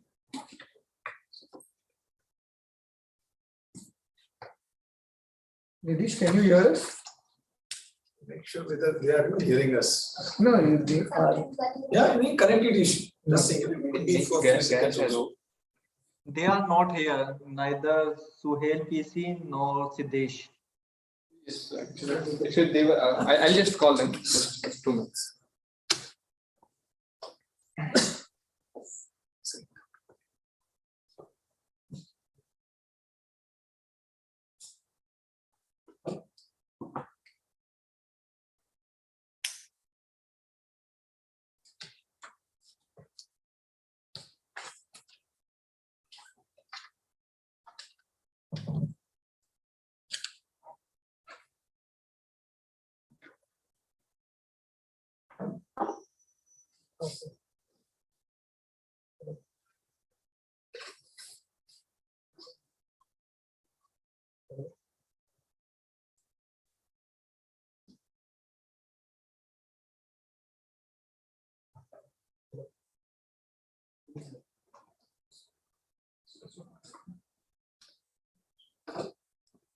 I don't think it's a no-show.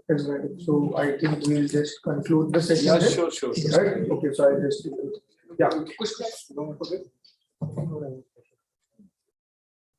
Benefit of doubt. Yeah. Just check with them once again if it is there, otherwise we can. checking with them further. But at least they could have communicated it. Absolutely. So now moral now they could have communicated, right? We have been asking them from a lot of time. Needs to understand others' time as well.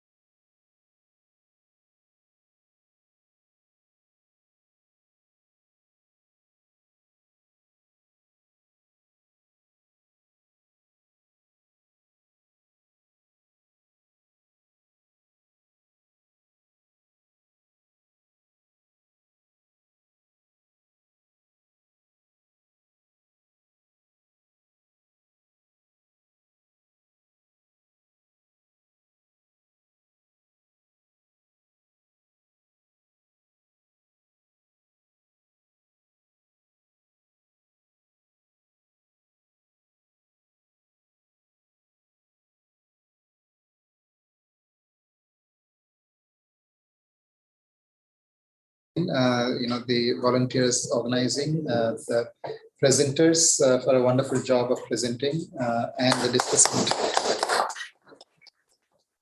So I just So good evening, ladies and gentlemen. It has been an honor to be a part of this wonderful event. On behalf of NISM and SEBI, I'd like to extend my heartfelt gratitude to our esteemed paper presenters, chairs, discussants, and all participants. I'd also like to extend my sincere thanks to all attendees and participants, both online and offline, for making the time to be with us and helping us make this event a grand success. I request Jitendra Kumar sir to present a token of appreciation to our Honorable Chair Vidhu Shekhar sir and discussant and Krishnamurthy sir.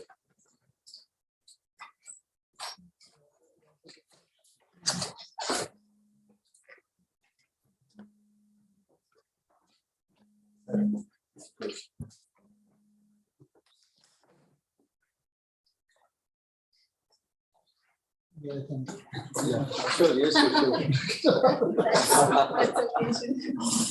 Yeah, this.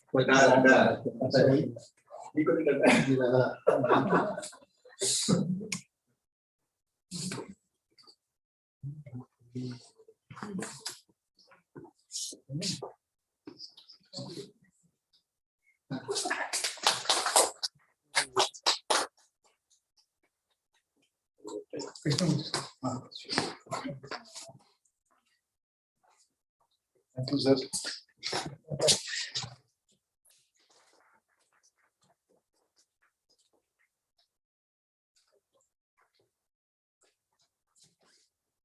So this marks the end of day one of our third SEBI-NISM research conference. Thank you all once again for being with us today.